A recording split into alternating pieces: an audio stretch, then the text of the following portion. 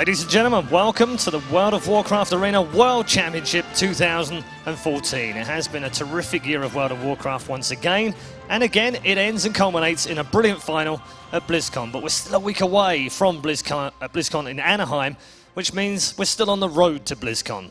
Today we'll see all 8 teams that have qualified through 3 regions battle it out for supremacy, but not elimination. None of them will go home today.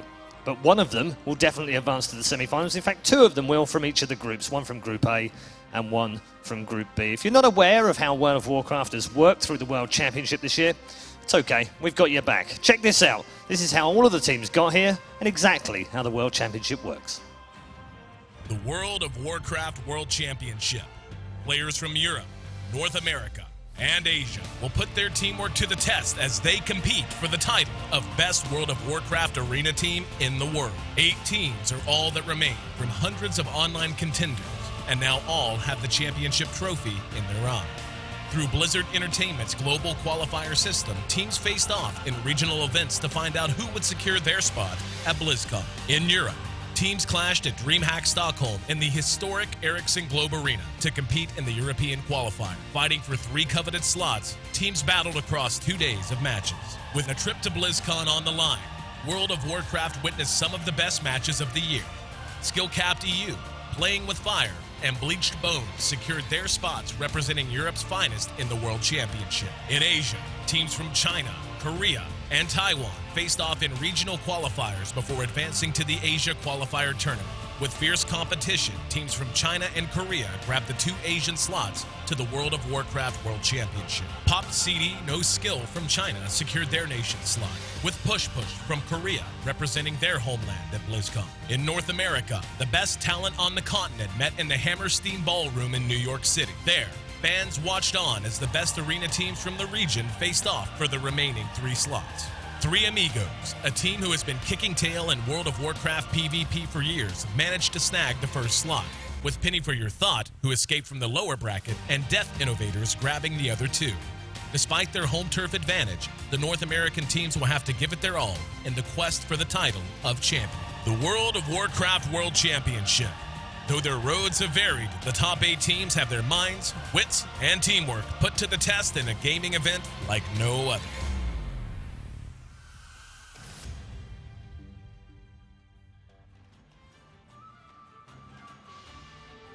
So there we have it. That's how the World of Warcraft Arena World Championship works in 2014. And as I said earlier on, we're 1 week away from BlizzCon. It's time to find out our winner of the first game of the day. And it is a cracker. It's a classic, potentially, between North America and Europe. Let's hear from the commentators. Hey guys, what is up? Welcome. We are here live in Burbank, California. I am Azael. I'm joined with my man Vihel. And man, I'm so excited. It is the first weekend of the WoW World Championships. These teams have qualified from all over the world. We saw in the video, but I mean, thousands of players start online into online qualifiers. From there, 8 teams from each region go to a qualifier. And from there, only 2 teams from all of Asia, 3 teams from Europe, 3 teams from North America. I mean, the amount that these teams have even gone through already just to get here is incredible. And the fact that they've earned their spot already proves that they're one of the 8 best teams in the world. So to be here and now competing for $250,000 is absolutely astounding. So we separated the 8 teams into 2 groups. We see our Group A and Group B that are going to be playing against each other. So, of course, we are going to be seeing one of the first matches from Group A just shortly. But, I mean, look at these teams. They're names that you've seen for so long. And when we start to pull up and show you guys each individual team, you'll see those fan favorites that people love that have been around in World of Warcraft esports forever. Yeah, man, for sure. And, you said it. We have some big names, but also some of the exciting things is that we have definitely a lot of newcomers this year. Yeah. It's like that's one of the things that you see a lot of players, a lot of fans talking about is they like seeing new blood coming in, see how they compare against kind of the old guard, if you will. So I think that's going to be very exciting as well.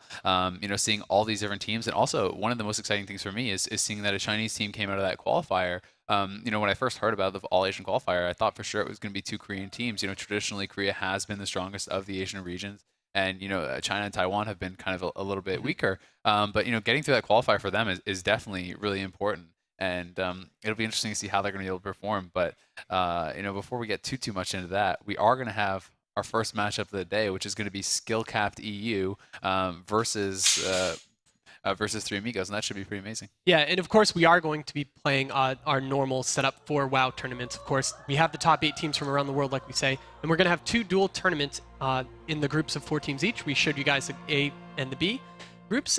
So the top 2 teams from each group are going to advance, and of course, as always, semifinals, best of 5, and of course the grand finals at BlizzCon will be best of 7. We're going to run our normal Blizzard rules for tournaments, which means we're going to start on the Grand Arena and then loser picks from there, and they're not allowed to pick a map that is already played. Yep, great stuff. I mean, it's pretty normal. The Grand's the most balanced map. I think it's more like, well, they're all balanced, but it's most neutral, I would say. So, no comp really has a big advantage on there. And winning that first map is always so important because it does give you the map pick advantage for the rest of the series. You only have to win on your map picks after that if you can take the Grand. Yeah, that's one of the greatest advantages. And of course, starting on the Grand, love to see that nice and balanced. But of course, these players are playing for a ton of money. Yeah. And it's amazing to see the prize pool just go up and up and up every year. And look at that, $120,000 for first place. Divided by 3, I mean, that is so much money. Yeah, it's pretty incredible, dude. And I mean, $250,000 overall prize pool. Pretty awesome. And I mean, 5th to 8th, go home with 10K. So, you're guaranteed to already kind of cash in. Pretty sick. You get a free trip, get to hang out at BlizzCon, you're put up in a nice hotel and everything, get to hang out in California, and you get a couple $1,000s each, just guaranteed. But obviously, you would like to get 12 times as much as that. Exactly. And get that first place prize. So that's really what everyone is going for. And it's the ultimate goal. It's not only about the cash, though. It is about the glory and it really able to is, have the though. bragging rights. Yep, and it's great to see all these teams showing up for this event, extremely practiced for it too. And of course, if you guys are following along at home, we have many, many ways to keep track of the action, of course. Yep, you can hit us up. It's Warcraft on Facebook, Twitter, and YouTube. So you can tweet to us. You can post up on the Facebook page, and there's going to be videos on the YouTube as well. And we like to read on Twitter as well. So I mean, you guys, we're going to be reading through your tweets, and I know a lot of the Blizzard guys are going to be following there as well. So your thoughts, your comments will definitely be heard, and it should be a fun place as well to tell us, who you think's going to win, who your favorite players are, really anything. We'd love to hear from you. Yeah. Definitely pre-match predictions are the ones I love to see the most, especially because of how important some of these matches are. Where we were saying that, we're going to take 2 of the teams are going to basically power their way through this weekend and be the 2 deciding in the semifinals already. Yeah. That is a huge advantage going into BlizzCon. Yeah, it's massive. And I mean, on the other hand, if you lose in the first round, you have a week of just sitting there, just waiting. So that's pretty brutal. Yeah. And of course, our first matchup of the day is a gigantic one. I was already talking on Twitter about how I think this is going to be possibly the best matchup of today. Yeah. And it's great to see this first. And I mean, this has a huge rivalry. I mean, years and years of going against each other. Of course, skill-capped EU, one of the European qualifiers, just an amazing team. Yeah, versus Three Amigos from North America. And I mean, you said it, Europe versus North America, that's like the traditional rivalry. That's the 2 strongest regions traditionally in WoW as well. They have the most world championships. We have Zunyaki, No Lifer, returning from, getting second place last year at BlizzCon with Talby Tree being added in an extremely exceptional Druid player. And then on the other side, we have, Sidhu, Snuts Venruki. Snuts Venruki, have gotten that BlizzCon championship. Sidhu's still on the quest for his. So, he definitely wants to take one home. And I think these are 2 of the biggest favorites for the tournament. And, theoretically, this could be a preview of the grand finals. It really could, and it's such an important match because you never want to go down to the losers bracket. And we were talking to these players yesterday during lunch about a whole bunch of things, and they said that losing the first match today is devastating because you have a whole week to wait. But we were able to catch up with the players beforehand, and let's hear what they have to say. I think this BlizzCon is in our hands. If we play well, we're going to win this tournament. I think we're definitely top 3 team, this BlizzCon at least, so we hope to do well. Our team name is the Three Amigos. Snuts is from Canada, I'm from Canada, and Sidhu is from the United States. Our team name is Skill-Capped EU, and so we represent, of course, the European region. We are specifically from Denmark, the UK, and France. Our team probably has the most experience at this BlizzCon. I'm playing with 2 previous BlizzCon winners, and this myself is my 3rd BlizzCon, so I think we're pretty confident going into this tournament. Yeah, they're a good team for sure, but I think with the amount of practice we have, and I think our synergy is like amazing right now, so we will definitely take them out. So the composition we're currently playing is MLS, Mage Lock Shaman. I'm the Warlock, Ben's the Mage, and Sidhu is the Shaman. We're playing Shadow Priest Mage Druid, and we WMD Warrior Mage Druid too, but we have most practice as Scout Comp, that's for sure. Although I feel like Skillcap are a lot better players than the other team that we versed, we have not a lot of knowledge of the comp, and if we play well, we should be able to beat them. If we can beat them, it's going to be such a huge relief and such a huge confidence boost that you're pretty much ready to take on any team after that. We're here to win. I mean, Zuni got second last year, so we definitely wanna take this one. If you were to make a bet, you should for sure bet on us. We're the three amigos, and we came here to win. Anything but first place is going to be a failure to us. There you have it, man. Bold words from both of the two teams. Both obviously extremely confident here, and rightfully so. I mean, we talked about two of the biggest favorites. Both teams thinking they're going to be the ones that have the edge, and I can't blame them. I mean, both teams have practiced a lot. Both teams have had a lot of success, both online as well as in tournaments. So, I mean, it's a really tough match to call, I think, and it really could go either way. Yeah, this one, if somebody had to put me on the spot and say who we're going to win of this one, it's going to go to Game 5 no matter what. I don't see this being a landslide victory for either teams. Yeah, I mean, it is really hard to call. I obviously am really familiar with the Three Amigos guys, so I get to talk with them about their practice and stuff, and they're so confident for this tournament, and I can't blame them. But at the same time, I think if there is like one big bump for them in this tournament, one team that could potentially take them out, I think it is Skillcap DU, and it'll be interesting to see if they're going to be able to do it. Both teams are really going to have to play their best to be able to get anything done here, and it'll be interesting because I really feel like with the Shadow Play, with this Skillcap DU comp, it's like there's really not a lot of room for error as far as their kills. They have to have really precise CC. They have to be really on point with their burst and take someone out almost instantly, because I don't think that they're going to win a pressure game against MLS. Oh, no, absolutely not. Now, what do you think about, as a tournament player yourself, facing off potentially your worst not worst matchup, but most important matchup as the first match of the day? Like, do you think would you rather get it out of the way, or would you rather have a little bit more time to prepare for something like this? For me personally, I was always one who kind of wanted the gimme games first. You know what I mean? Like, if I could go up against a team that, there's no free wins here, but if I could go up against a team where I was like, yeah, like as long as we play okay, we're gonna beat this. It's like a good advantageous matchup, or maybe a team that you're just you statistically do really well against, that kind of thing. That's always what I would like, because I think that the more warmed up you are, the better you're gonna play.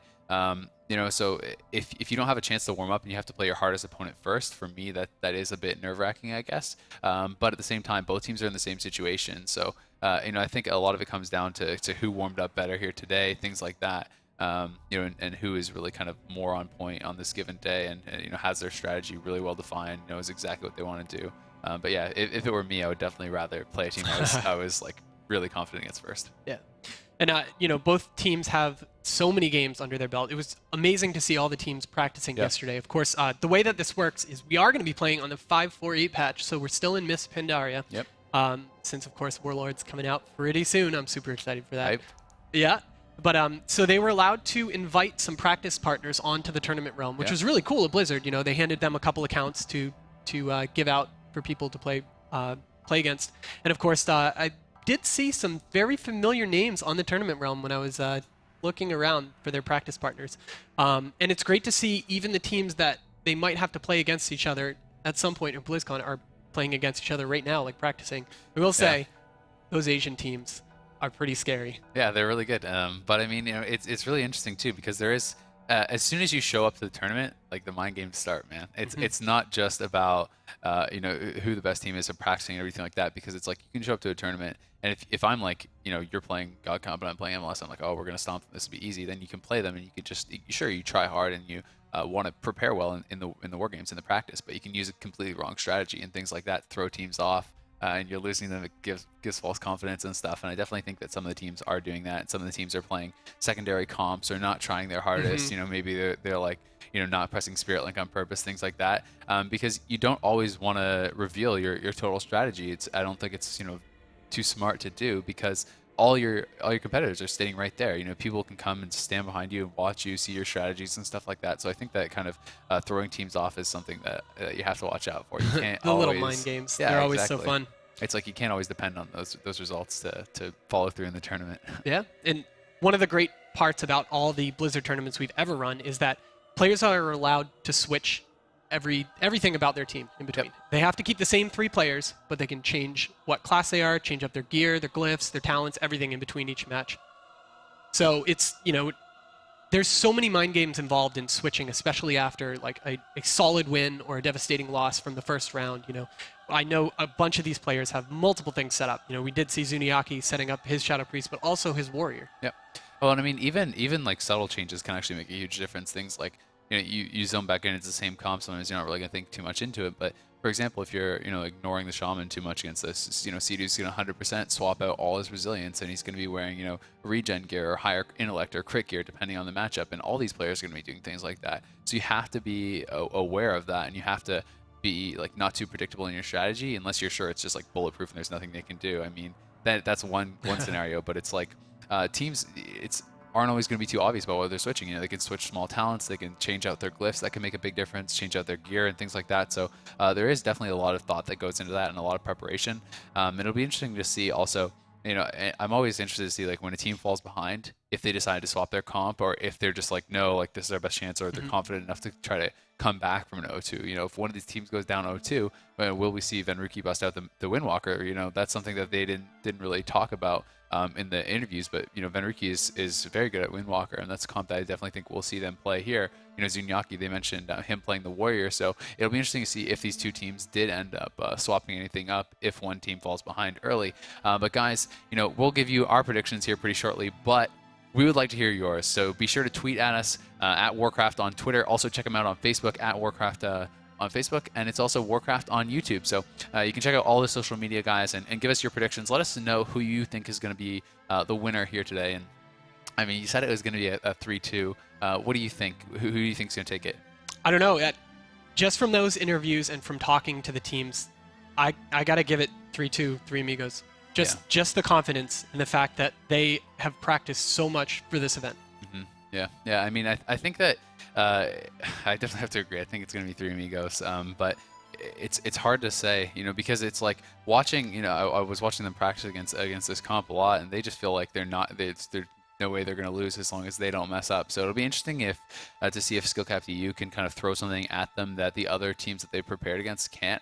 But if they're showing them the same kind of things, I think it could end up being a landslide. But knowing this team, I definitely think that they can mix it up and they can show them strategies that they maybe haven't seen before. So if Skillcapped EU can mix it up, I definitely think it's going to be close. But if they're just kind of showing the same type of strategies that they've seen in practice, I think it could be a 3-0. Yeah, it's I don't know, man. Losing 3-0 on the first match of the first day of BlizzCon, that's a devastating defeat. Yeah. I hope for neither team that happens. Yep. Looks like the teams are ready. I'm so excited for this match. I'm a gigantic fan of WoW Esports. If I'm not at an event, I'm sitting at home watching it anyway. So let me get this guys queued up. This is going to be awesome, guys. Remember, it is going to be a best of 5, starting things off on the Grand Arena. Losers pick format, so whoever does get knocked down will be able to select it, and we are going to be ready to go on into this match. It's going to be Three Amigos versus Skillcapped EU to kick things off here at the World of Warcraft World Championships. Right. It's exciting. Here we go. Looks like that is going to be Skillcapped top left, and it is going to be Three Amigos on the top right. So, yeah, and it's exciting. This match is just so important for both teams, and the initial match is just absolutely crazy. Yep, definitely. And it is going to be Seedu playing the Restoration Shaman for Three Amigos. Venruki going to be playing that Frostmage. Schnutz on the Affliction Warlock. They're going to be going up against Skillcapped EU. That's going to be No Lifer on the Frostmage. Zuniaki on the Shadow Priest. And it's going to be Talvi playing the Restoration Druid. And the gates are about to open here. This is going to be an incredible opening match. It is. And let's see how Schnutz handles the start of this matchup. Seeing the initial pressure that a Warlock can put out is incredibly important. And if he can get his gate up immediately, it's so important. And good, he gets the gateway right away, and he's going to start setting himself up. He already has that trinket proc, so he can start tossing out some powered dots. Yeah, we'll see if he wants to pop that Demon Soul early on. Getting that Demon Soul up with that Trinket proc is definitely pretty big. But at the same time, we're going to have No Lifer pushing in here a little bit, perhaps, seeing if he can get something started. He may want to sit back for now, try to build up some Icicles. We're going to see how these two teams want to play it. Seedu, as always, back behind the pillar, just trying to be as efficient as possible with his heals. Talbytree, you can see, is spamming out a ton of mana. It's already popping his Innervate, already at half mana, and the fight really hasn't begun too much. I think that's just really just trying to keep up all the pre-hots possible. He's constantly rebuffing. You see him throw up the mark again right there. And no, it seems that there's a deep freeze onto Talbytree. They're going to be going on to No Life for a bit here. Zunyaki actually had to blow his trinket on that stun as he could try to get out of there. The Howl of Terror does come in onto Zunyaki, hit Talbytree as well, but it was going to break to that Orb of Frost. Snuts now taking some pressure here as Sea-Doo is thrown into the sheep. Silence on his Snuts. He's in trouble here. Dark Regen going to have to go up. He's going to have to get out of LOS. Down to 200k there is Snuts. Doesn't decide to trinket. Does throw out the banish there onto the pet. Sea-Doo now cloned up. Still holding on to his trinket as well, but a bit of a scare there for Snuts as he went down to quite low. Yeah, as you can see right now, we are going to switch to Venruki as he does have the Alter time up. He's going to put out a lot of pressure with all the procs that he had, but it doesn't look like he connects and does too much damage. We did see Ursoc come out from Talby though. Oh, and look at the damage onto No Lifer. Yeah, No Lifer down about 150k HP. Does have the Icy Veins up, trying to get some counter pressure out here. You can see the Fingers of Frost up as well. Talbytree going to be Shadow Furied up into the Fear. He's going to have to trinket that immediately as No Lifer's in trouble. CS comes over onto Sea-Doo. Snuts is going to be targeted here. Demon Soul's up from him, but he's into the Deep Freeze. Ports out of there immediately as that Deep Freeze does end. Clone over onto Venruki now. Snuts back behind the pillar, reconvenes with Sea-Doo. Sea-Doo going to drop that Fire Elemental and top his team right back off. Yeah, it's such a back and forth match, but you can see big cooldowns already coming out. We do have that heart coming out from Talby, so just getting those extra heals out. It's really interesting to see how much of a mana problem he's having already into this match. Yeah, I mean, he was at half mana before the game really even started, so you have to take that in consideration. But Venruki taking a lot of damage here, down to 200k, does pull back behind the pillar, should be okay. But still, I mean, this is getting pretty scary, I think. Talbytree does catch that Fear Ward there from Zuni, but, no trinket on the Druid. Next full CC chain on this Druid could spell a lot of trouble here for Skill Cap DU. It's probably going to have to be a Disperser or a block coming out if they can get it. We'll see when Snuts is going to be able to push in and get that CC. He definitely wants to get in there. He definitely wants to get that CC out onto Talbytree, and he's going to gate for it. He goes in, but there's the Displacer Beast from Talbytree, and the Shadow Fury is actually whiffed by Snuts, unfortunately. Deep Freeze comes in on Zunyaki, the NS up on Talbytree. That's going to be enough to keep him alive. But I mean, without that whiff Shadow Fury, I think that would have been dispersed from Zunyaki. Yeah, and it's unfortunate that he missed it. It does look like the palm from No Lifer wasn't used on anything. It may have been dispelled off. He was sitting with it active for a very long time. Yeah, and Venruki is the target. Silence comes out onto Sea-Doo there. Venruki down to about half HP. We'll see what they can get done on him. Zunyaki, he's going to be the target here for the MLS, it looks like, but Venruki taking quite a bit of damage. There's the Ascendance NS coming up from Sea-Doo. Going to top Venruki right back off, but battling right back is Skill Cap DU, and on the back of that failed attack onto Zunyaki, Talbytree is going to have his trinket back up pretty soon, but look at his mana. This is becoming a big issue. He's going to go over in the corner. There's the meld. He's going for the drink, and his team is looking pretty healthy, so we'll see what they can get done here. MLS needs to get some pressure out if they want to force him to stop this drink, and No Lifer is going to be forced into the block. Maybe too greedy here from Talbytree, who is still drinking. But there's the Deep Freeze onto Snuts now. They're going to try to turn it around. Snuts in some trouble. Bargains early there. Does not want to risk getting silenced before that bargain can come out. But there's the MD onto it right away. Shadow Fiend going up. Sea-Doo into the sheep. I think this may have to be a trinket. No, it is not. The clone comes out. That's going to be a clone onto the heals there from Snuts. So that is going to be denying that healing. But some good cooldowns forced out. They do get the bargain, but still every trinket available for 3 amigos. No block on No Lifer. Full Fear onto Talbytree. The orb comes out onto Zuni. Zuni going to be in some trouble here. He's down to about half HP. Talbytree, though, does have his trinket back up, and he is healing him in the background. All right, so let's switch over and look at Zunyaki. There we go. As he's going to try to push up and try to get his dots back up. He doesn't have that much pressure right now dot-wise, only having VT on one target and Shadow Word Pain dropping all over the place. They have been killing a lot of pets, which is good to see. That's just such a great strat against Frost Mages. Yeah, it's so annoying losing that Water Elemental over and over, man. Even just for the tilt factor, it's worth doing it. But there's No Lifer. He's actually going to trinket the MCS. He wants to get aggressive here, but he's into the Deep Freeze. There's the second Ice Block, so he trinkets into that Deep Freeze, and he is in some trouble. They do have the ring on to Sea-Doo. What can they get done on Venruki here, though? Can they even force anything? The offensive clone comes out. They're going to switch it over onto Snuts. There's the Psychic Horror onto Snuts, but it's not going to be enough. He's at half HP. Sea-Doo still holding on to his trinket. He knows his teammates are safe, and he's not going to give it up. So still holding on to pretty much all those defensive cooldowns. No Lifer now with no blocks. Talbytree does have that trinket. He's into the Shadow Fury, not able to get the Fear, though, is Snuts, and not too much happening with that. So dampening is starting to kick in right now, starting right at 1%, as you can see on the top of your screen, but Snuts taking a lot of damage into that Deep Freeze right there. Sea-Doo still has his trinket up. This is great. Venruki having to trinket there, however, so he can stop the offensive push from Skill Cap. Yep, definitely some good pressure coming out here from Skill Captain. As we said, Talbytree does still have his trinket, and No Lifer has been mostly the target this game, but I know in practice they really were trying to kill the Shadow Priest more. Zuniaki has done a fantastic job, though. They haven't even been able to force Disperse out from Zuni even once this game, but there is a trinket from Zuniaki instantly on that deep freeze. No trinket forced onto Talbytree, but that is one gone. Sidu is into the Sheep. We'll see what they can get done here on Snuts. There's the clone on Venruki. Sheep onto Sidu. Snuts is in trouble. The heals go up, but will it be enough? Sidu does have the trinket. He gets the link down, but just in time. Venruki maybe needs to step in here, give him a hand with that healing, but there's the trinket and the link gone, as well as those heals. So a good offensive push there from Skillcap EU, and they take the advantage in the cooldown war as Talbytree still sitting on that trinket. Zuniaki still sitting on his Disperse. So fantastic stuff here so far from Skillcap EU. Yeah, it's forcing that trinket was such a big part of the play that might happen. But Zuniaki taking so much damage. Wow, having to disperse because Talby did have the trinket. On the trinket. There's the refear. He could still be in trouble. Talbytree's going to be CC for a while. We'll see if they can follow up a Sheep or anything. Doesn't look like Venruki can get in position as he's being forced back with Sidu into the Sheep. They know they could be in some trouble here, so they are going to pull back to the pillar. But Talbytree hurting on mana once again. He's going to look for a drink. Sidu's sitting at literally 100% mana right now. We'll see what they can get done here as Talbytree sits down for the drink. It was an ice block force last time they went for this. Will they be able to push forward and actually get anything out of it this time? No Lifer pulling back much earlier. Zuniaki pulling back as well. And Talbytree going to get a huge drink off there. That is massive for Skillcap EU as he gets back up to 200,000 mana. Yeah, that was a very important play. I'm glad that his team identified that and pulled back. But it was a good time to do it because, of course, 3 Amigos, that the healer having the trinket down means that they can't play as offensive as they wanted to. So that was a great way of identifying when to drink. Yep, definitely. They played fantastically. And No Lifer, you can see him sitting on those full shards. He's ready with those icicles. He's ready to get the damage done, even going for the Symbiosis healing touch there. But there's the deep freeze onto Zuniaki. Can they get the cross CC? Shadow Fury comes in onto Talbytree. No Lifer getting low. No fear comes out from Snuts, though, as Zuniaki denies that with the Psychic Scream.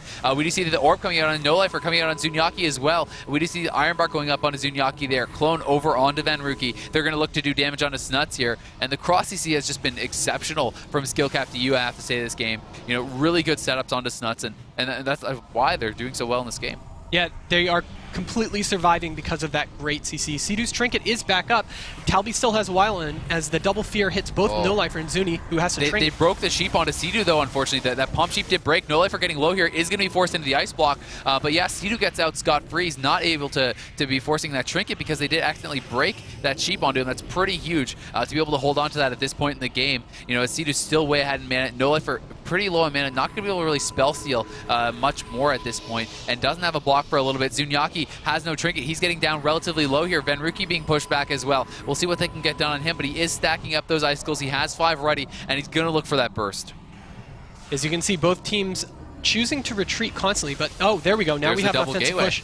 Yeah, they're both going to be pushing in here. No Lifer dangerously low, down to 100k. The NS Heart of the Wild comes out from Talbytree. He had to trinket there as well. If they can get the follow-up CC, it could be bad for them. Oh, there's the trinket from Snuts. He trinkets into the Silence, though. He's going to be able to pop those healing cooldowns. Is able to do those well. Silence got out of the deep freeze. But, no trinket on Venruki. No trinket onto Snuts either. But critically, Talbytree had to blow his trinket as well. No Lifer going to be sheeped up. We're going to see what they can get done here. There's the Dispel from Talbytree catching the UA. They're going to be dotting up No Lifer once again. Snuts trying to get those dots rolling, trying to get the pressure out here. You can see him throwing them over onto that water elemental as well. And Venruki now going to be pushing in. There's the blink forward, the deep freeze onto Talby. He's looking for the follow-up. He fakes the CS. We'll see what he can get out of this. He's going to be sheeped up, though, by No Lifer. Nice job breaking up that CC chain. We do see that Snuts is going to be feared into the ring. Deep freeze onto Sidu. Sheep onto him as well. Venruki's cloned up. It's a 3v1 onto Snuts as well. And he's going to have to bargain immediately. He does throw that up. It's going to be MD, though. Could he be in trouble here? Will they be able to force the trinket out of Sidu at least? Snuts down dangerously low. Is he getting too greedy here? He just fell down out the wrong pet, I think. He meant to get an imp, and he fell out a Fell Hunter, I do believe. There's the NS with the Ascendance, and he is barely going to be able to survive. But I think that was definitely a mistake from Snuts. They talked about the strategy of without the trinket going for that fell down imp, and he did go for the Fell Hunter instead, and I have to think that was a mistake.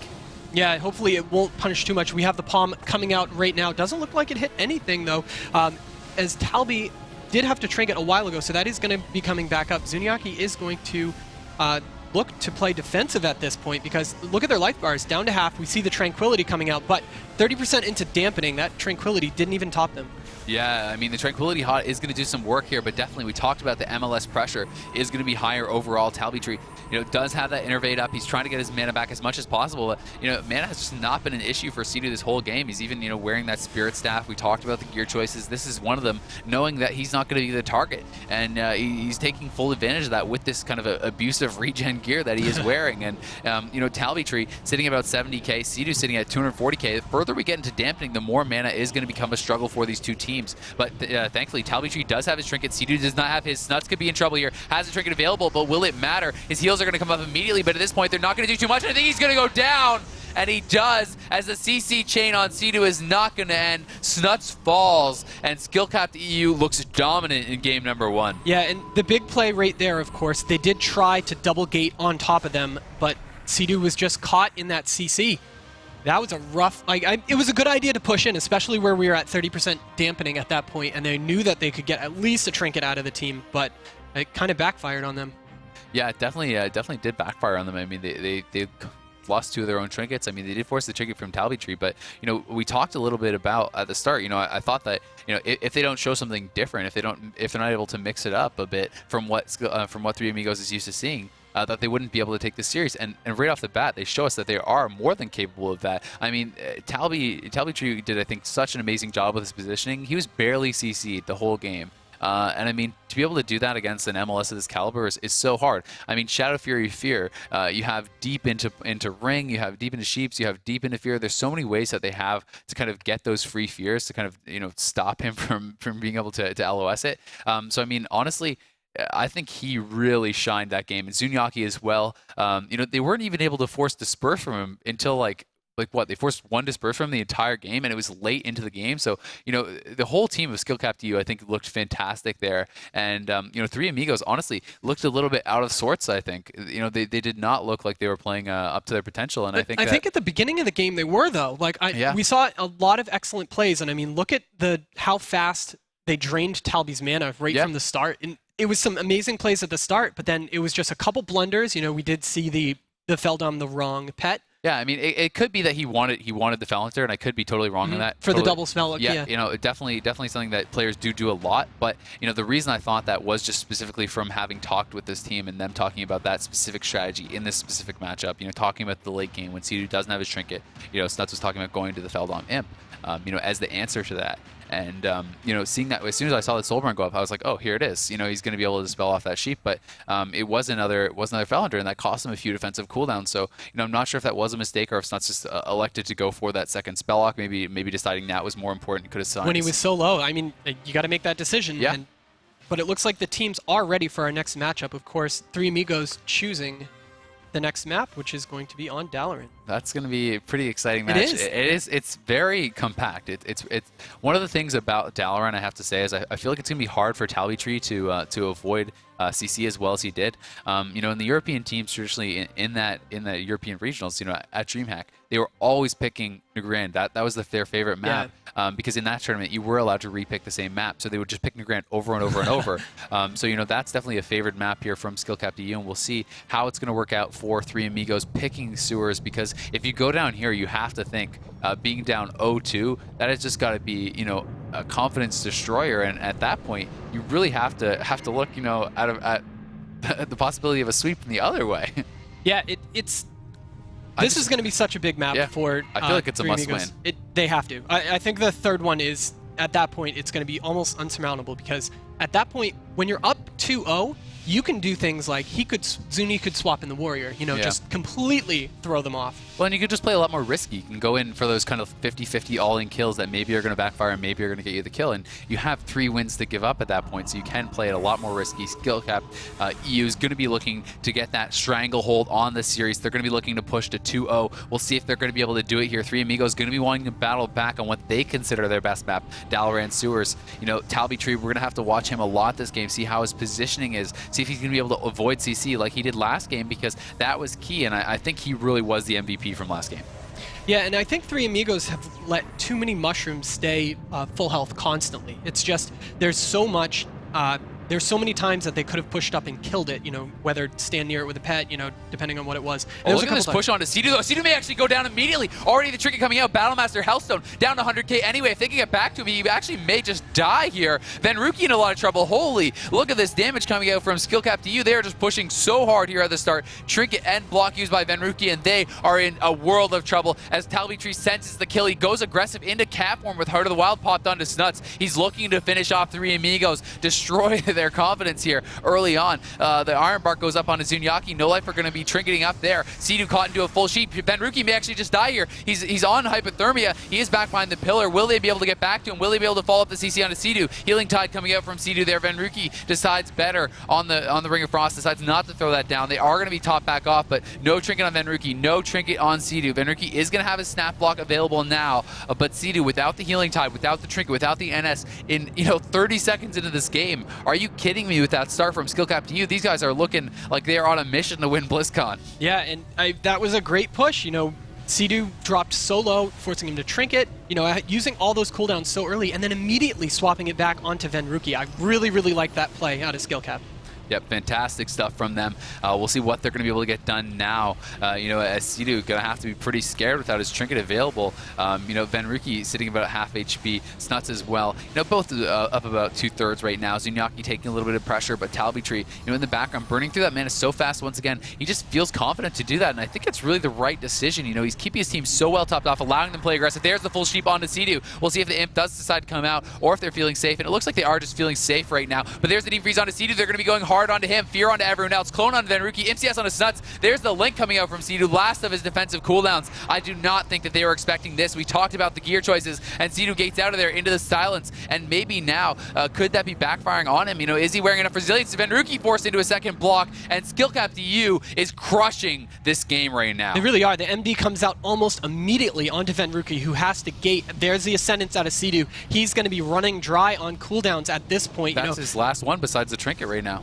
Yeah, this is not looking good for 3 Amigos right now. Skill cap absolutely dominating this match. Yeah, they're just playing so impressively, but they did get the trinket from Talbytree. We have to be aware of that turnaround potential. Sidu's trinket back up again, and although they have gotten amazing amounts of damage out onto him, he has the trinket, he has the mana, so we'll see what's going to happen here. There's the sheep. Will they look for the setup now? Zunyaki going to be taking some damage. They do force the trinket out of him. Talbytree caught into the fear. He's going to be out now, though. Venruki, does he even have another block? He's down to 100k, 70k. I think this is going to be it. He does go down, and Venruki falls in game 2. 3 Amigos up against it already, down 0-2. We are looking all kinds of wrong with our predictions. Skill cap to you just looks out of this world good right now.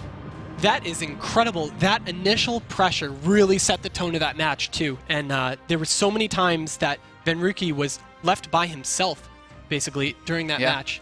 It's one of those situations where it's just looking like they're not quite on the same page. Sidu is kind of in a do or die with the gateway. He's being pressured so hard, and Venruki is kind of getting left behind a bit. They're not both gating out at the same time, and maybe they just don't feel like they can, or Venruki's in Nova or something. But it's like Sidu gates out, and then they're forcing block on Venruki right after that. So the amount of damage that they're putting out is just incredible. And I'm not sure if that was, one of the things like the gearing thing. Maybe Sidu needs to change up his gear, wear some more resilience, something like that, to deal with the amount of damage they're putting out on him. But right now you're looking at a pretty disheartened 3 Amigos right there. They definitely were insanely confident before the games, and you can see them chatting and looking pretty happy. And on the other side of things, you can kind of see a little smirk on the face of Talbytree. He knows they're one game away from knocking out what they considered their biggest competition here. At the World of Warcraft World Championship. So for them, they're one game away from knocking 3 Amigos to the lower bracket and putting them in that position that we talked about. The position that no one wants to be in. Meaning, not only do they lose here, they're in the first round of lower bracket. They don't get to play another game today. They have to sit and wait a whole week before they get to play again. Knowing that they messed up, knowing that the series went so bad, and the fact that you have to kind of sit with that on your mind can really affect your mental state. Yeah, and I love to see these players just immediately ready to get back into it. Zunyaki is going to be their team captain, who I've been coordinating with to make sure that they are ready for this match. And immediately, every time I talk to them, just ready. I'm going to queue back up. And I love to see that. It really shows the confidence. They didn't even need to discuss anything that happened. Yeah, and I mean, it also speaks to the preparation of this team. I mean, they obviously have the exact game plan. We saw, we talked about mixing up. Can they show them things that they're not expecting? I definitely think the Three Amigos was expecting them to try to kill Snuts more. And I mean, it was Venruki and Sidu that were being pressured nonstop throughout that game, on sewers. And that was the map pick that Three Amigos really obviously thought was their best map. So, I mean, the fact that they're going on literally the two other people that they, like, the only person they expected them to go on was the only person they're not going on that map, and they still took the win. Yep. And I mean, it could have been Sidu dying just as easily. Like, with a bit of a misplay, Sidu could have gone down 5-10 seconds into the game. Yeah.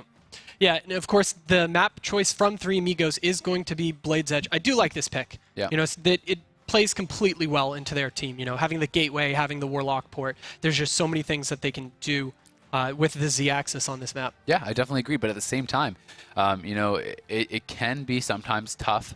If Skill Cap EU is on the aggressive like that, and they're playing up top, it's pretty hard to kind of spread out because you can get caught by all those Novas and the Psychic Screams and everything like that. So I think it's really going to be a lot about who has the pressure here. Who is able to dictate the pace of the game, because, whichever healer is able to kind of sit back in the middle of the map away from the other team's DPS is really going to have a big advantage. The one that's kind of getting dogpiled on, at the top of the ramps is really the one I think that's going to be having a tough time.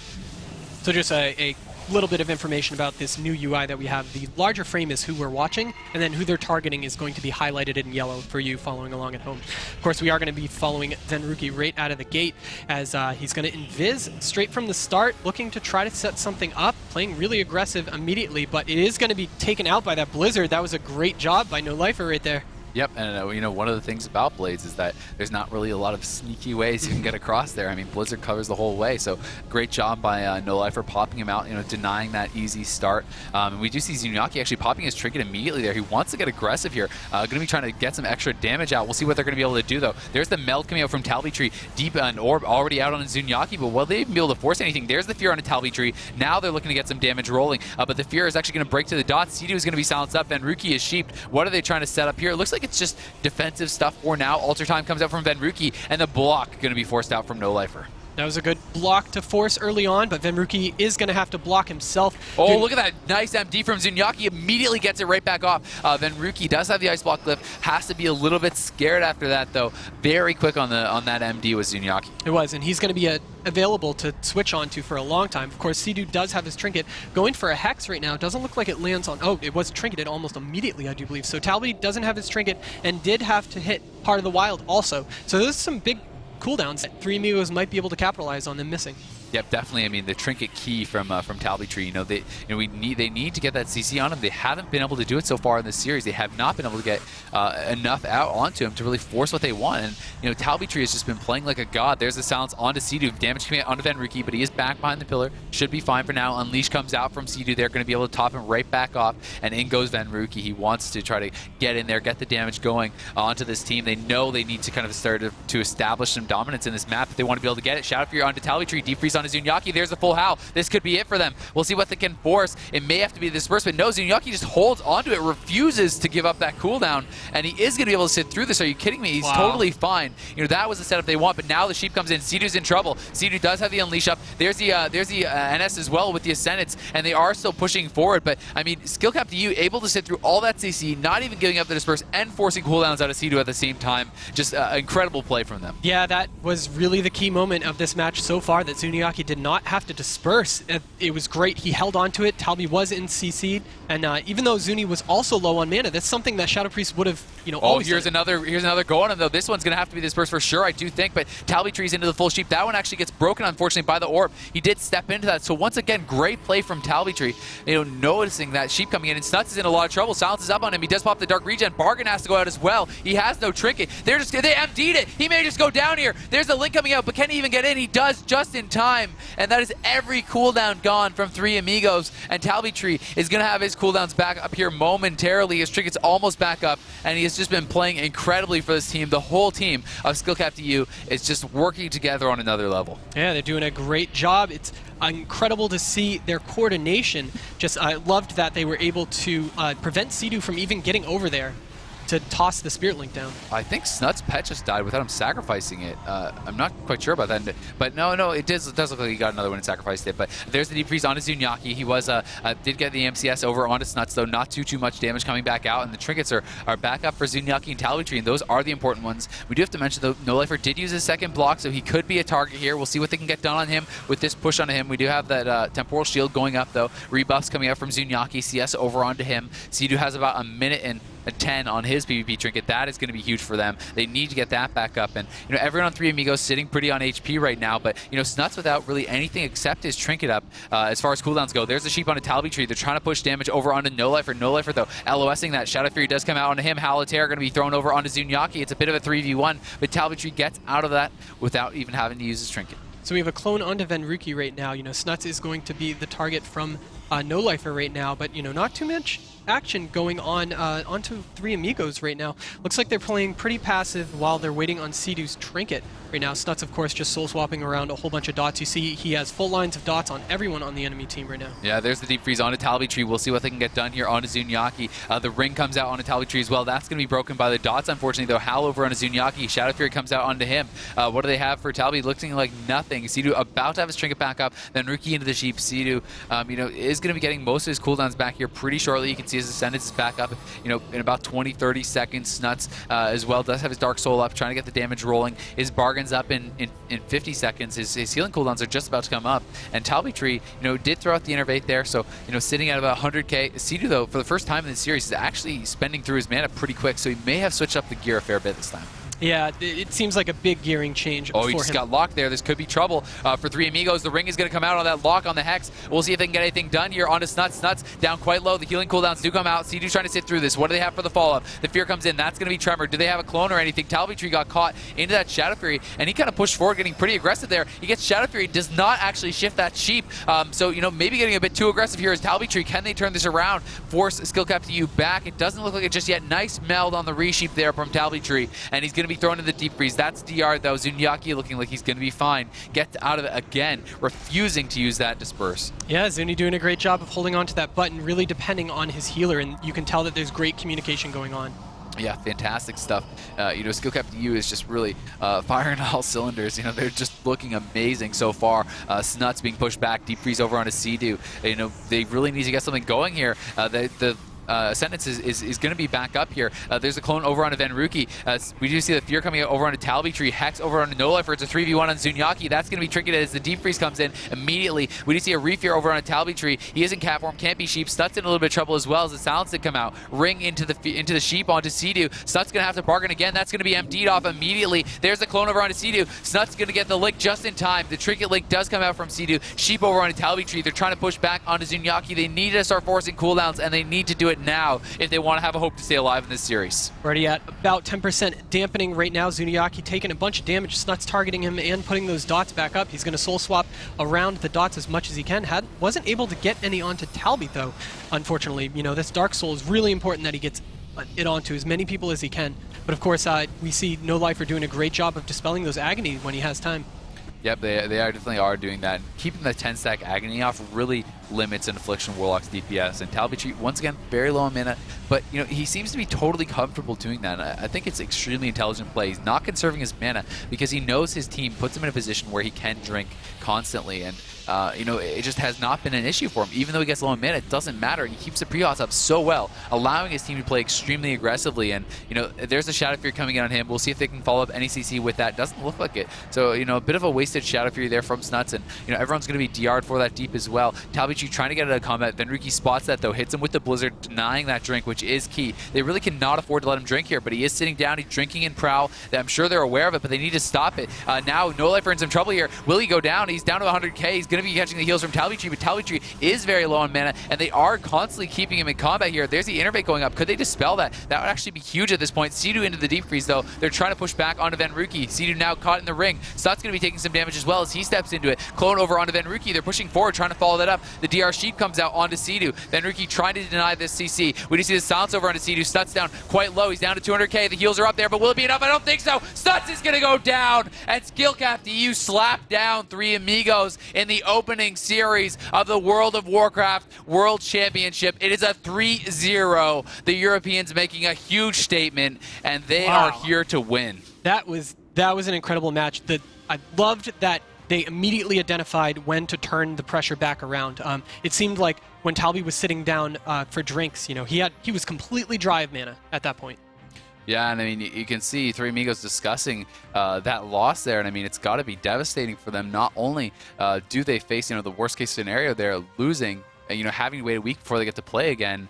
Coming into this being so extremely confident, and then just getting slapped down. I mean, let's be honest, not only was it a 3-0, but most of those games, they didn't really even force anything. Yeah, I mean, at the very start of Nagrand was when they had their only momentum during that entire series. I mean, I never thought they were in a position to really get a kill. It's like even with, the trinkets being forced on Talbot, they could never force a disperse out. And we do have a replay for you. You can see this this finishing moments here as they are going over onto Snuts. You can see the CC over onto Sea-Doo. The Ring of Frost was there, and they just had beautiful follow-up here onto Sea-Doo. As Snuts was just in so much trouble constantly. The silence came out there. The orb going down on Snuts, so much damage being thrown out onto him. And Snuts with that sprint port, but using it while he was already on top of his port. He didn't get down below before he ported back up. So really creating no space with that and not able to get back to Sea-Doo. So Three Amigos just did not seem to be on their game today. No, they didn't. And an exciting match though. I did really like. We saw right at the end in that replay. No Lifer was holding on to that altar time for a very long time till he just had the right procs on the right moment, and they pushed up CC Sea-Doo and just dumped it all into Snuts.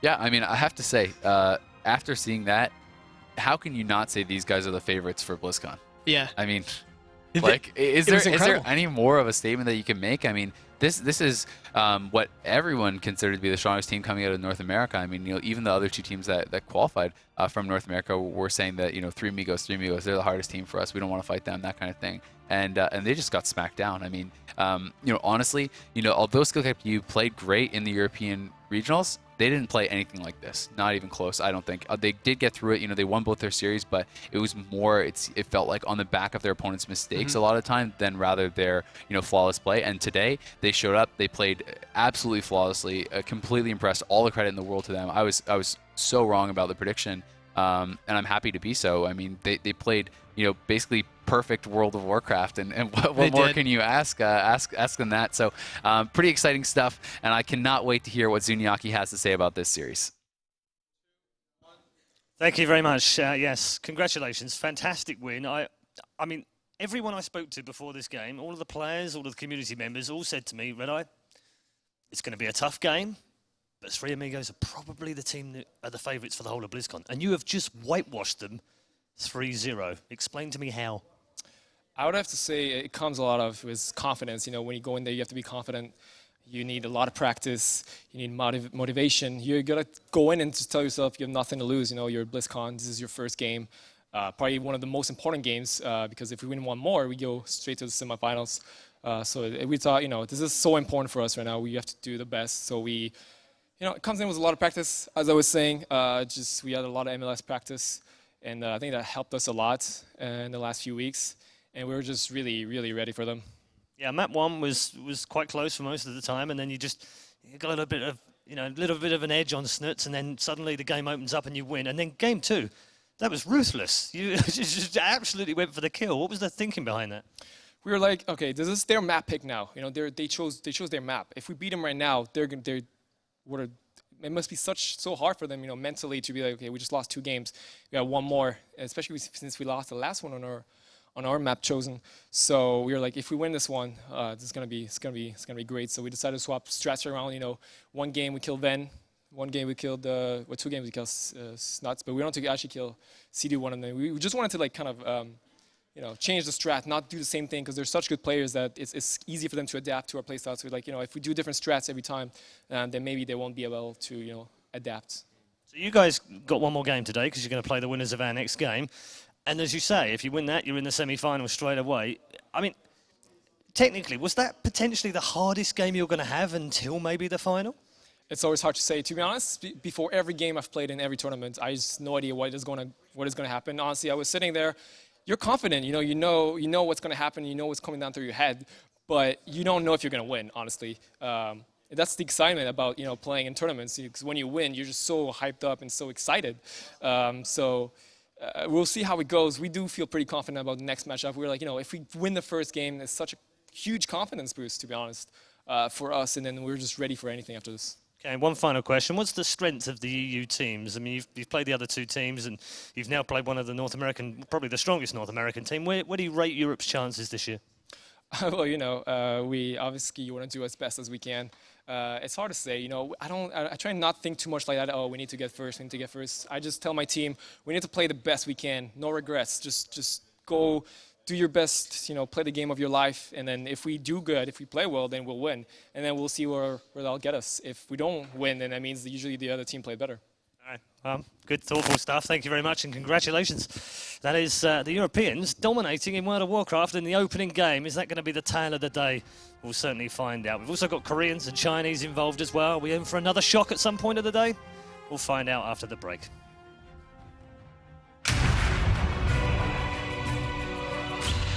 Every member of a team is responsible for using crowd control abilities on their opponents to gain an advantage. A crowd control ability is one that you use against another player to prevent them from performing actions such as polymorph, cyclone, fear, and stun effects. You might, for example, see a healer crowd control another healer to assist offensively for their team. Then, as a response, you might see the other team's damage dealer crowd control one of the attacking damage dealers to lower the incoming damage. For more examples of team compositions and strategies, visit worldofwarcraft.com and navigate over to the Arena forums. The top 16 Hearthstone players from around the world have put their decks to the test. Only one will walk away with the prize. This is so close right now. Oh my god, this is brutal. Oh, he picks up Conceal! Consecration! Are you kidding me? No, it is! 14 damage, he can do it! Man, second Doomguard. Yes. Oh, he can't use Blizzard! He can't use Blizzard! He can't do it, it will kill him! He has gotten his ticket to BlizzCon.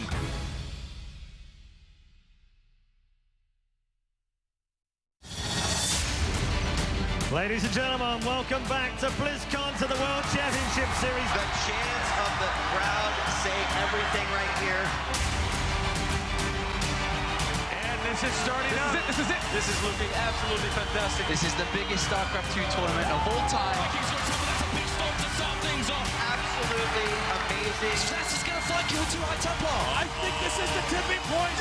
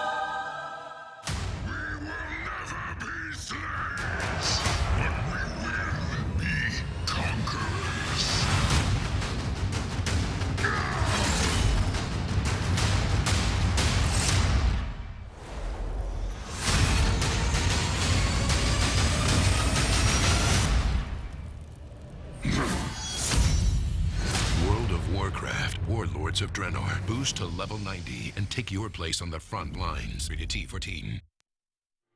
Ladies and gentlemen, welcome back to the World of Warcraft Arena World Championship. The Warlords are coming, as you've probably just worked out. We've already had our first game of the day, and the result wasn't a massive shock, but the way that the Europeans dismantled the three amigos maybe was 3-0 in our first game. If we check the bracket and show you how we're going to progress through Group A and Group B, we're going to stay in Group A right now and move on to our second game of the day. A little bit later on Group B, and we'll have two winners bracket matches. But just to reaffirm the fact that we all said earlier on, we will have all 8 teams moving on to Anaheim next Friday, some with some advantages, some with massive disadvantages to overcome. Three amigos are now one of those teams.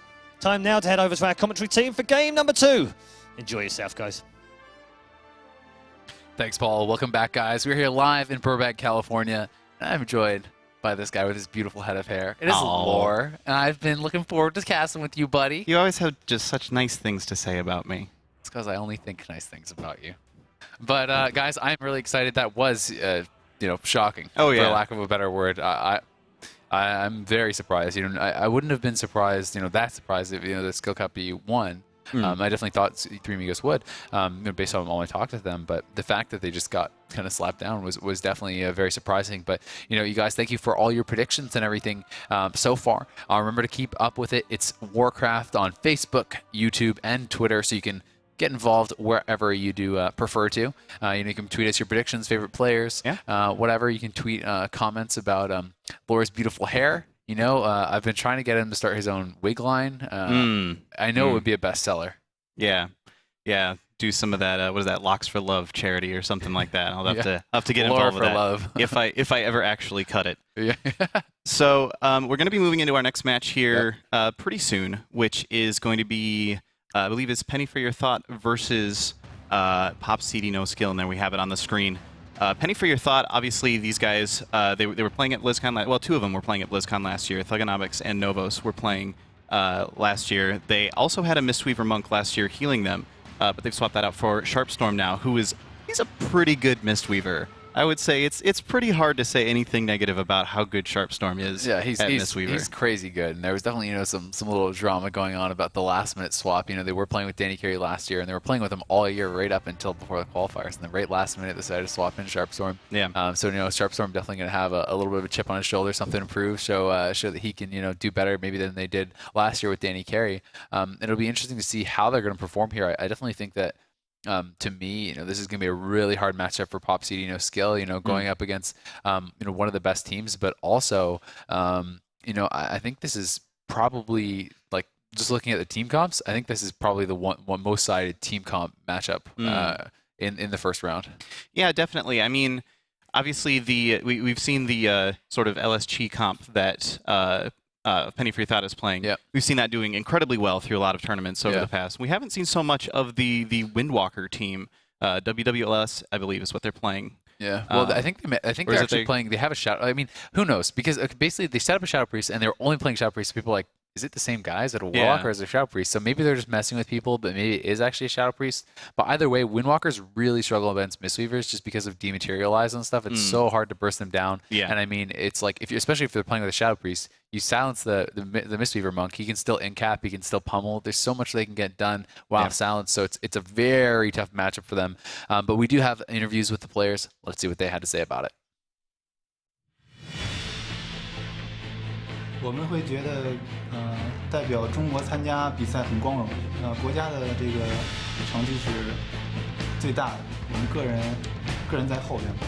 If we get anything less than first place, we failed. We are coming here to win, and anything less than that, we're not going to be happy about it. 我们队名是 Pig CD No Skill. Pop CD No Skill. Our team is Penny for Your Thought, and I am Kyle. This is Tyler, and Mike couldn't be here because his plane comes in late because he was at work. 我们来嘉年华之前做了大量的练习，包括在美国和在国服都做了很多练习。The Windwalker Lock Shaman is a pretty formidable team. They have a lot of spread pressure. They line up a lot of in-caps interferes and a lot of chain CC. 我们对他做过深入的分析，具体的如何去战术，现在还不能太透露，但是我们已经有了充足的准备。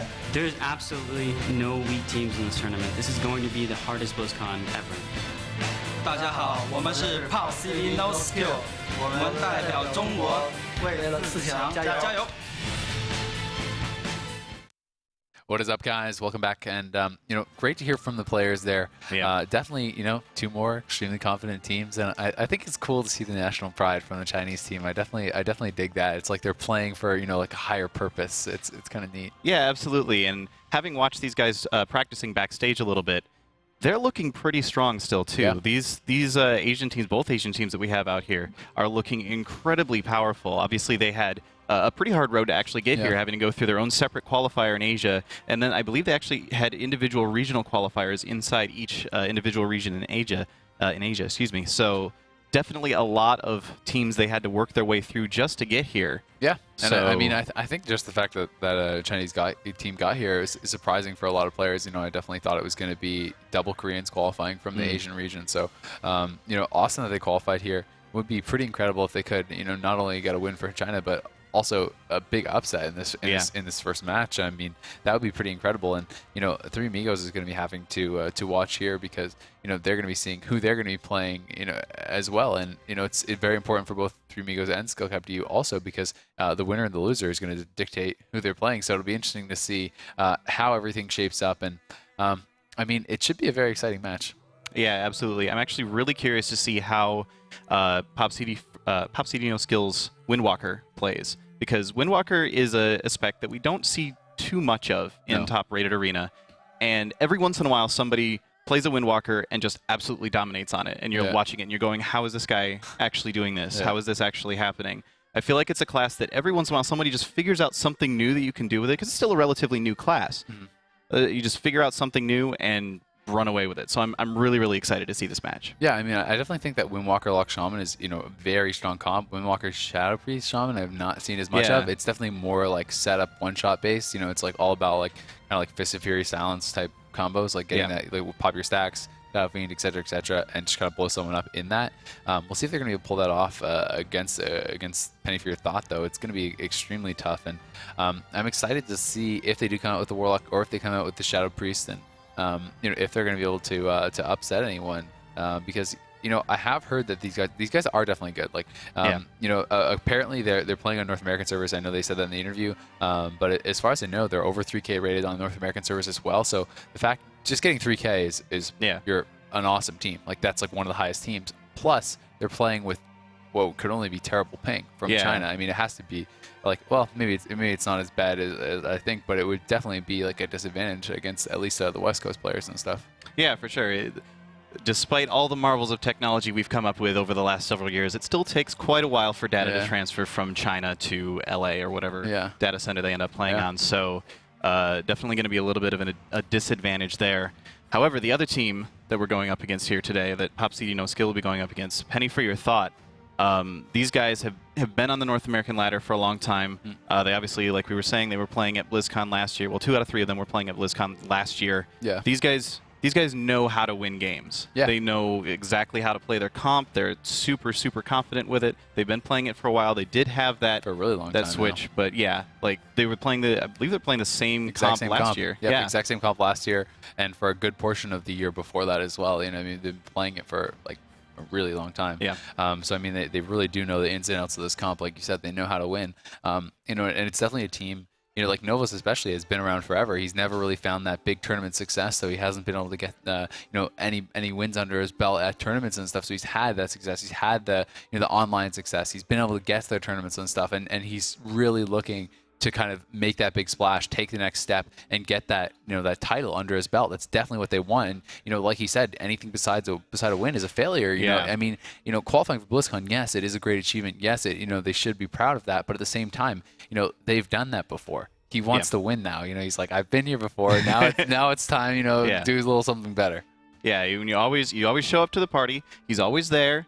He's always hanging out, having a good time, having some fun. But you know what? It'd be good to come out on top this time. As we were talking about the prize pool earlier. 250K. Yeah. That's a big, and it's a big difference if he comes, like, if somehow they come in absolute last place, $10,000. Cool, $10,000 is good. It's really awesome, yeah. But it's $120,000 is a little bit more than that. There's a little bit of a difference there. Yeah, a little bit, man. I mean, 12 times as much ain't bad. Yeah. 120,000 more reasons to be happy would be pretty cool. Yeah. But I definitely think that, they're going to be going all in for it. They've been practicing a lot. They're definitely working really hard at this. But the Asian teams as well are extremely dedicated, and it's fun to see the differences, between the teams and between the regions and stuff. The Chinese teams were definitely practicing a lot yesterday and warming up with everyone else. Whereas the Korean team didn't even. Not only did they not want to practice with anyone, they wouldn't even talk to the other teams and stuff. They just completely isolated. Didn't even want anything to do with any other team. It's just like total shutdown. Their competition, and I think it's kind of interesting seeing that difference in approach, because I mean, for me personally, it's like you don't want to give up too much, but still the fact that you can warm up against the other teams is very important. So it'll be interesting to see how the Chinese team does stack up here. And I mean, it could be pretty exciting if they're able to take this series, because then we would have two pretty surprising results in a row. I mean, if they took this, that would be, I think, like a much bigger upset than Skepta being 3 Amigos. Yeah, for sure. And looking back to that interview again, you mentioned just a moment ago how Novos was talking about how anything less than a win is a failure. Yeah. But looking at the Chinese team as well, they were also talking about, no, we have to do this for China. We have to win this for the glory of our country. Yeah. Both of these teams are just so hungry for this actual victory at this point. And I think we're going to be able to see that in how they play. Yeah. Just because when you want it that bad, it can actually play mind games a little bit. Sometimes maybe you get a little bit too aggressive. You sort of you end up in a bad spot. Something can happen. So I'm absolutely stoked for this match. I cannot wait. They're still getting set up, so we will be into this match very shortly. But yeah. Yeah, it definitely can happen. I mean, you get a little bit too excited, and sometimes popping those cooldowns maybe when you shouldn't be, trying to especially offensive trinkets and stuff, going for kills where maybe there probably isn't a kill. That's definitely something that can happen a lot. It's easy to kind of get caught up in the adrenaline of the moment. I mean, it's these matches are so important. There's so many people watching. It's for a lot of money. It's I mean, for a lot of these teams, there's others other tournaments during the year and online tournaments and so on and so forth, and just playing for fun and blah blah. But when it comes down to it, they're really playing all year just for BlizzCon. I mean, this is the tournament. This is there's other tournaments, but this is the tournament. This is WoW Arena Christmas about to happen here, and somebody's getting the big present under the tree. Man. So somebody's going to get coal. But, well, $10,000 worth of coal, but still. But you know what I'm saying, man. It's I mean, it is awesome that every team is going to go home with something, but it's definitely, for sure. It's definitely not going to be feeling too good if you're one of the first teams to get knocked out. And, I think that honestly, the Chinese team did say, they wanted, they said the top 4 for China in the interview. That's what their saying was. So I think that they definitely maybe realize that it's a bit of a long shot for them to win, but they definitely still want to show success, and they want to show the strength of their region, and prove that the Chinese teams can compete. Because historically, I think only once ever has a Chinese team beat a non-Taiwanese or Chinese team at BlizzCon, and I think that was actually in China.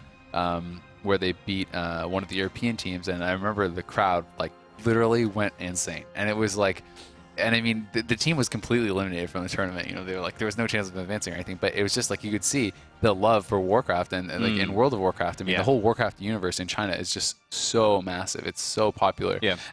And the fans have such passion for it, and so do the players, obviously. So they definitely want to be able to show the strength of their region and represent and give their fans at home something to cheer about. So I hope they will be able to.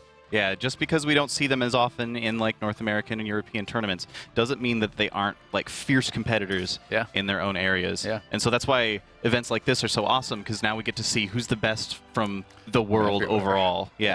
How does Europe stack up against North America? How does North America stack up against Asia? How does Asia stack up against Europe, and various other permutations thereof? So that can dictate the Twitch chat spam for the rest of the year. Whoever wins, it's maybe it's NA is greater than EU. Yeah. I mean, it's all decided, right? So then Twitch chat will have to abide to that for the rest of the year until next time. Yeah. Absolutely.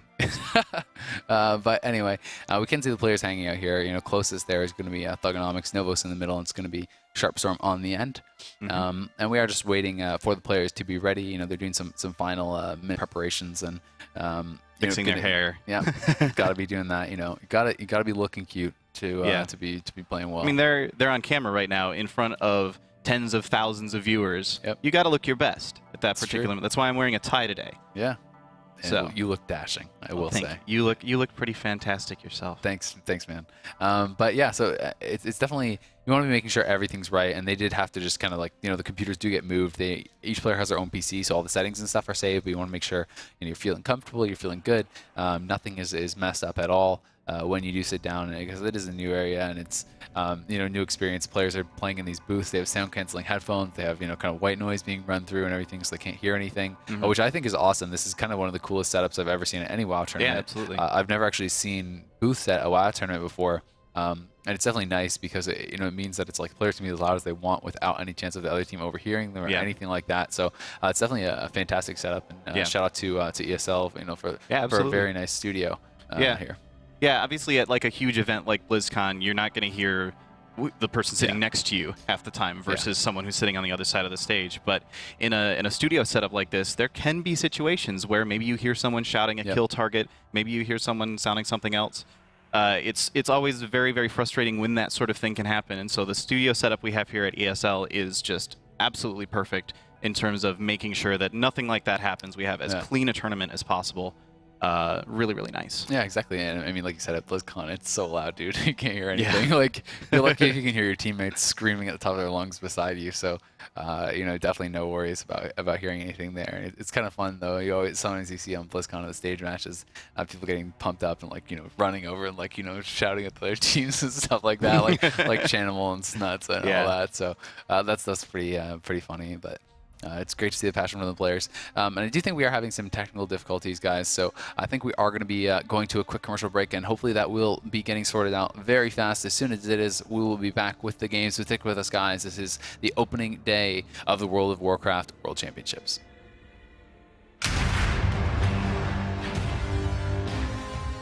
Positioning of each of the players in an arena is important, as different spells and abilities have different ranges, and most require a clear line of sight to their target.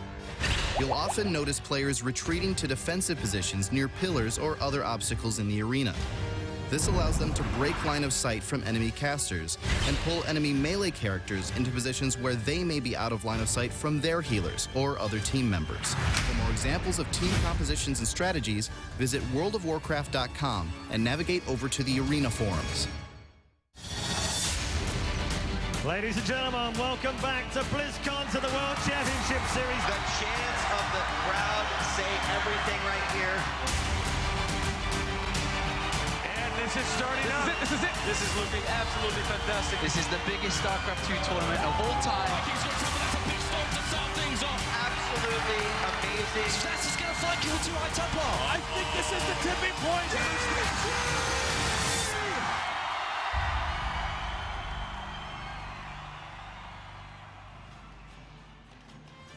Welcome back, guys, and we just got the good news. The teams are going to be ready to go, and we are going to be getting them queued up right now and hopping on into that game momentarily. So definitely glad that there was no lingering issues or anything like that. I guess the players just had a few more things they wanted to do to get comfortable, and now that they are comfortable, I do think that we can get it queued up. It is going to be a best of 5 as always, guys. This is the first round here for these two teams. First game for these two teams at this tournament as well. It's going to be a best of 5, and as we said, losers pick format starts on the Grand Arena. Whoever does lose that first map does get to select the next arena. It just goes back and forth like that. You cannot select the same arena again. That's the only kind of stipulation there.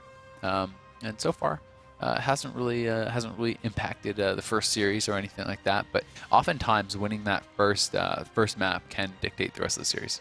Yeah, absolutely. The momentum that you get from taking that first map, even just the whole. Sorry, I'm just setting up this match here real quick.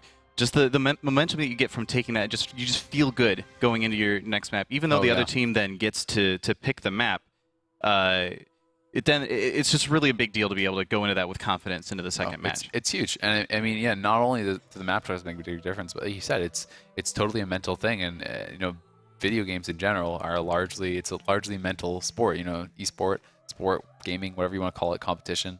But yeah, it's very largely mental because so much of it is about, you know, we heard Zuniaki talking about the importance of confidence and believing in your team and your teammates and playing the best possible game that you can. And I think that's very true. You know, the players that are extremely confident often have a lot more success, because if you fall prey to the nerves, if you fall prey to worrying about, oh, can we do this? Can we actually, you know, stand up to this team? Are we good enough? That kind of thing. It really can start to fall apart very fast, because if you're not playing at your very best, you know, every little mistake that you make, these teams are really going to capitalize on. Yeah, for sure.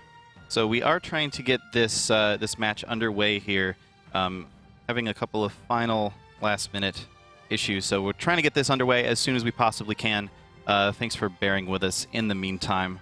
Looks like it is now finally about to start, so we should be into this match very, very shortly here. All right, awesome. So we are going to be going on into game number 1 here, guys. It's going to be on the Grand Arena. I can't wait. It's going to be Penny for Your Thought versus Pop CD No Skill. And it will be, you know, North America versus China here. It's going to be the Shadow Priest coming out. So it will be the Shadow Priest, Windwalker, Resto Shaman going up against the Mistweaver, Ellie Shaman, and very likely Affliction Warlock. I doubt he'd be playing Destro, but you know, Thugonomics is known for it, so it wouldn't be the most surprising thing. But anyway, guys, we are in the game. We can hop on in now. Gates are going to open in about 30 seconds. Yep. We will be following Novos out here just at the start, just to see. May actually switch to Thugonomics very briefly, just to see how he gets that gateway placement down, because that early gateway is so important on a map like this, just to be able to get back and forth between the pillars. And if Pop CD No Skill can actually get a cancel on that, or force him to not cast that gateway, that'll be a pretty big deal. So gates are just about to open. 3, 2, 1, and here we go. Penny for Your Thought versus Pop CD No Skill. Yep, and we're going to have Novos charging in there right off the bat. We'll see what he can get done. Gateway going to come down, you know, no contest right there. Xeon going to be looking to poke forward. He's going to be popping out of that Crackling Jade Lightning, doing a little bit of damage, but the dots are going to be spread back onto him in exchange, and I think that's kind of a worse trade for them there. Yeah. He's going to be feared up, hitting that pet. So we do see that Thugonomics going to be playing Affliction, going to be playing with the Observer as well, the Earthquake thrown down, and they're just kind of poking away at this team, and we can see these guys are looking for that perfect setup. He does have the Ox Wave, does Sharp Storm, and he did throw that in there, trying to stun them up. The CS does come out there over onto G. He's going to be put into the Hex off that, so MCS into the Hex, and we do see Xeon just jumping right back behind the pillar, just going to be sitting back there. I mean, they do have Palm bouncing and everything, so you know, Beethoven is going to be able to heal up quite a lot with that. So far, you know, no real pressure coming out just yet, but now we do see that they're going to be popping forward here onto Thugonomics, trying to get some damage done onto him. Thugonomics actually dangerously low there. The heals do go up, and he's in a lot of trouble. Life Cocoon has come out as well. Yeah, a lot of cooldowns used there. The Dark Regen was used as well, so a lot of cooldowns were used by Thugonomics in that mix. However, Pop CD No Skill has also had to use a whole bunch of their cooldowns earlier on. I saw Xeon actually using the Fortifying Brew. Fortifying Brew, yeah. So definitely very back and forth so far. Going to be interesting to see where they take things from here, as Pop CD No Skill is sitting at about half health already. Yeah, I mean, they are really starting to rot, and they may want to try to get right back to the pillar, and it looks like that is what they're going to do. And we see that Palm bouncing around. G going to be able to heal them right back up, and so far so good for them.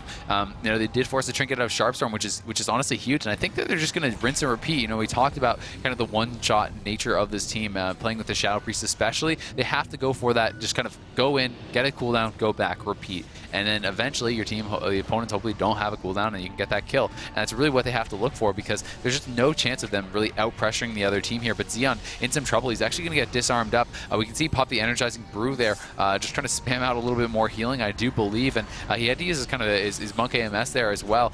So definitely, you know, burning through those defensive cooldowns pretty quickly. And he is pushing forward here over onto Thugonomics. Going to get Haloterror up though, and he's going to continue to chase after Thugonomics. There's the League Sweep coming in. We do see the silence on a Sharpstorm. Thugonomics taking quite a bit of damage here, down to about half HP. Sharpstorm going to be incapped off that. Nice CC chain here from this team, and Thugonomics may actually go down here. He could get touch of death, and he actually got juked out, but he's going to get touch of death anyway. And what a great play there from Pop CD No Skill, and Xeon, Beethoven, and G, you know, coming out, showing us that they don't care if it's a tough matchup. They don't care if they are the team that is supposed to lose this. I mean, they are just looking amazing. I mean, their CC onto Sharpstorm was so good there, honestly, and Sharpstorm, he's looking a little bit out of sorts. It looked like, Penny for Your Thought was kind of a little bit out of it there. I think they were a little bit surprised at the amount of damage that was coming out in a hurry in that situation, just because we saw the situation where there were so many cooldowns that were used to keep Thugonomics alive. Yeah, I mean, maybe we can go back and see those final moments in a replay if we do have it. I'd like to see exactly what did happen once again. But, look for a second like Thugonomics kind of juked him out. And I think he was anticipating the gateway because we saw, the Flying Serpent kick coming from Xeon. But he got right back to Thugonomics, was able to get that kill off with the touch of death. And Thugonomics, here he is. There was that Flying Serpent kick, but he rolls right back to him, gets onto him. Sharpstorm, did nimble there. And he just goes down. I mean, he's just not able to get enough heals out. And, I have to think, maybe Thugonomics should be playing Dark Bargain against a setup like this. I mean, we talked about it. It's not a consistent pressure team. It's like a burst team. It's a one-shot type kill team. So, I mean, Solink is very strong. Obviously, it reduces a fair bit of damage. But the thing is, it's like its benefit is multiplied the longer the game goes, the more damage you're taking. If you're taking consistent damage, it starts to really outweigh the advantages that Dark Bargain has. But I mean, when you can die that fast, that early, I think you need to be looking at having another out. And I think Dark Bargain really is kind of maybe the answer there. So, amazing stuff from Pop CD and No Skill there. And up 1-0, they just kind of slapped down a team that, talking to all the players, I was talking to some of the different players here, and everyone was saying that they literally had a 0% chance to win. Everyone was like, nope, there's no chance. There's no way they're going to win. When they were playing with the Warlock, people were like, oh, maybe, but still, they're still obviously going to lose. But maybe they can win one game. And when the Shadow Priest thing came in, like everyone's like, no chance. They're done. And so far, looking really good. Yeah, it's really interesting to watch. I'm going to try and keep a little bit closer an eye on when he's actually using the Tiger Eye Brew on the Windwalker, because a lot of people will want to sit and wait until they get 10 stacks, but sometimes you get an opportunity where maybe you're only at 6 or 7 stacks or something, but you can get that kill, and you can know right now is the time when I need to. Maybe it's not going to be the full 60% damage increase, but it's still going to be a lot more damage that I'm doing right now, and I can get that kill. So very, very interesting play so far. The next map is going to be Blade's Edge Arena, which is I think it's a good choice for this team. Especially when your Warlock's the one being targeted. I mean, you have port. That's about all you need to know.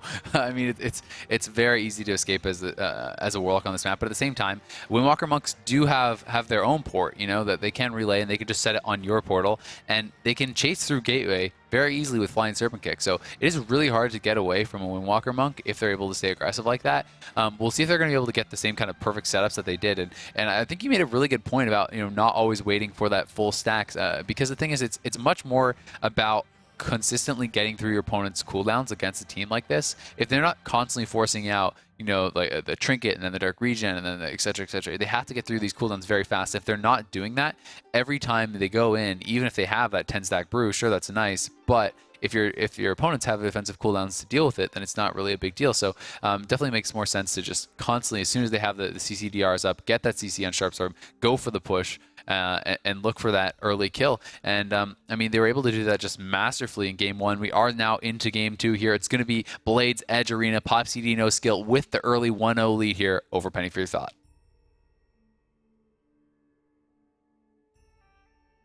Alrighty, so we do see that is these two teams in the game.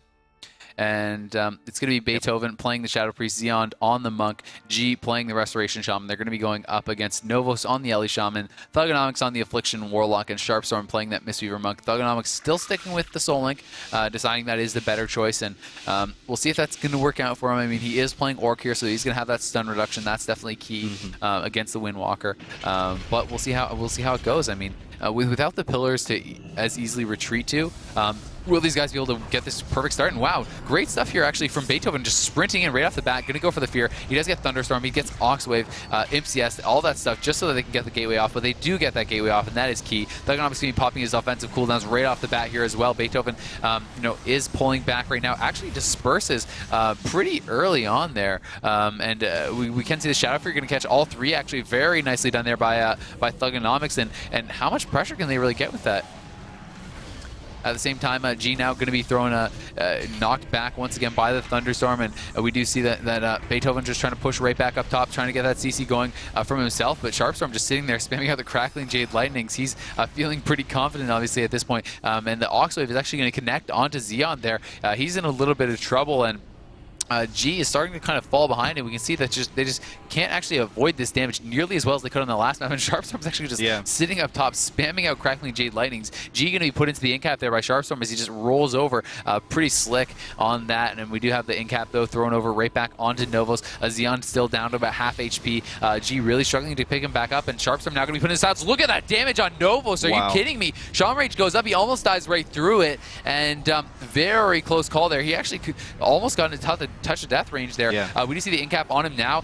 He's going to be able to get dispelled out of the fear that did come after that. Xeon going to be popping that cloak. G is healing his team right back up. The healing stream going to be killed off. Novos caught by that spinning flower or whatever it is called. And he is going to be rooted briefly, catching right back up to him once again. The lava burst coming out, though, onto G. They're going to be focusing onto this healer. There's a Stoneform Battlemaster coming out from G. He's pulling back, trying to get out of there. Sharpstorm, has spammed through a lot of his mana, but he has a lot of T stacks, and he importantly has his trinket. And Xeon actually may go down. Karma comes out there from Xeon. Very quick on the Karma was Xeon, and he had to be, as he does get incapped up now. He's going to be howled off that, and they're going to look for the kill perhaps. Sharpstorm, though, was silenced. We do see Thugonomics taking quite a bit of damage. Leg Sweep comes out on Thugonomics. Now they're going to try to continue this damage, but G is caught into the Hex, and we have to see Xeon perhaps kite out of there. He does catch the Power Word Shield, but will that be enough? He's actually taking a lot of damage. He does jump right back down to the bottom, but G is actually incapped now by Sharpstorm. He still, though, is going to be okay, as there's not really any dots on him. He actually pops the Tiger's Eye Brew as well, just to do that extra healing. Yeah, and looking at all this damage coming out from Penny for Your Thought, I really love that Sharpstorm is using that Crackling Jade Lightning as readily as he is. Obviously, he is getting a little bit low on mana, but he'll have the mana T stacks. He will be able to get that back, and that Crackling Jade Lightning does so much damage. They're able to keep up so much pressure. It's really surprising, actually, how much damage it does. Xeon actually has been very low for quite a bit of this, too, and he's going to be low on cooldown soon. I believe he's actually already used his Fortifying Brew.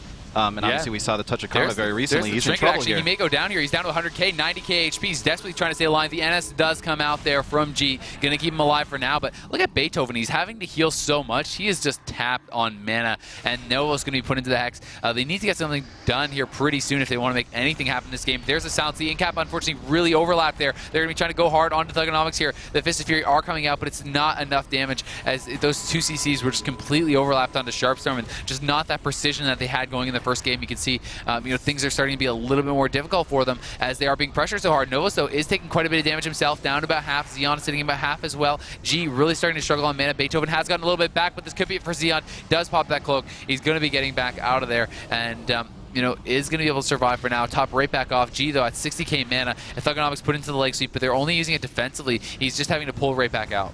Yeah, the longer this match goes on, the worse position that Pop CD No Skill is going to find themselves in. G is very, very low on mana. Sharpstorm is above him on mana and has a ton of mana T stacks. He's actually taking a couple of them right there. Still has 11 left over, so that is a ton of potential mana available for Sharpstorm. And meanwhile, G is just not able to keep up with the mana regen.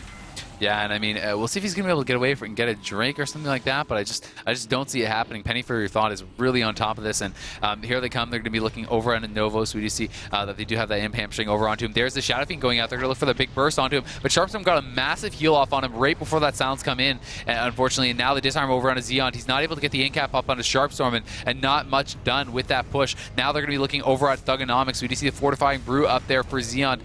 Has just expired, or is about to, I do believe. Xeon is about half.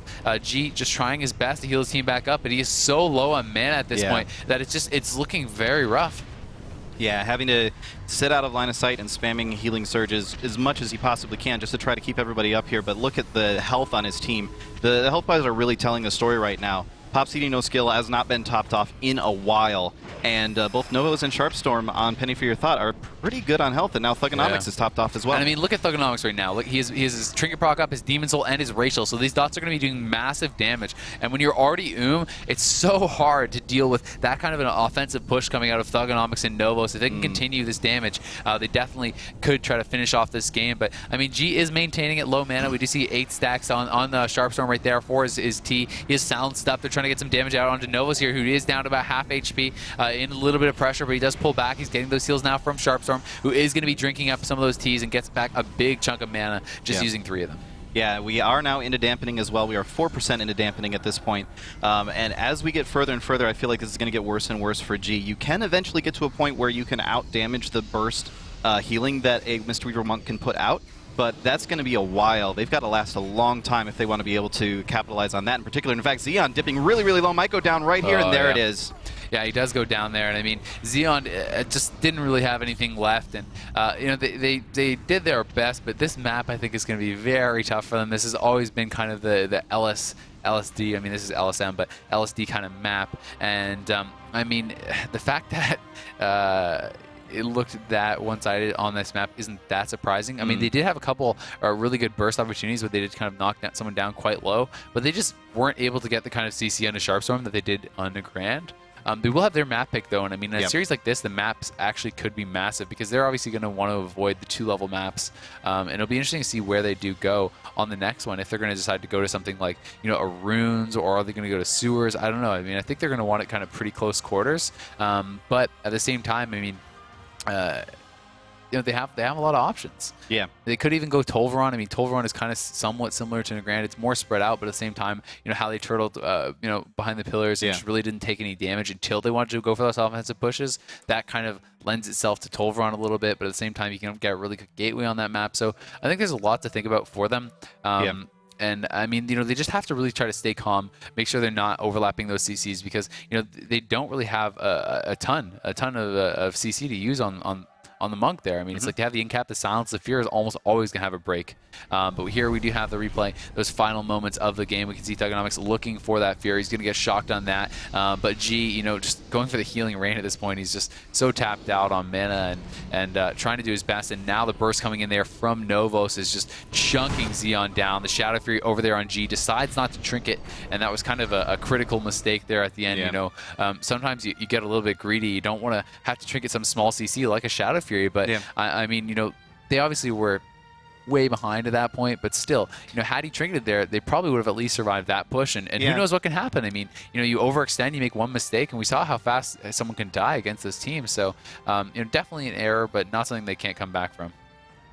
Yeah, and I also kind of wonder if Touch of Karma was back up for Xeon at that point, because it had been a little while since he used it, and my gut instinct would be that Touch of Karma would have been back up, so maybe G was expecting him to use Touch of Karma, and he didn't, or something like that. So it's always possible that a little miscommunication like that can lead into a loss. Yeah, it definitely can. I mean, that's, you know, it speaks once again kind of just staying calm and nerves and making sure you're communicating really well.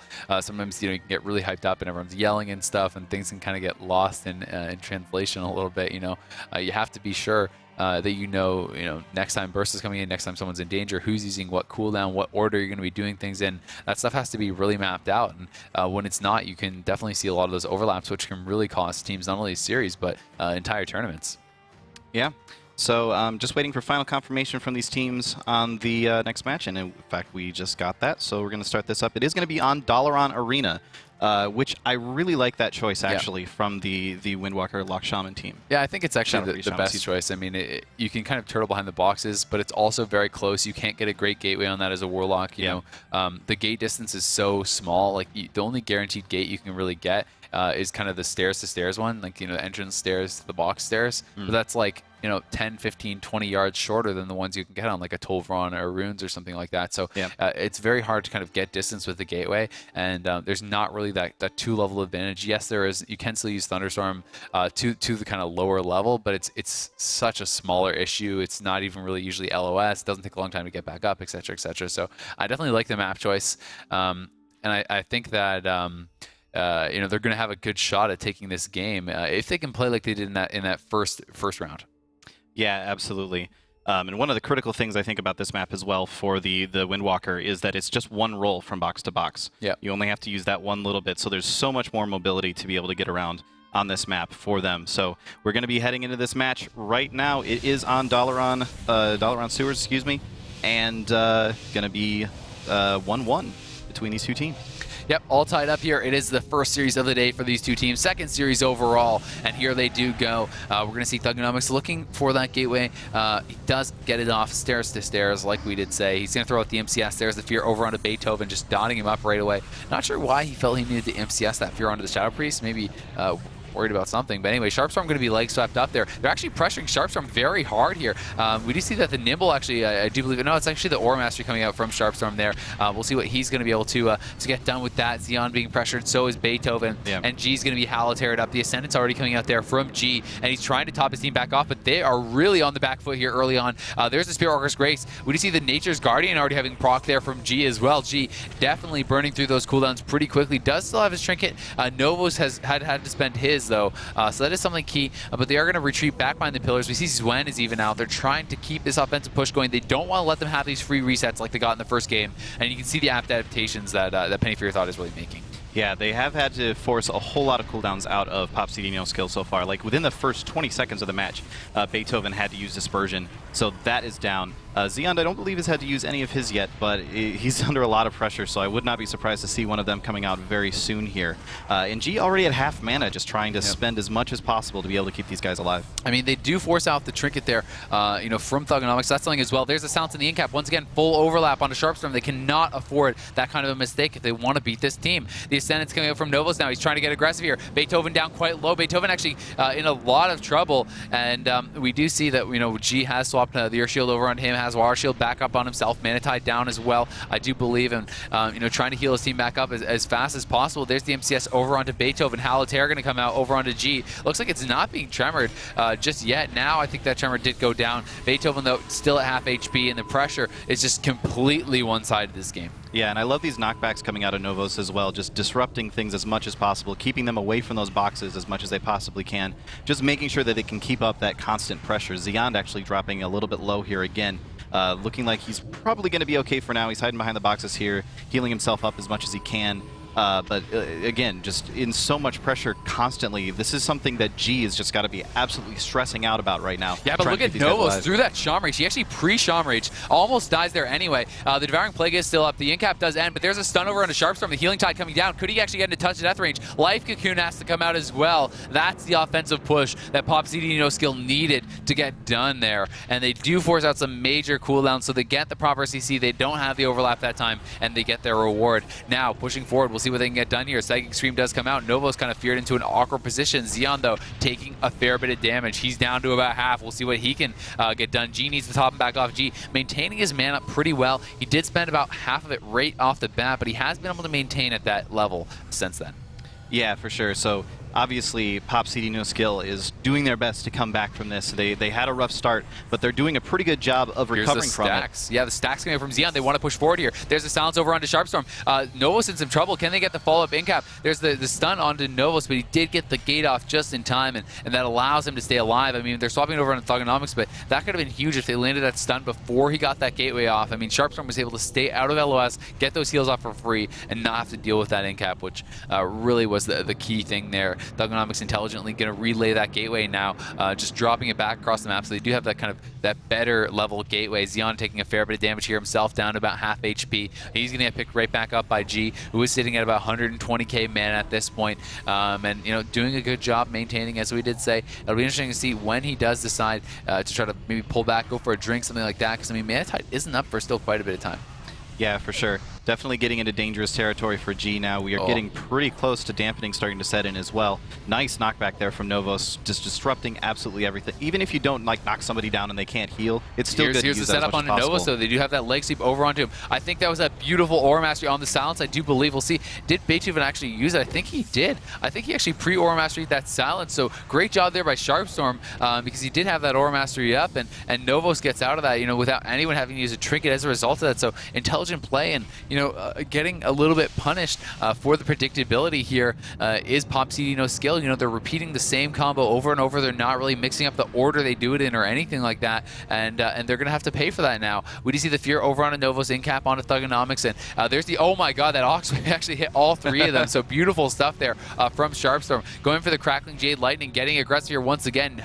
Novos actually going to trinket that Hex, wants to get aggressive. Will he get punished for this? Because he has been the target pretty much throughout this whole game, so did he really need to trinket there for that offensive push? I'm not sure. We'll see if it actually comes into play later. Yeah, it's definitely a very strange choice. It didn't look like they were really close to getting a kill, so it's an interesting choice to actually do that, but we'll see if they can make anything out of it. Xian dipping really, really low. There's the Fortifying Brew coming out, trying to keep himself alive. Looks like he'll probably be okay for the moment, doing as much pressure onto actually hitting Sharpstorm there as possible. So, and that's an interesting choice for him to go after Sharpstorm, because so much of Windwalker DPS is based around like Fist of Fury, and the Mistweaver is going to be immune for a large portion of that. Yeah, I mean, they can go for the Fist of Fury into the leg sweep, do that sort of combo, try to burst out of it, right out of the dematerialize, but really they got nothing done with that at all. I mean, they were able to peel that up pretty easily, but they are pulling back to the pillar. G still maintaining pretty well on his mana, really hasn't been dropping for a long time. There's the incap on a G, though. Xian could be the target once again here, has his Fortifying Brew pop. He's trying to get aggressive here on a Thugonomics. There's a silence on a Sharpstorm. Thugonomics could be in some trouble here. He's going to pop the heals as he senses the danger. Will they be able to get right back over onto him, though? Xian deciding to pull back as he does get disarmed there by Sharpstorm. Sharpstorm, he has the T-stacks, but he has to find the time to use them. I mean, now he's going for it. He has a ton of them, and he's, oh my god, look at that mana just soaring up. He's right back up to half mana. Yeah, that's actually really, really good situational awareness at that point, being able to recognize that, you know what, I'm standing out in the middle of this giant platform here, but I've got time. I can get a few drinks in, and you can see how much that effect that had on his actual mana pool. He's now way ahead of G in terms of Look at Novo, so Novo's down very, very low, and he doesn't have that trinket. He's caught in the leg sweep. Now he's going to be feared up. This could be the punishment for wasting that trinket earlier, and I mean, Sharpstorm has to trade his trinket, so, had Novos had his trinket, Sharpstorm would still be holding on to his right now, I do believe. So that's something that, we talked about earlier, and it is coming into play. It's just a matter of if they can get this set up, if G can maintain his team, stay them alive. But there's a silence on a Sharpstorm. Thugonomics in some trouble. He's down to about half HP, but Xian is going to have to pop his cloak. G really needs to do a lot of healing here. We'll see if he's going to be able to top his team back off, as he does drop the healing tide there. I do believe he is going to be able to pick them right back up. But, not the most damage done there on Thugonomics. Novos has his trinket back, but Thugonomics and Sharpstorm do not right now. If they could get back to Novos, perhaps they could get a kill. G's going to get Shadow Fury, though, into the Hex. Beethoven in a little bit of trouble. G kind of running back there. He does actually just, he's trying to maybe go for a drink or something. I'm not really sure. He's pulling back pretty far. Yeah, definitely. I feel like he really needs to get a drink right now because he's so far behind in mana. We're 15% into dampening. He needs to be able to get some sort of advantage here. Sharpstorm has used most of his mana T-stacks, but he's got so much mana right now that it's really just... It's just so different between the two healers right now. G is in such a terrible position, but who knows, maybe he can pull something out. And I mean, he does have his mana tide in about a minute, so, that is going to be up for him. And, that's something to watch out for. It's definitely going to help him. But look at the pressure being swapped over on a G. And, there's the Ascendant having come out, Battlemaster, Stoneform as well. Thugonomics taking some damage himself, though. He's getting burst pretty hard here. There's a silence over on Sharpstorm. Thugonomics in a lot of trouble. It's actually a 3v1. Novos has to force to trinket the Hex. The silence comes out on Sharpstorm after that. Thugonomics still down at half HP. The incap coming out now. Great push forward here by Pop CD, no skill. And with Novos having no trinket, they could look back to him once again. The Hex going to break from Dots there over onto G as Beethoven is being pushed back here by the Dots from Thugonomics. Novos still down to about half HP. If they can get good CC over onto Sharpstorm, the next push could be a kill onto Novos. I mean, even if he does have Shaman Rage at this point, I mean, with no trinket, if they could get to him before Sharpstorm gets his, it's probably not going to happen, though, because Sharpstorm does have his trinket coming back up right now. Yeah. Beethoven under a lot of pressure now, too, dropping down pretty low there. Still alive. I don't know how this team is still alive. I don't know how G is actually doing this right now. He's got so little mana and still keeping his team alive. He's drinking now. And if his team can stay alive, that's actually huge. He drops the healing tide, goes for the drink, but Xian is way too far up. Can he actually keep him out there? There's the trinket from Xian. Xian trying to get back to the pillar, trying to get healed back up. He does pop the Zen Med as well, reducing that damage. And G got a little bit of mana back, got about 40, 30k back there. But I mean, Xian is so low, and G gets put into Hex. He has no trinket available. Can Xian actually stay alive? They're trying to maybe even push forward here onto Novos, and that looks like exactly what they're going to do as the silence comes over on a Sharpstorm. Shaman Rage was forced out. Nature's Guardian procs as well. There's the incap on a Sharpstorm. Can they actually get him in touch of death range? He's in some trouble here. He's legs up. He jumped to the bottom. He's out of LOS. He may go down here. Life Cocoon comes out just barely in time to stop the touch of death. But Novos with a big misplay, jumping out of LOS, and that cost them the trinket. They're still pushing forward. It's a full fear on Sharpstorm. He's going to go down here. Novos is definitely going to fall in. What a big mistake from Novos. That is going to cost them huge. He fell. I jumped out of LOS. Yeah. He jumped down. There was no reason to jump down there. He jumped down out out of LOS of Sharpstorm, and he gets leg swept on the bottom, gets absolutely punished so hard for it. Sharpstorm had to trinket, but the trinket will shared cooldown. The fear came in instantly from Beethoven right after that. Even though the Life Cocoon got out in time, they killed him through the Life Cocoon, get him in touch death range, game over. Fantastic stuff from Pop CD No Skill. Yeah. Really, really impressed. And they, they're on track to take this series. We talked about it. If you take Nick Grand, you only have to win on your maps. They've done that so far. Yes, they lost on Blades, but that's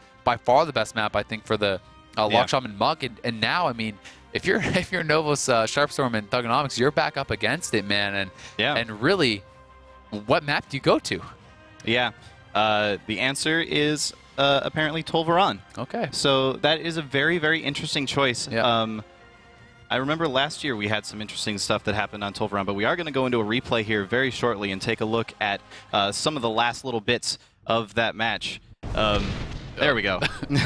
Yep, and here's Xeon. And look at the balls on Xeon, man. Pushing forward here. Uses the Karma offensively to get aggressive in these last moments. I mean, if that was me, I would have been behind the pillar spamming healing orbs, but he goes aggressive. This is the mistake from Novos. Novos jumps out of LOS. We see Sharpstorm having to trinket to get back to him to even be able to get the Life Cocoon up. But look at the CC coming out over onto Sharpstorm. The Fear does come in here, and there's that full Fear, and they had nothing to break it, and that is that as Novos does fall down. So just amazing play, honestly, especially from the Monk. Having the balls to go so aggressive there. I mean, they knew that they had to take that chance right then, and it was brilliant play because I mean, G was so low on mana. I don't think they would have been able to maintain long enough to give themselves another opportunity to get that kill, and pushing forward at just the perfect moment. Great stuff from them, forcing out the trinket, and the full Fear comes out after that. Will still on the shared cooldown. Couldn't do anything about it. Yeah, absolutely. At these top levels of play, oftentimes that one little mistake that you make is what costs you the entire match. When a team knows that they can capitalize on one little thing that you did wrong, like falling down at that particular moment in time, getting stunned, that one little mistake ends up being the absolute worst thing that could have happened for you. I mean, positioning is really the name of the game for Arena. Positioning is the end-all be-all. You have to be coordinated on your positioning. You have to be good with your LOS, and jumping out of LOS there at the end was just a massive mistake from Novos. Tolvaran Arena is going to be the choice for them.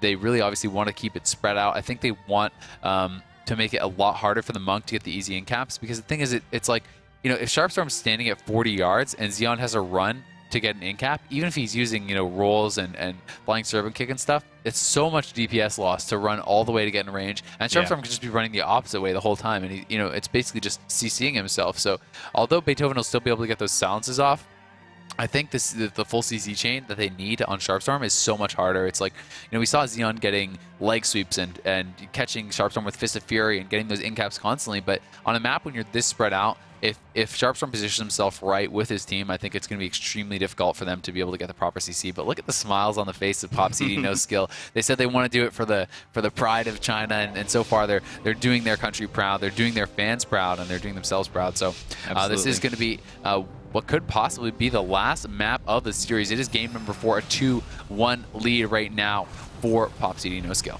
Yeah, and watching Beethoven running out here into the open like that just to get his dots up in a hurry, they want to get some pressure out here very, very early. They really need that pressure very early against this team. As we saw in the last match, they were on the back foot for a whole lot of that first bit, but they were able to bring it back around. So just both teams kind of poking at each other a little bit right now. Nothing too crazy going on.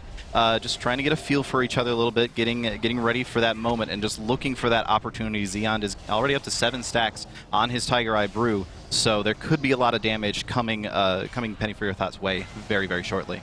Yep, definitely could be. We'll have to look out for that. Thugonomics does step back, gets that gateway off, and is going to be able to push right back in here. Penny for Your Thought, they have to be aggressive. They have to punish them when they push back and just not let them reset over and over. But at the same time, they've seen how fast they can die, and even through the defensive cooldowns they can die. I mean, through Life Cocoon, through Shaman Rage, you can die. So, it has to be a really good balance here. I think we have to see Novos holding onto his trinket, not wasting it on those hexes offensively. And look at the damage already coming out as the silence over on a Sharpstorm, but they can't follow it up with the in-cap. That's the key part here. So Sharpstorm able to heal through this. Shaman Rage was used, though. Beethoven taking some pressure himself, and that was double trinket there from Xeon, so a lot of damage was coming out. Triple Shadow Fury there from Thugonomics. Nicely played by him to catch all 3 members. members of Pop CD No Skill, and he's going to try to keep this pressure rolling with the dots over on a Beethoven. But, Beethoven, they're just going to basically LOS until they have sounds back up, and then they're going to go for it. Once again, just rinse and repeat. And right now, kind of just sitting on Thugonomics, building up those stacks. And here they do pop them all. They're going hard on Novus. Novus actually in a lot of trouble as he doesn't have the Shaman Rage yet. And there's the in-cap on a Sharpstorm. Can they follow it up with the Sounds or any other CC? There is not coming in just yet. Now the Sounds comes in. Novus still in so much trouble. He's down dangerously low. Will there have to be the Trinket coming out? I don't know. This is pretty risky holding on to it. We do see the Shadow Fiend is out onto him. Shadow Fury catches onto Xeon, though. They are going to be able to sit through everything. They do get out of that with their lives as well as their Trinket cooldowns, but definitely a little bit risky to not give up any defensive cooldowns there because, one Rising Sun kick crit into a touch of death and the series is over. Yeah, exactly. You can never go below 10% health versus a Windwalker Monk because they push one button and that's the end of everything there. Sharpstorm already down to about 50% mana, but look at those Mana T stacks, 12 stacks already. He's going to be totally fine on mana. G doing really well on mana this match. I don't know what he's changed, but it's so much better. Nice leg sweep, though. Catches both Sharpstorm and Novus, and they're actually pressuring Sharpstorm. They want to push him back, but yeah, G doing great on mana, maybe mixing up his gear a bit. He does pop the Ascendance there, trying to heal through this. We'll see if he's going to be able to do that, and yeah, it could be simply something like a gear change, maybe taking off from some Resil, adding some more regen-type items. We'll see if that is what it's going to be, but Beethoven going to be feared up there. The Howl Terror does come in as his Trinket did get popped. They know they wanted to get aggressive there. They're going to be looking over at Thugonomics as some damage does land onto him, and Xeon trying to get aggressive. He has his Trinket proc up. Xeon, though, taking the worst end of this exchange, and he has to pull right back. He has to get out of there in a hurry as Novus pops his Ascendance and says, get out. Yeah. That was a whole lot of nope coming out of Xeon there for a second. Just nope, nope, nope, nope, nope. Let me come over here for a second. I'm sorry. But once again, Noah's getting really aggressive here. Pushes in a little bit too far. Shaman Rage has to come up. Sharpstorm going to be silenced up there. There's the fear to follow it up. Will it be a Tremor? The Tremor does come down. It's actually the Nimble used as well there. Beethoven getting pressure here. So they do get Shaman Rage. They don't get Trinket. They do get Nimble as well. So Beethoven being pushed back now, down about half HP. G sitting about half mana right now. Thugonomics in the in-cap. And, things looking pretty even on both sides, but I have to say Pop CD skill, no skill, looking pretty good, especially with his pressure coming out onto Novus now. If they get some CC over on a Sharpstorm, there is no Shaman Rage for a little bit. Yeah, Pop CD no skill definitely sort of living up to their name through this series so far. Every once in a while they pop CDs. I'm not saying that there's no skill, but they definitely like to pop CDs, and then just so much damage comes out in a hurry. But they've got to be able to survive through it. This has been the sort of the story this entire time, is pop CD no skill, their whole team at half health or lower. There's the sounds on a Sharpstorm, and here is this push forward. No Shaman Rage available for Novus, but do they have the follow-up? They're having trouble getting it. There is that in-cap. Now it's going to be the Trinket. Life Cocoon comes out as well, so that's the CC that they needed. They forced the cooldowns, and every time Novus is kind of overextending Sharpstorm into the team because he feels he has to push forward into it. And I mean, it's costing them a lot of cooldowns because, we talked about how being so spread out on this map is going to make it so Sharpstorm, isn't going to be able to get hit by those incaps, but he's still getting incapped. He's still getting stunned by Xeon, who's just playing out of his mind this series. Yeah, and one of the important things to notice about this matchup here is the fact that Pop CD no skill is able to put out a lot of damage without having to wait for super long cooldowns to be able to do it, which is really, really important going into a Mistweaver because that Life Cocoon is on such a short cooldown. But G getting really low on health. Triple Shadow Fury from Thugonomics going to be able to set that up as the Battlemaster Healthstone. Nature's Guardian going to proc as well from G. He's going to heal himself right back up, but that is, some cooldowns being used. But Nova's at the same time taking a lot of pressure. There's a silence on a Sharpstorm. Can they follow that up? Let's see. We do see there's the incap. The Shadow Fiend has been popped as well. Novus did pop that early Shaman Rage, though. The leg sweep, though, he runs right on top of Sharpstorm. The leg sweep catches both of them. Not the best situation for them, but he is going to be okay for now. And he was kind of just Pac-Manning up all those healing orbs from the Mastery, and he was able to heal right back up with that. So good job by Novus, getting out of there. And we do see Xeon did have his stacks pop. Double Trinket was up there as well. G now under pressure here. He's getting a Howl of Terror. He's down about half HP. Nice stun there comes in from Sharpstorm and catches two. Xeon actually going to have to touch a Karma as G is the one under pressure, but Xeon wants to stay offensive and he knows he's low. He's got to do it to help out his Shaman. Yeah, for sure. And like you mentioned, the orbs everywhere. Like this is ridiculous right now. It's actually kind of funny that Penny for Your Thought is still spending so much time on that side of the map because there's so many orbs over here on this side that they could be using in part of this. But I guess they don't really need it. They're sitting really, really nice on health right now. They might as well just stay aggressive as much as they can. Yep, and I mean, all the cooldowns are starting to come back up for Penny for Your Thought, so it's starting to look better for them, especially as it starts pushing and dampening and stuff. Trinket back up for Novos, Trinket back up for Thug. It's back up in about 2 seconds for Sharpstorm as well, so, all those defensives that they do need to stay safe are coming back up, and Pop CD no skill, it's starting to feel like they're starting to feel the pressure a little bit here. They're starting to fall behind, but there's the leg sweep catches too. once again, the kind of just positioning errors here as they go over on a Sharpstorm. He's going to be silenced up off that. He's in some trouble here, actually getting pretty low. Will he be able to get out of there? He does pop the Fortifying Brew. He's still pretty low, though, 200k HP. Can he heal through this? It looks like he will be able to, spamming out those healing orbs. I think he's going to be okay, but Xeon is just sticking right onto the back of him. Now Xeon going to be able to swap it over. We'll see what he's going to go for now. Looks like he wants to target Novos. Novos did actually have to trinket to try to get right back to Sharpstorm, but I mean, Novos and Sharp need to stay apart from each other. They cannot afford to keep getting hit by these leg sweeps. It's just kind of inexcusable at this level. Yeah, there was a really, really nice the Oxwave, charging Oxwave there from Sharpstorm in the middle of that. It caught both Xeon and G, so it was able to diffuse that situation just a little bit. And G now very, very low on mana. Yeah. Sharpstorm low on mana as well, but he has 17 stacks of Mana Tea, so I don't feel too bad for him right now. Yeah, I mean, it's kind of, just baiting the team into thinking you're low on mana. But, G, he definitely wants to get a drink off here, but the Observer on him, I don't think it's going to happen. I mean, I think he did just drop the Mana Tide there. He's getting some mana back from that.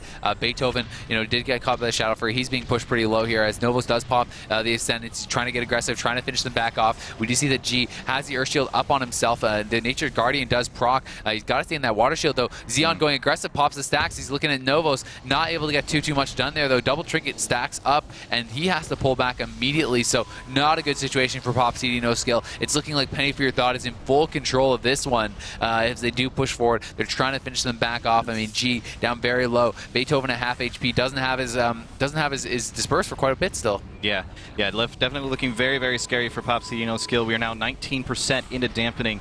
So little healing is actually able to be done at this point, and Sharpstorm's still sitting fine. So what can you really do at this point? You just got to hang on as long as possible and hope for one of those moments like we had in the last game where you can capitalize on one tiny little mistake from Penny for Your Thought, and that's what they're hoping for, is just screw up, please, just screw up somewhere so that we can kill you. Yeah, I mean, they do get the Shaman Rage out of Novos there, but no more cooldowns were needed besides that. Sharpstorm's still holding on to his trinket. He still has all that. Cooldowns were popped there by Xeon. Everyone's still sitting very low. G really starting to struggle, trying to keep his team alive. He has 30k mana, and everyone on his team is just rotting so hard. I mean, the palms are going to be bouncing. That is going to help out a lot. Thugonomics gets caught by the incap. He's actually taking a lot of damage in that as well. Down about half HP, gets dotted up now also. Xeon down very, very low. Down to 80k, 50k. Will he go down here? He may. He does have defenses available. I think he may not. I don't know. No, he doesn't did now. Use Karma just very recently, but I think he should have Fortifying Brew relatively soon if he doesn't have it already. Yeah, and he does pop the Energizing Brew there as well, just trying to get some extra mana, or energy back, rather. Novo's going to be taking quite a bit of damage here himself, though, but nice peels from Thugonomics, just spamming out those fears, spamming the Shadow Furies down at the right times as well, and Xeon getting pushed back once again. He's down about half. He's going to have to go right back to the pillar as G is, sitting at 30k, and just cannot afford to use kind of inefficient heals anymore. He's trying to get the Riptides out. He's trying to heal up his team as much as possible, with Beethoven down dangerously low. G at 10k mana, Xeon to half, and Beethoven doesn't have his disperse for still another 30 seconds, so if they can continue this pressure, they may be able to finish off this team. Yeah, they're doing everything that they possibly can to try and stay alive at this point, but they're having to play so defensively that they're not being able to capitalize on those little opportunities that they get to be able to put out a whole bunch of damage in a hurry. I mean, Penny for Your Thought is sitting at full HP, all three of them. Pop CD No Skill, much worse situation at the moment. Yeah, exactly. And Xeon does kind of just pop that cloak there. He's trying to go offensive. We'll see if he can get anything done. He's feared up, though. He's so low. He has to pull back once again. It's just every time they go offensive, like you said, Karma having to come out now as well. I mean, every time they go offensive, they just have to pull back because they're too low on HP. G just can't top them anymore. Beethoven goes in. There's a Silence Incap, totally overlapped, unfortunately, onto Sharpstorm. Nova's taking a lot of damage as well. If they didn't overlap that, they may have actually been able to force something out. The stun does come in. Life Cocoon going out as well, so they do force a lot of cooldowns, even with an entire overlap on the Incap and that Silence. I think it would have gotten at least a trinket from Sharpstorm, which could have been huge, because that would have set up for the next one, for the perfect kill, basically. But as a result, Sharpstorm's still going to have his trinket, so definitely unfortunate to have that mishap at this stage in the game, but still good stuff to be able to stay alive, turn this around, and G still somehow, some way keeping his team alive, sitting at 2k mana right now. Definitely hurting, but one or two more of those pushes, they could get something done. Yeah, absolutely. We are very deep into dampening at this point, 36%. There's so many orbs still out there that Penny for Your Thought is feeling pretty good about that right now. Sharpstorm has got a ton of mana. Beethoven taking a ton of damage over here, forced to disperse. That is going to be very scary. Xeon now dipping very low as well. This could be it here very shortly. There's the Spirit Link coming out, but it doesn't do much. They're already all so low on health. that it's really just the 10% damage reduction. Yeah, and I mean, the Oxwave does come out. It's going to hit 2 as well. We do see the Ascendance coming out. The Spirit Walker's Grace as well for G, but he can't even cast with it. He's so He is doing a good job healing up his team, though. And look at Novo's taking a lot of damage. Silence on a Sharpstorm. There's the Incap. That does force the Trinket. Nicely played there. And imagine if he didn't have the Trinket here, they could have got that kill. Yeah. That overlap costing them big time from earlier, unfortunately.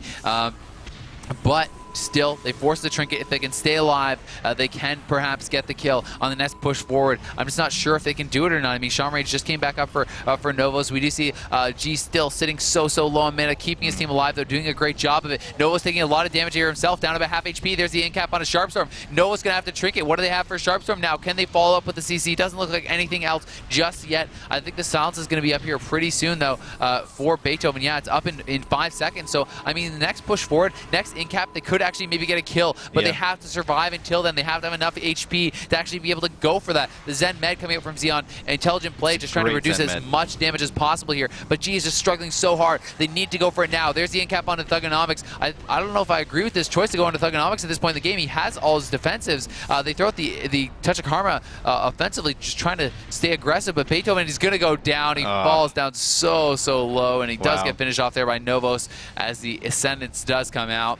Well played by both teams. A very close one, honestly. Yeah. So late into dampening, and honestly, although Penny for Your Thought looked in full control for most of the game, I really feel like that one Incap Silence overlap. I mean, you know, we called it out, talked about, you know, they should have been able to force the Trinket from Sharpstorm there, and then the next push could have been their kill. Yeah, for sure. But instead, you know, Sharpstorm still had his Trinket. The next push just got Sharpstorm's Trinket, and he actually barely lived, even with Sharpstorm's Trinket. Yeah. Even with him Trinketing, he still had the Bull Life Cocoon, and Novos lived with 100k. That, I think, would have been the kill. Yeah. So, unfortunate to have that little error there, but still, I mean, these guys know that that's what happened. They shouldn't be too concerned about it, and they are going to have their map choice. It's all tied up 2-2, going right down to the final game here. Yeah. Pretty incredible stuff, and honestly, so much closer than I thought it was going to be. For sure. And honestly, like, if anything, I think Popsino's skill has been closer to winning this series than Penny for Your Thoughts. So it's like, you know, the Chinese team playing damn well. Yeah, for sure. It was definitely, and they were getting so deep into dampening at that point that at some point the Mistweaver actually just can't put out enough healing to be able to keep people alive. They only have so much burst healing. They can spam orbs. Great, that's fantastic. But when those orbs are doing 45% of what they would normally do, that's very difficult. So our next map is going to be Tiger's Peak. That's a very interesting map choice here from Pop CD No Skill. Yeah, I think it makes sense though. I mean, it's like you look at the kind of maps they like. It's like, you know, when you look at Negrand, when you look at you know, Sewers, and now you look at Tiger's Peak. It's like you have to think what is their strategy. They're gonna try to turtle around the entrance pillars that you come out, and they're going to try to push forward for a CC and then pull back over and over. And the thing is, if Novos wants to get aggressive and they pull behind the pillar, he's going to have to go out of LOS of those kind of side platforms from Sharpstorm, which is going to pull Sharpstorm closer to the pillar. It's going to allow them to get those incaps, allow them to get those stuns, which is really what they're looking for. So, you know, Novos is going to have really good positioning here if he wants to stay alive. He's got to coordinate well with Sharpstorm. And we'll see if he's going to be able to do it here. This is the all-important 5th and final match here. Whoever loses is going to be going down to the lower bracket, which is extremely important. And I mean, that means they're going to be facing 3 Amigos in the lower bracket. Whoever wins here is going to be going on to fight against SkillCap EU for the opportunities to go straight to the semifinals and just, you know, not even have to worry. They won't even have to play on day 1 of BlizzCon. They'll be able to just kind of sit pretty, watch all the games, enjoy that, and then play on day 2. Yeah, so this match is just about to start here in just a few seconds. This is, as you said, the 5th and final match in this series. We've gone all the way to a Game 5 in this one. These teams are both playing so well at this point. So evenly matched between the two of them, too. It's just absolutely fantastic to watch. Going to be starting here very shortly, and I'm really super excited to see where this go. I do really like this map. It's just pretty, if nothing else. Like I like the snow. I like the way it looks. I think it's important if you're gonna get knocked down to the lower bracket, it's good to do it in a place that looks good. It is, man. It's very important. Maybe they can make some snow angels or something while they're at it, have a little bit of fun. But anyway, they're going to be trying to win here, both teams. Thugonomics does get that gateway down. We'll see how it's going to be able to open up, and we got to watch critically for those overlaps on the Sharpstorm. I mean, it's an easy mistake to make, and I am harping on it a lot, but it's so important because you just do not have a lot of CC for that Mistweaver Monk, and you have to make sure you get the most out of every single one.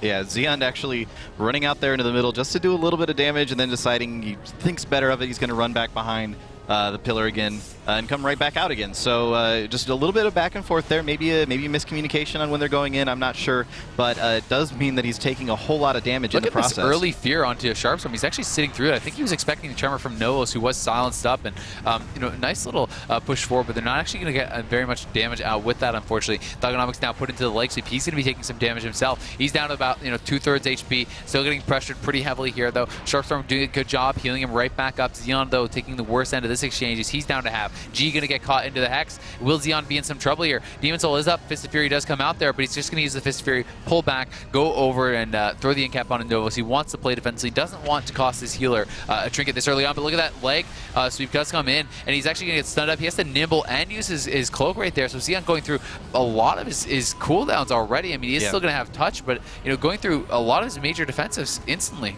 Yeah, they are definitely looking for an opportunity, though. He's at 15 stacks of Tiger Eye Brew. Sometime very shortly here, we're going to see him use that. He doesn't want to waste any potential stacks. They're just looking for an opportunity to start putting out a whole bunch of damage. Sharpstorm now in the perilous. There's the silence. They're actually going to be going onto Thugonomics, I think. And the silence leg sweep does come out. There's the life cocoon immediately as he does get caught in that stun. The Fist of Fury stun as well. Caught all 3 charges onto Sharpstorm. Such nice play. And they're going to swap it over to Sharpstorm, who's actually in some trouble. He has the Aura Mastery up, but good hits over onto him is actually forcing him back, and he's quite low on mana. I really like that play from Xeon. Yeah, for sure. He actually waited until he had almost 20 stacks on his Tiger Eye Brew so he could use it and then immediately use it again as soon as it fell off. There's the Karma now coming out, just trying to put as much damage as possible into Thugonomics right now. But Beethoven dipping low. He's down. He's silenced. G's going to be able to heal him back up. G's looking amazing on mana yet again, and there's a nice Zen Med coming out of Xeon just to limit as much damage as possible. You don't get a ton of opportunity to actually use that, so it's really great to see him mixing it in where he can. Yeah, and I mean, Xeon is honestly really impressing me. I mean, Novo's going for the Hex. Xeon just rolls right over there, gets the pummel on the Hex, interrupting that, keeping G out of the CC. Novo's now going to get Hex back as a result of that because he was locked out. He couldn't ground or shock it. But we see G catching the UA dispel. Xeon has stacks back up once again. He's trying to get aggressive. There's a stun over onto Sharpstorm. He's actually pressuring Sharpstorm, forces him to gate out of there. Now going for the Manatee stacks is Sharpstorm. We see Beethoven now taking a lot of damage here. Beethoven's in some trouble. He's down quite low. He does have a disperse. He's behind the pillar. The Shadow Fury catching 3 though. Halotare comes out. Beautiful stuff there from Thugonomics. A follow up from the Ox stun comes out there from Sharpstorm. Sharpstorm connects on 2, and he has just been on point with those all game. Sharpstorm actually, though, they do force out the will from him there, so that is something that they have gotten out at least. Not the biggest deal, but still getting through those defensive cooldowns a little bit. Now the silence comes over on a Sharpstorm. Unfortunately, it's DR'd. It does look like Nova's taking some damage, but not nearly enough to get something done. Yeah. It's definitely, I'm still super impressed with the CC that both of these teams are putting out. We see those Ox Waves hitting 2 or 3 every single time. We see Xeon just jumping over, using 1 tick of Fist of Fury to stun, not even to worry about the damage at that point. G actually now in a lot of trouble though. He's silenced. He's going to try and get behind this pillar and heal himself up, but he has to pop a bunch of cooldowns. He popped his Trinket, he popped Stone Form, and I'm not sure if there was anything else in there, but Battle Master as well, going through a lot there. But I like the the aggressive decision. He decided he needed to Trinket. He didn't hesitate. Trinket immediately on the Shadow Fury. Not gonna wait on that and risk dying in this important game. We do see Thugonomics taking some pressure now, though. G still, definitely on the back foot a bit here, still trying to heal back up from that surge forward. Doing very well on mana, though. As you did point out, he's been doing fantastic with that. But he catches the UA dispel. He's in some trouble. Nature's Guardian does proc. Could this be it for G? He's down so low. He's gonna get Hex offensively. I think he's gonna go down. And a beautiful offensive Hex from Novos. The silence comes out, but he's not able to stay alive, and they make him pay for that Trinket. And Penny for Your Thought is going to take the series 3-2, a very close one. And it's got to be a disappointing end there for G, Beethoven, and Xeon. Definitely did not want to go down like that. I mean, very close at the end. And, he had Link. He had a lot of cooldowns, but he did not get out of that Hex. I mean, it lasted just long enough to kill him off. And, if we do have that replay, we could go right back to it, relive those final moments again, see exactly what happened. But, it's got to be frustrating. I'm sure he was just spamming that Link coming out here. But we can see G, sitting at about half HP, and it was the UA dispel. I mean, I think he just got a little bit too aggressive with his dispelling, as he did catch UA right before he did go down, and I think we're a little bit further back in this. And there is that UA dispel that he did catch. He gets thunderstormed off the pillar into the Shadow Fury, as you do see. The power shield was broken instantly, and they have the Hex right out of it. We even see Sharpstorm getting involved in that. The Jade Lightning coming out. So I mean, just you have to constantly dispel off those dots to keep the damage down, to really slow down your opponents, but you have to be so careful about when you dispel those UAs, because I mean, not only are you taking a big burst of damage, but you also have, you're CCing yourself. And the fact that he got Thunderstorm off there, he takes the 4-second UA silence, he gets put into the Shadow Fear right after that, into the offensive Hex, which only lasted, maybe a second or two, but still, it ends up being like 8 seconds plus of CC where he's not doing anything. So he's already at half HP, catches the UA dispel, a little bit too greedy there, maybe going for that in that position. He's going to pay for it, but still, they did themselves proud. They definitely were very close to taking this series, and Penny for Your Thought was really pushed to the limit here. Definitely could have gotten taken out. Very, very close series. Excellent stuff. And I think that Three Amigos is going to be, a little bit nervous having seen how well this team played. Not going to be a very easy match by any means, but we do have Novos. He's over with Paul. Let's hear his thoughts. Thank you very much. Well done. Congratulations. Really tough game to come through. We were sitting watching at the back of the room, and by golly, when they took the first map, you think, well, maybe there's a shock on the cards here, because they are considered to be the underdogs in your group. But what were you guys thinking when you went 1-0 down? When we went 1-0, we kind of just felt like it was a warm-up game. I don't think we played our best in the first game, especially. And when they beat us the second time, that was like they definitely played really well. We weren't really expecting the way they were going to play. It was a completely different strategy than we expected, to be honest. So 2-1. Things were really serious. Game 4 was a bit of a grind, frankly. You just had to kind of sit there and wait for your opportunities and hope they made some mistakes. But then, talk us through Game 5. Game 5, I think we just set up the kill at the end very well. It could have potentially gone a lot longer, like Game 4, but we saw an opportunity and we all committed really hard to end the game right there.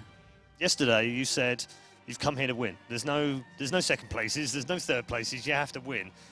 Putting that kind of pressure on yourself can sometimes backfire. Do you feel maybe that hurt you a little bit today, or do you just feel like it was just the opening game and you're getting used to things?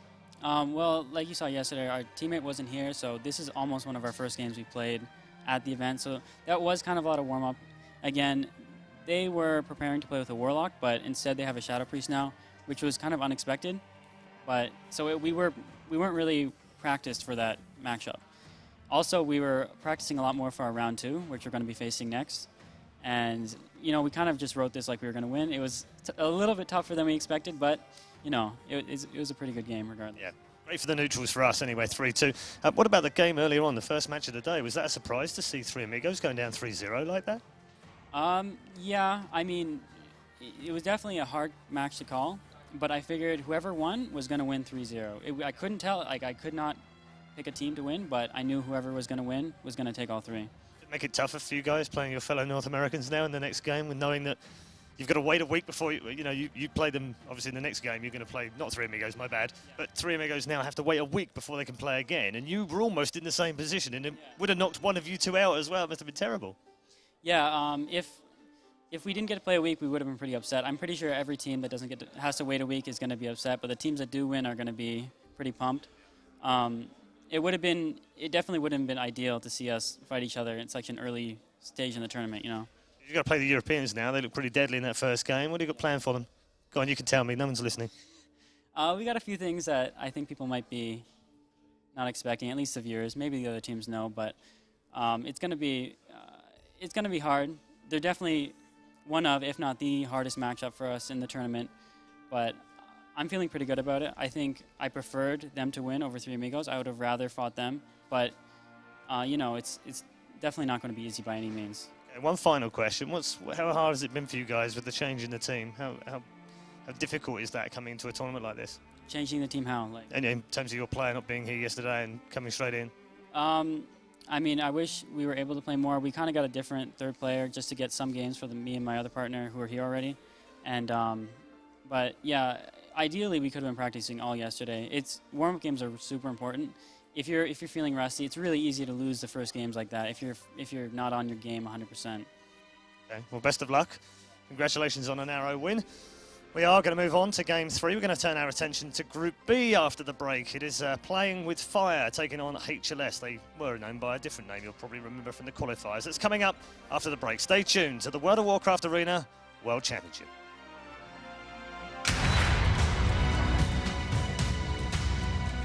You'll often see players focusing their attacks into one member of an enemy team, only to change their target to a different player as soon as the enemy team uses defensive cooldowns to keep the first target alive.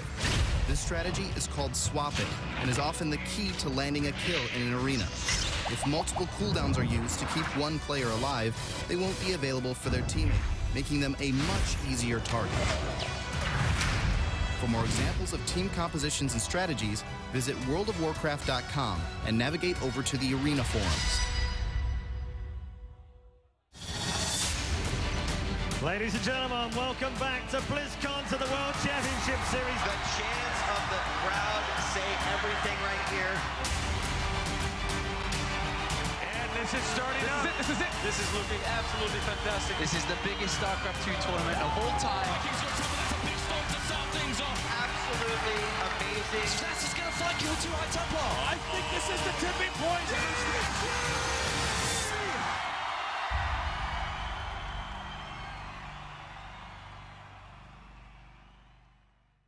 The top 16 Hearthstone players from around the world have put their decks to the test. Only one will walk away with the prize. This is so close right now. Oh my god, this is brutal. Oh, picks up Conceal.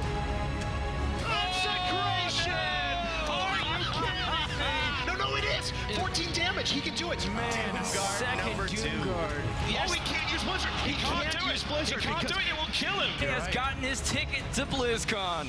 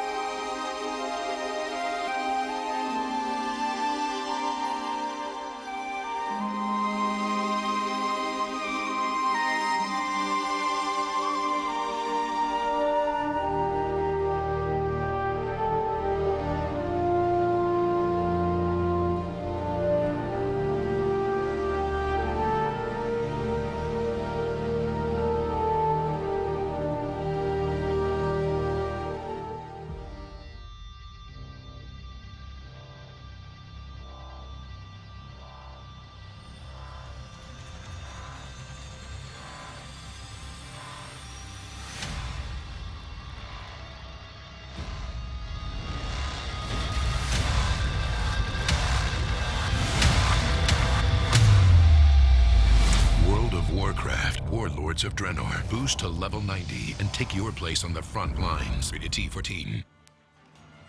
Ladies and gentlemen, welcome back to the World of Warcraft Arena World Championship 2014. Our road to BlizzCon continues today, live from Burbank in California. We're just 7 days away from Anaheim and the Anaheim Convention Center. It's really getting exciting. We've already had 2 terrific games for very different reasons as well. Our first game, a 3-0 thumping by the Europeans on the North Americans, and our second game, a comeback match where the North Americans took their victory 3-2.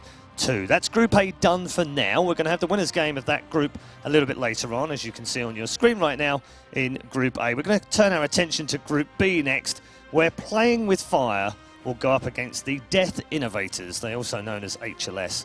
And it's time to return to our commentary team, who are going to update you exactly where we are in this tournament and potentially talk to you about nearly having a shock with the Chinese winning in Game 2. Hey guys, what's up? Welcome back. We're here live in Burbank, California. I'm with Jared once again. How you doing? I'm doing great. I was watching backstage on that match, and I play a Windwalker myself, so it was so awesome to see that monk do work. He was really impressing me, dude. Yeah. I think Xeon was a standout member there. He was really kind of killing it, honestly. And they were so close to taking that series, like incredibly close. And you know, 1 or 2 little mistakes here or there that could have been the series for them. And, and honestly, everyone was expecting them to get spanked. So the fact that it was that close was really impressive. And they could do a lot in this tournament. But guys, remember, you know, you're continuing to make those predictions. You can send those predictions to us. You can let us know how you're thinking about the tournament, who you want to win, who you think's going to win, all that kind of stuff. Whatever you feel like, we're happy to hear it. So you can tweet to us at Warcraft, and you can also get at Warcraft on Facebook and YouTube as well. Yeah, lots of ways to follow along. Of course, I've been seeing people tweeting their predictions too about each match, so it's great to see. Yeah, exactly. And I mean, definitely some pretty surprising starting series here. You know, most of the predictions that I got were 3-0 for 3 Amigos. I think the only predictions I got tweeted to me were 3-0 for 3 Amigos. And then, you know, the opposite ended up happening. And in the second series, you know, everyone was definitely thinking that Penny for Your Thought was going to be very one-sided. The Chinese team played extremely well, really coming close to taking that series, which would have been a huge upset, definitely very big for them. So, honestly, 2 really exciting series so far to start things off, and I'm hoping we're going to have more of those. I definitely feel like we're going to. Of course, the 2 teams that are going to be playing in this matchup, like we said, is going to be Playing with Fire, you know, coming out of the European regionals, doing a great job there too.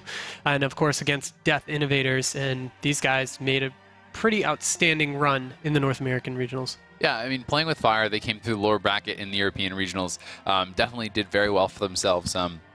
You know, they did get knocked down by Skillcap TU, by Zuniaki's team.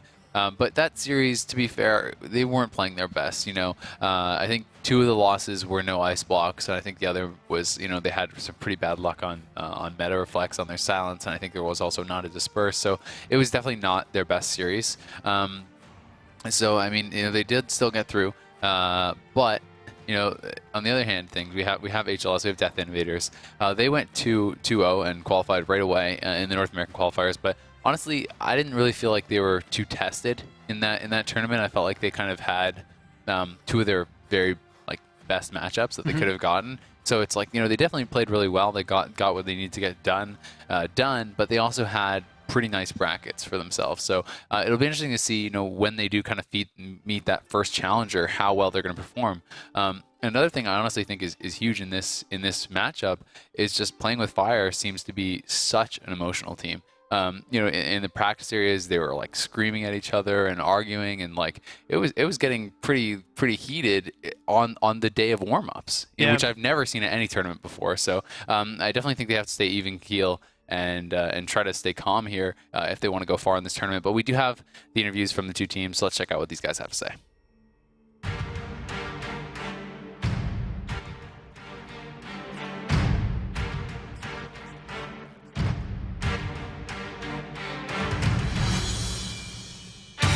My team is Playing with Fire. I am Sad Story. I'm from Belgium. This is Livin. He's from Finland. This is Rin. He's from Brazil.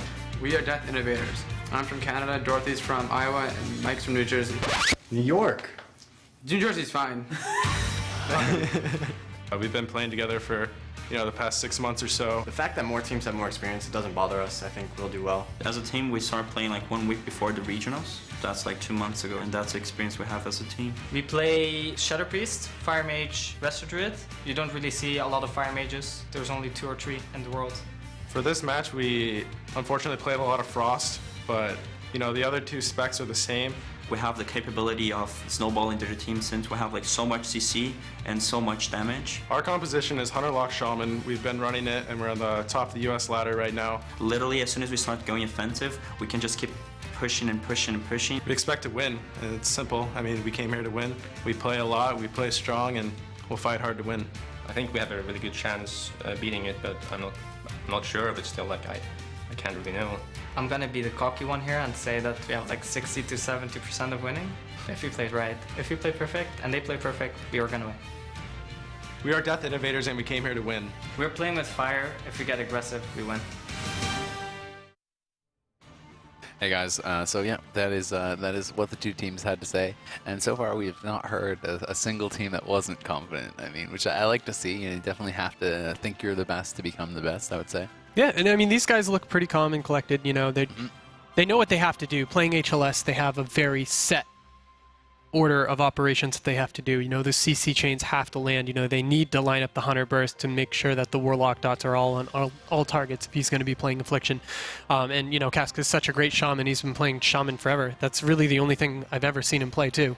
Yep, yeah, definitely. Definitely very, very strong. And I mean, their opponents, I talked a little bit about them kind of getting ruffled a little bit in the practice stage and stuff. And I mean, they're very young guys. I'm not sure how old Rind is, but I think, sad story, I think he's maybe 18 or 19. I think their mage is like 16 or something like that. So they're pretty young guys, and I think it's harder to deal with sometimes the stress and the pressure and everything like that at a tournament when you are younger. You don't have as much experience. So, although these teams, don't always have a lot of experience dealing with it, players also individually deal with it very differently. Some people, first tournament can come, sit down, play great. Other players, are fantastic online and think, on ladder and all that kind of stuff. But when the pressure of the tournament comes in, they just can't perform. So it'll be interesting to see how these guys are going to handle that pressure. And especially, I think, even more importantly, when it's actually at BlizzCon on the stage with like the big live crowd and stuff, Yeah. I think that really can freak out a lot of people. Oh yeah, for here they are going to be in their own booths and stuff, so it's a little more muted, everything that's going on. But when you just look out and all you can see is people, as far as you can see at BlizzCon and stuff. Massive bright lights in your eyes and stuff. It can be intimidating. Yeah. So what do you think about this matchup? The Fire God comp isn't something that we see too often on the US ladders at all. Yeah. No, I mean, Fire Mages definitely aren't one of the most common specs, which I think makes it really exciting. And that was one of my favorite parts about the European qualifiers this year was we had a Fire Mage get through. We had a Moonkin get through. I mean, I don't know if there's ever been a Moonkin at BlizzCon before. And if there has, it was probably played sparingly. You know what I mean? Yeah. Not that I can remember, at least. Or maybe there was one on like some random team that, lost all their games or something. But it was like, this is a team that crushed through. And then the Fire Mage team gets through and looked very, very good. When they were playing well, they were playing very well. So both these teams are legitimate threats to winning BlizzCon, and I think it's really going to be exciting. And the HLS team, they definitely have the potential to go really far in this tournament as well. I definitely think they could be a team we could see in the finals also. I mean, it's like legitimate chances for these teams to go really, really far. And as far as the matchup, it's honestly very hard for me to tell because I think it's such a momentum-based matchup. I feel like if this Fire Mage team starts to kind of fall on the back foot, I don't think they're ever going to recover. Like, I think it's going to just be over. If the HLS really, if they're forcing out blocks and they're already low, I don't think they're ever going to get to the point where they can, recover and really stabilize and really kind of, start turning it around. I just think they need to get a really good opener. They need to be the ones dictating the pace of the game, forcing cooldowns out of this HLS right off the bat. Because, I mean, it's like if you go forward with your, first defreeze, your alter time, all that stuff, what you're using, which is really what the Fire Mage is kind of based around, getting the alter time pyro procs off and stuff like that. If you can't force early cooldowns out with your first offensive push, I just don't think that they're ever going to be able to, get something going pressure-wise. Yeah, they really need to stay on top of the CC2. Breaking up any chain, it's going to be hard on both teams. Both teams have very, very long CC chains that they can... Yeah, and I mean, Hunters alone, it's so much instant CC, and it sets it up for the Warlock to get follow-up CC, because it's how do you avoid a Wyvern Sting, right? You know, how do you avoid a scatter shot? You don't. That's the answer. So it's like, it's one of those things where it makes it a lot easier for Maldiva to follow up with the fear. You know, even if Rind is positioning himself very well, Dorothy's going to be able to get that instant CC on him, and we're going to have to see that follow up from Maldiva. And you know, if Rind starts getting caught in that, it can be very tough, and the pressure can really start to mount very, very fast. So, guys, we are going to be going on into Game 1, though. It is going to be a best of 5. Starting off on the Grand Arena, it's going to be playing with Fire versus Death Innovators, another Europe versus North America matchup. It's going to be Rind on the Restoration Druid, Sad Story playing the Shadow Priest, Livin on the Fire Mage versus Dorothy on that Marksman Hunter, I do believe. Maldiva on the Affliction Warlock, and Casca playing the Resto Shaman.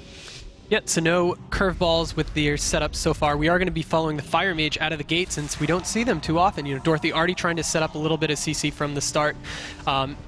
Wasn't able to hit anything with that flare, it does look like. So we do see a Poly coming out pretty early also. Just really trying to put the crowd control pressure out right from the start. And I mean, look at the cooldowns from Dorothy. He immediately pops Rapid Fire Trinket, first pretty much global of the game, getting a lot of damage done here onto Sad Story. We do see the Nova over onto him. Deep Freeze comes out, MCS on a Casca. What can they get done here onto Dorothy? Dorothy taking a lot of damage, actually. Maybe forced to deter here. He's going to Master's Call. He does put the Roar Sacrifice up on himself as well. Does back off there. And honestly, pretty good job handling that. They didn't have to force Trinket or anything. So things are looking pretty good already, I would have to say, for this HLS. There's the Sheep coming out on Dorothy. Sad Story is taking some damage. Rain going to be caught into the Wyvern there. The trap is going to be coming off of that. It does land as well. Innervate was up there for Rin, so he's going to be pretty high on mana. We'll see if Maldiva can follow this up. He does gate in there. There's a scatter. I think the Howl might have whiffed. Silence comes over onto Casca. There's the Fear onto Casca out of that. Dorothy taking some damage. He actually does have to Trinket this time, so they do force that out. Nice job here from playing with fire. They're looking to get aggressive. We'll see if they can follow us up. There's the Dragon's Breath into the Sheep onto Casca as the sentence has been popped as well. Dorothy trying to LOS. He has no Trinket. He could be in some trouble here. There's a Devouring Plague going down. He's dangerously low. Casca trying to hold on to his Trinket. The deter does have to come out. Dorothy disengages over to the other side, and he is going to get top back up with this Unleash here from Casca, or at least he should, but they're trying to push forward now. Rin caught into the Fear. Livin taking a lot of damage here as well. Temporal goes up, but he has the Iron Bark and the Hots. He should be fine. Yeah, it's team of Playing with Fire doing a great job. Of course, Rind is going to be caught in that CC chain that we are talking about right now. Sad Story down to half also, but Livin down to half too. That Tranquility didn't even get to 3 stacks on everyone, so it was interrupted pretty early. We see the NS come out to pick Livin back up, but Rind struggling to keep his team up, having to use Heart to push those extra heals out. Yeah, and I mean, the Trinket was up there as well. There's the Deep Freeze onto Dorothy. It's going to get dispelled off, though, before Casca did get re-sheep. So that is a pretty big deal. MCS over onto Rind. You know, they have gotten through a lot of Rind's cooldowns here. Sad Story is going to trigger that Fear as well. Dorothy taking some major damage here. Devouring Plague comes in. There's the clone over onto Casca. Dorothy could be forced to use another deter here. There's the MCS onto Casca. We did see the impact stun as well. Livin was pulling back, though. Maybe should have been trying to push, get some cooldowns out there, because he was pulling back behind the pillar. Sad Story was pushing for the kill, even trinketing offensively there. So a little bit of miscommunication, it looks like, as Livin now going to be pushing back in. Sad Story low on mana, down to 20k. Rind caught into the Wyvern Sting. Dorothy taking a lot of damage here. Livin's trying to get over there and get involved in this. Dorothy down to 200k. He doesn't have his Trinket. He is going to be pulling back behind the pillar. Is going to be okay. We see the resummon on the pet. The scatter comes out onto Livin as well, trying to break up that CC chain onto Casca, who's into the bash right now. The Howl catches on 3. Livin isn't going to have his Trinket. Rind isn't going to have his Trinket as well. Sad Story getting pressured pretty hard here, and there's no hots out at all for Rind. He's going to have to try to catch up here pretty quick, but he's going to get re-feared. Yeah, and the big thing to note so far, like, Dorothy's offensive push was broken up by that crowd control. Livin's Alter Time really didn't do much, so they've burned through a lot of cooldowns. Both teams that didn't really pay off that well for the team. We see the double Trinket up for Maldiva right now, so he is going to be putting out some pretty amped dots right now. No Dark Soul with that, though. Yeah, and there's that Wyvern into the trap onto Rind. But Dorothy, you know, critically has his Trinket back again. And I have to feel, you know, without ever having forced a Trinket on Casca, and Dorothy still having his Trinket back up again now, things are looking quite good for this HLS. They're going to need to start forcing out cooldowns fast, playing with fire if they want to get something done in this game. I mean, Sad Story, you know, taking quite a bit of pressure down to half HP. Rind does get his Trinket back up now. He's going to get caught into the Fear, though. This is going to be full. Has his Trinket available. Doesn't decide to use it. The UA coverage was up there. If Sad Story decided to go for the MD. Sad Story pretty far in, though. Going to throw the feathers down on himself, pulling back, trying to get the dots back up. Maldiva going to get locked out. We see the Frost Shot over onto Casca. What can they get to follow up that? Doesn't look like anything, as the Hex did come out at the same time. Yeah, and both teams doing a great job with crowd control. We're seeing Living having to sit through that entire Fear Rind into the Wyvern Sting also, so you can just watch the crowd control just layered upon each other in these long chains. Now that Rind is out of that CC chain on DR's pretty much across the board, he's going to be okay. Livin has some Pyro procs Oh, look right at this now. damage, though, coming out on Dorothy. He's in the deep freeze, doesn't decide to trick it. Does have the Aurora Sacrifice up there. The Shadow Fiend did come out as well, though. Tons of damage going out, but Livin is getting pressured very hard here, and Rind does have the trinket. We see the trinket coming out from Dorothy as well as he got dangerously low. The Ascendant NS comes out from Casca, Unleash up as well. Livin trying to be top back off. Another Fear comes out onto Rind. Livin pulling back, doing pretty well. Both teams trading cooldowns. Livin, though, maybe forced into the block here. We'll see if Rind can keep him alive. The Temporal Shield comes up, as does the Iron Bark. It's looking like they will stabilize. Yeah, it's a great use without having to block yet as you look, and Rind's trinket is still down. So hopefully they can make some kind of push onto Livin while they have that opportunity. We see the spell lock on top, plus a UA to spell, you know, so many debuffs going on to the entire team. But I'd like to say that, you know, Rind really is doing a great job of dispel coverage at this point. Like, look at all the UAs. They're just gone. Casca is still holding on to his trinket, though. He's in the Dragon's Breath now. Dorothy was sitting so low for so long. He even get a tick of a Band-Aid off there, but he could actually be in some trouble. There's a silence on Casca. Fear comes out as well. This burst could come out big onto Dorothy. Now the trinket link comes out from Casca. I really felt like he was being pretty greedy there, holding on for so long with Dorothy at 100k and him and all that CC. But it is going to work out for now. But now they have gotten through most of those cooldowns from Casca. I mean, no trinket available. The next big CC chain could be trouble, as Dorothy does not have his trinket available either. Sad story, though, being pressured. And although the HLS has had good damage going out, they haven't forced disperse. They haven't forced block. They're not really getting those key defensive cooldowns. They're not really having the pressure that I thought they were going to. There's the MCS onto Maldiva. The Nova comes out as well. Livin trying to stay alive here. We see the Hex over onto Sad Story. Livin does have to use his trinket in the mix of things there. The Frost Shot does come down on Maldiva, just trying to shut down some damage. Sheep over onto Dorothy. That's going to be dispelled off by Casca. Maldiva now popping the Demon Soul, trying to get aggressive. And Dorothy doing a great job of flaring those mushrooms, killing as many as he can. As that, look, he didn't even get a single stack of Tranquility up on everyone with that. So they're really pressuring Rind, making him, you know, normally he's so good about protecting those Tranquilities. Yeah, it definitely is, but, you know, well played by the HLS to shut those down. Livin once again being pressured. Fear over onto Casca. The full sheep comes out. No, it's DR'd, unfortunately, for them. Dorothy, though, taking a lot of pressure. Silence comes out after that. What are they going to be able to force here on Dorothy? Dorothy, it could be in some trouble. The Deter does come out. Will it even matter? The Unleash comes out from Casca. Dragon's Breath going to whiff, unfortunately. It's not going to be able to land over onto Casca there. Rind feared up. Livin in trouble. It may be the block here. I think it's going to be this Chimera shot comes out. It is blocked in the air. Casca does have Spirit Walker's Grace back up. About 20 seconds till he has his cooldowns. Livin could be in some trouble. The scatter comes over onto Rind. Nothing to follow that up just yet. Iron Bark out. Temporal up as well. But Livin still getting low here. Rind needs to pick him back up. He's sitting at about 200k. Really starting to struggle here to keep his team alive. Yeah, and that was a great job of Casca dispelled the Deep Freeze instantly, which is the entirety of that Fire Mage's burst.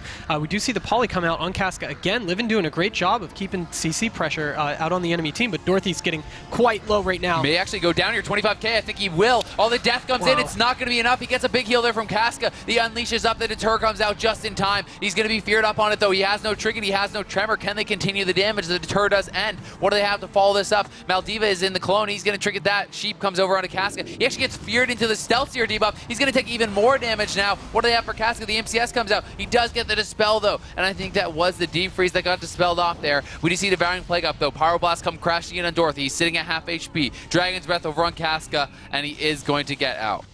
So right now Maldiva sheeped and gets dispelled and re-sheeped instantly because he does have those double trinket up right now, trying to spread decently damaging dots as we see Rind with Heart and Innervate on himself because Sad Story's taking a lot of damage right now. Able to pick his team up as Sad Story's down to half, Livin back up to full. But Sad Story kind of in trouble. You see all three Hots up on him right now. I mean, mana could really become an issue here for Rind as well. He's at 50k, and I just don't see him being able to get a drink off against this team with the Hunter and the Lock. I mean, so well equipped to kind of keep him in combat. There's the Deep Freeze, though. The MCS, the Sheep comes out on Casca. Dorothy's in trouble here. He's going to be taking quite a bit of damage, but he did have that Roar up, I do believe, reducing so much of that. The Wyvern over onto Rind, Livin down about half HP as well. Silencing Shot comes over onto him, but the full Fear is on Casca. Dorothy's still in trouble. He's down to 200k. He's down to 150k. The Fear is still sticking. What do they have for Casca? The Link comes out. The Silence was too late, but the Link gets killed off instantly, and I think this could be it for Dorothy. He's down to 50k. The NS comes out. That is going to crit. It was not even an Unleash, but the NS crit is going to keep him alive for now, but such a good job killing off that Link so fast. He couldn't even step in and get the heal. I barely saw the buff up on Casca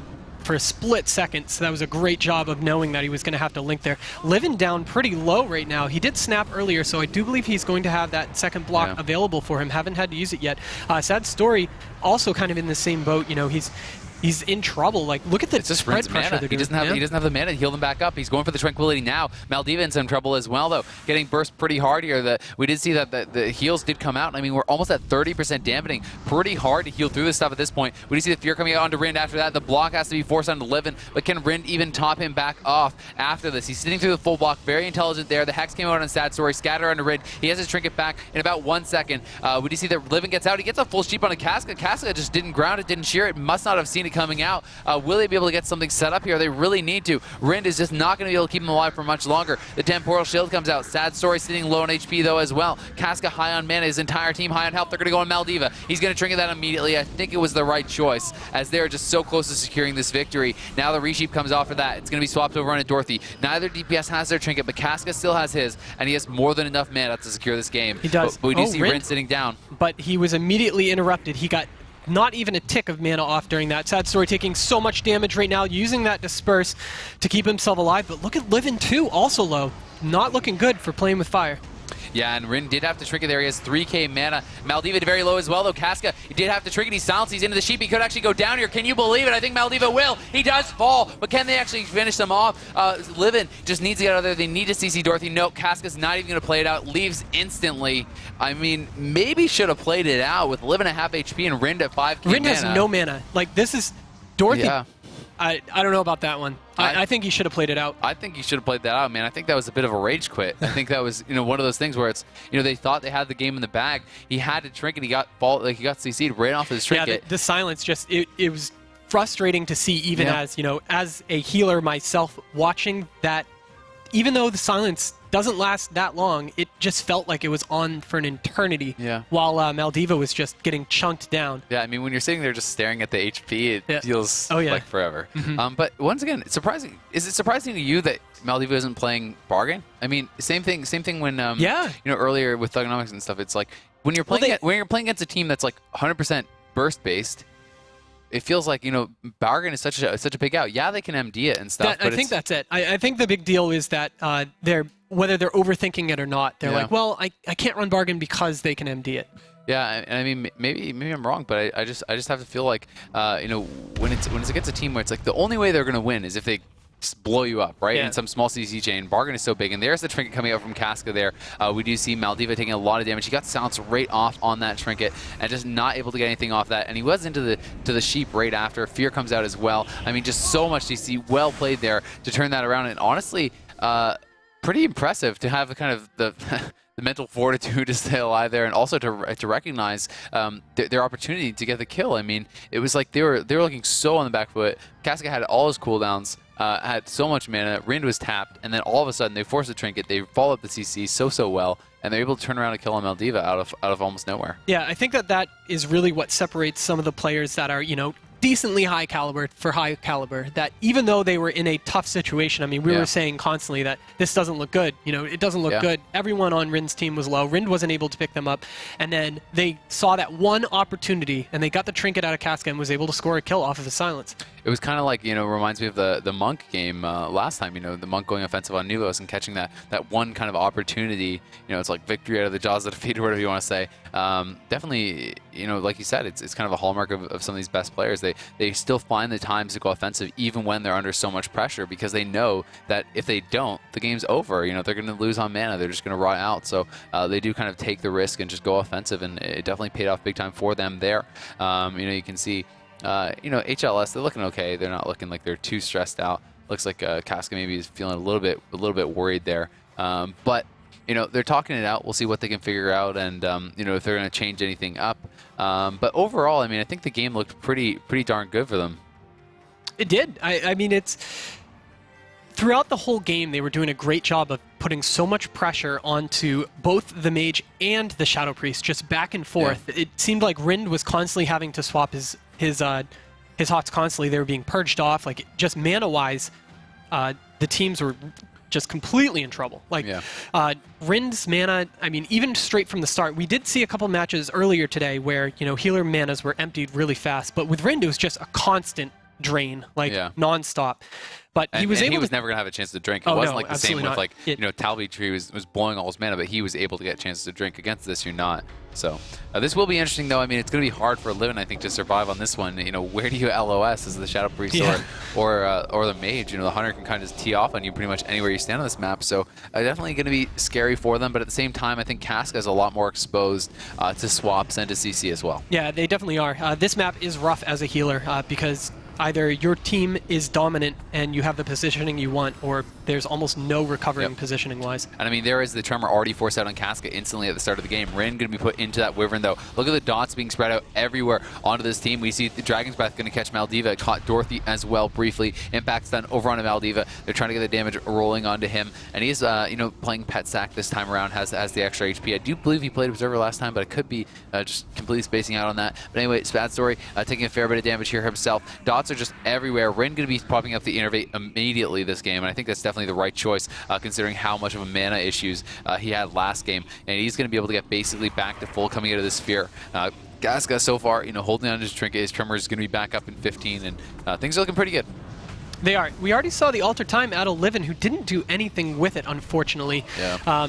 He does have some procs up right now, able to cast a couple Pyros into Maldiva, who was deeped. So this was, their first big offensive push, and it didn't really do much. Of course, Casca, sitting at about 60% mana, so he's doing okay right now with the Ascendance up. So it may have been that Casca was just completely prepared for it.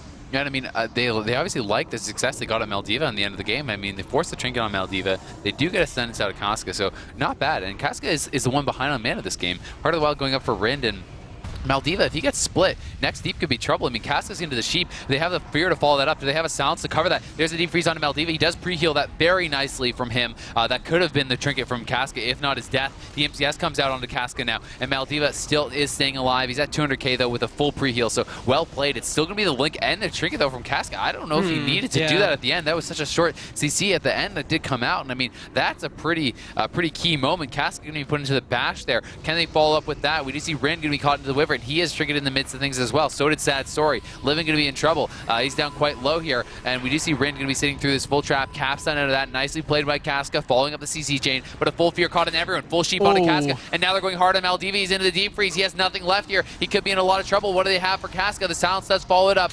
Maldiva is still 100k HP, 150k. He's so low. Casca does have the Unleash up, though. He's going to be able to heal him back up here, and Livin did have to block in the midst of that. He blocked it like 5% too. It was crazy. That block was so important to that play. It completely stopped his damage, which let Maldiva live. Yeah, I mean, sometimes the best way to peel is honestly just go offensive. And yes, it is. Dorothy really just pumped the damage into Livin there, stopping him from being able to get that kill. Unfortunate that Rin couldn't keep him topped off, because they would have definitely secured the victory there in this game. But we do see Livin now taking quite a bit of damage here. Maldiva is Dragon's Breath. He's going to port right back into the room right now. He's going for a resummon on his pet, but Dorothy's going to be sheeped up on his trinket. Casca is back in the room here as well. Has the grounding totem down. Doesn't have his trinket for about 45. Maldiva's just coming back off cooldown now. Rin thrown into the trap. Sad Story under pressure as he's dipping down about 2/3 HP. Dorothy, though, he's going to be the target now as he has no trinkets. So they throw the deep freeze on him. Now swapping the damage over onto Maldiva. Maybe a little bit of miscommunication. It seemed like Sad Story was mostly pumping his damage into Maldiva while Livin was going for Dorothy there, and they kind of ended up just getting nothing done on either one. Yeah, and that's a big deal for this team. Like, the Shadow Priest and especially the Fire Mage needs to have support for kills. Like, it's nothing that they're going to solo on their own. Yep, and there is that clone and the Sheep coming out onto Dorothy. Casca almost has his trinket back up, about 5 more seconds, so that is going to be key for them. Rin coming back up with his trinket. Sad Story back with him, so a little bit of a reset. Only one missing their trinket right now is Dorothy, who does pop the rapid fire. He pops the trinket. He wants to go aggressive here. Rin going to be scattered up. We see Haunt full dots over onto Sad Story. Rin in the full trap. Alter Time coming out from Livin there onto Maldiva, who Maldiva actually is right now. Full CC onto Casca, and Maldiva's and he's at 300k, so he kind of has to tap. A bit of a scary situation, though. The impact stun comes out on Casca. That is going to be NS from Casca there, but a nice clone offensively comes in from Rin, denying any more healing. Maldiva is back up to about half, but what do they have for Casca? If they could cross CC over on him, they could get something done, but it's not going to happen. Maldiva going to be the one sheeped up as he does pop the Dark Soul. Yeah, Maldiva had to trinket port during that too, and that's really what saved him at that point, because we saw the huge damage coming out of Livin, with that deep freeze and the Alter Time. Those are, when you see those two cooldowns used, you've really got to get out of there. As they do have the deep freeze onto Maldiva again, but a great job of stopping this damage. Dorothy doing an amazing job, using that silencing shot on top of all those cooldowns. Yeah, there is the Ascendance coming out there from Casca, but it was kind of like after they were already at LOS, and I feel like maybe he's a little bit gun-shy from the last game. Definitely doesn't want the game to end without his cooldowns being used, so maybe being a little bit over-aggressive with his cooldowns. First earlier, and now again. And Dorothy's in some trouble now. The deter has to come out. MCS on a Casca. He's not trinketing this. He is trying to sit through it, but will it be enough? The Deep Freeze comes out. That's going to be trinket. There is that link coming down. Well played there by Casca. Definitely needed to use that there, but he is going to be sheeped up now, and Dorothy's still sitting at half HP. Maldiva in a little bit of trouble as well. I don't know if they have clones for Casca, but Rind is running in with the NS. There's the NS clone, and Dorothy could be going down here. The second deter comes out, but he's still riding. He's at 90k. But they have the follow-up, 20k HP. He's going to go down. It doesn't matter, and Death Innovators going to be down against the wall. I mean, they are down 2-0 right now, facing elimination here. Well, not elimination, sorry, elimination from the winner's bracket. So just getting knocked down, and they'd be in that horrible position of having to wait that week. And, Maldiva did everything he could, too. We were following Livin at the end there, and he sat in entire fear while Dorothy was dying. Yeah. So, Dorothy was low enough that Sad Story was able to finish him off by himself.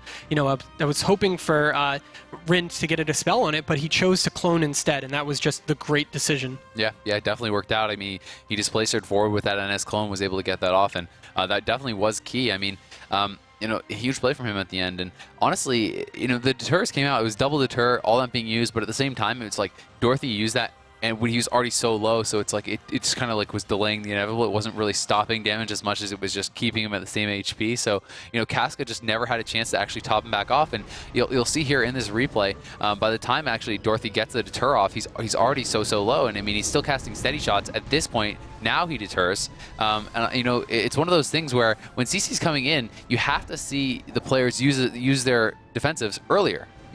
It's like you have to really kind of use the deter, sometimes use the bargain, that kind of things, to stop the initial damage rather than keep yourself at that, keep yourself alive at that low HP. Because a lot of times in the game, when you are actually in the position where you have to use that, your healers don't have trinket. There's no healing that's going to be forthcoming. Yeah. So using it to stop damage rather than last second is kind of the better play.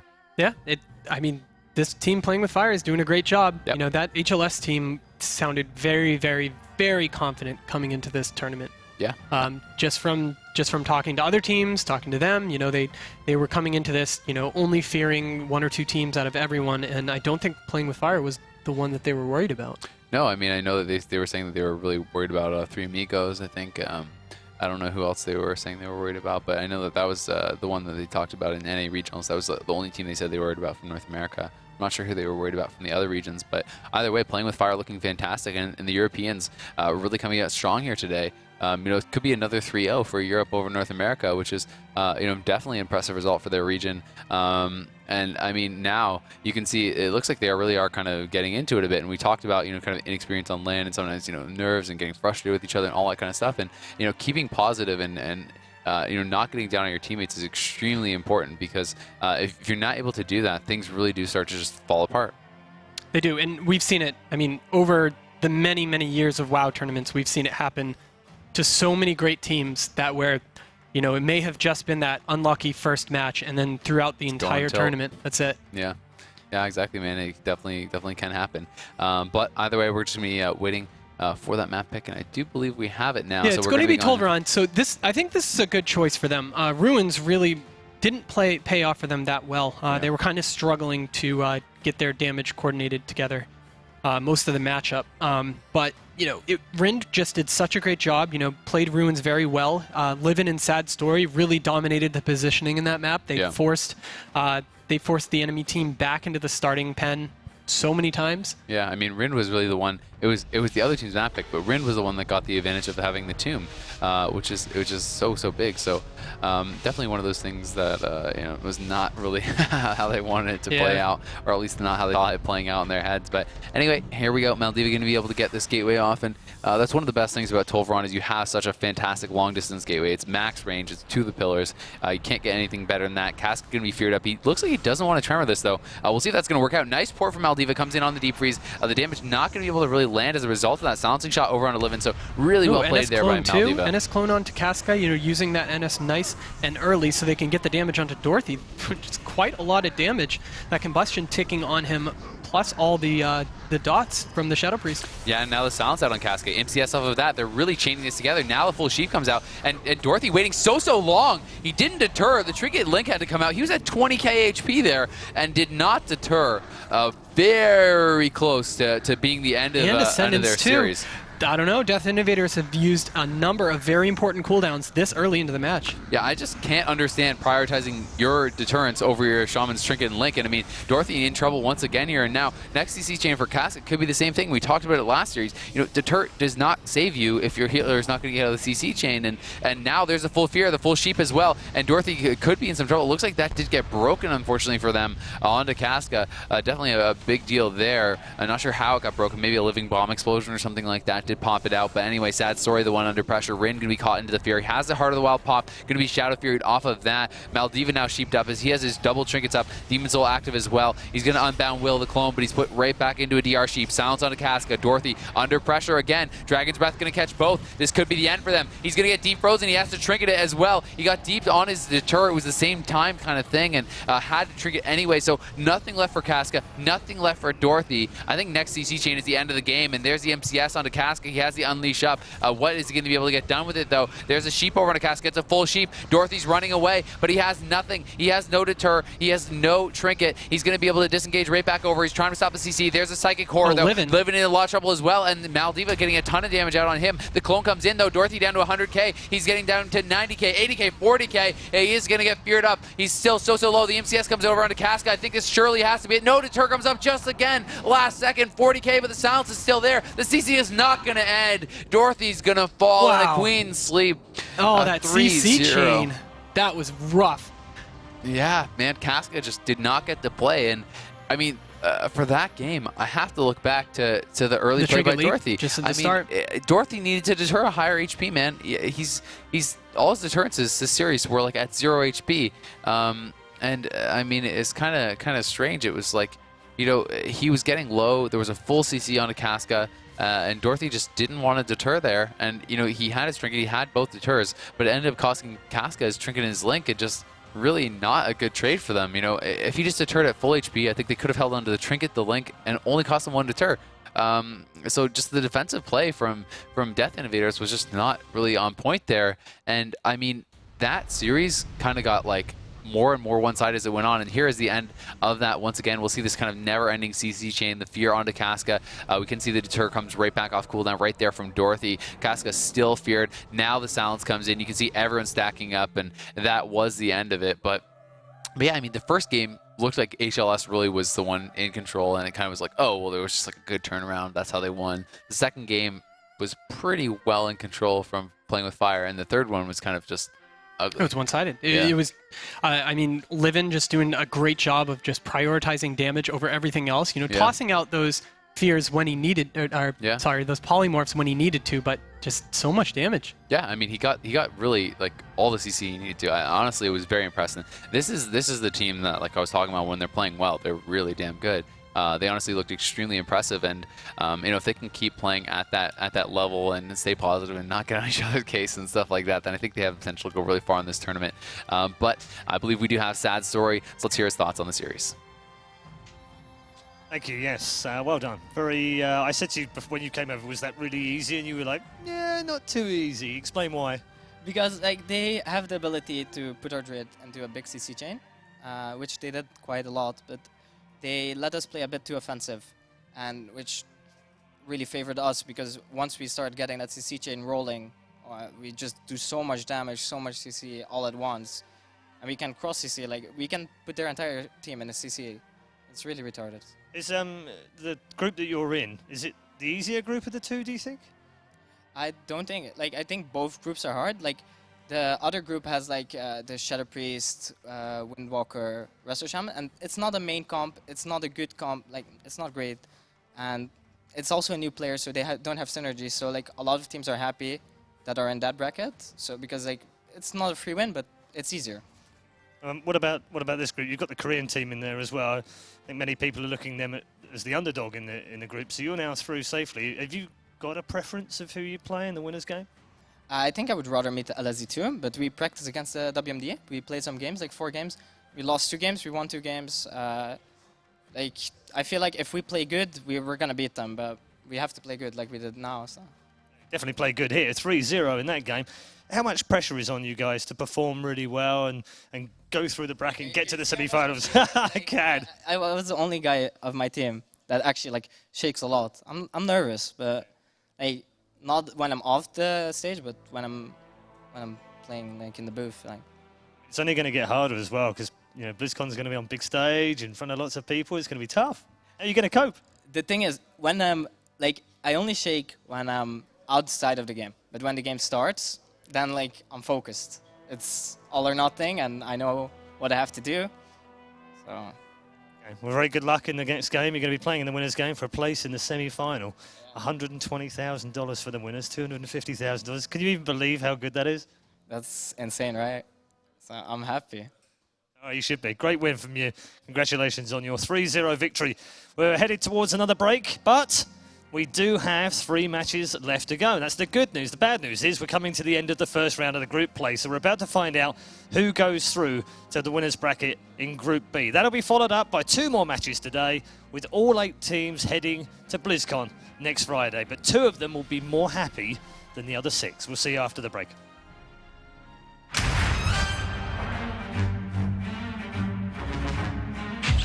Abilities with long cooldowns between each use are powerful in arenas.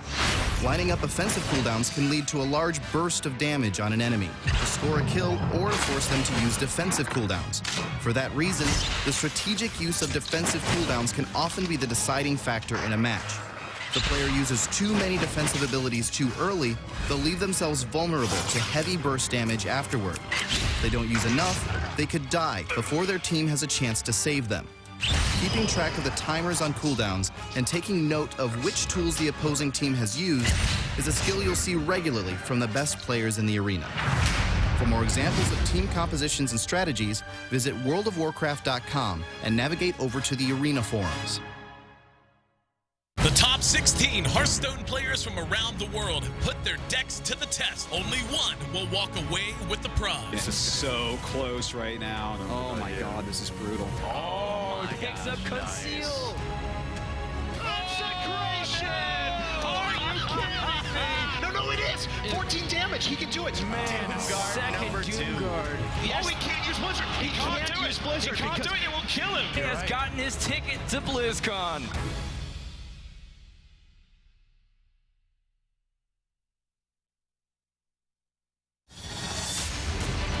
Ladies and gentlemen, welcome back to BlizzCon, to the World Championship Series. The chants of the crowd say everything right here.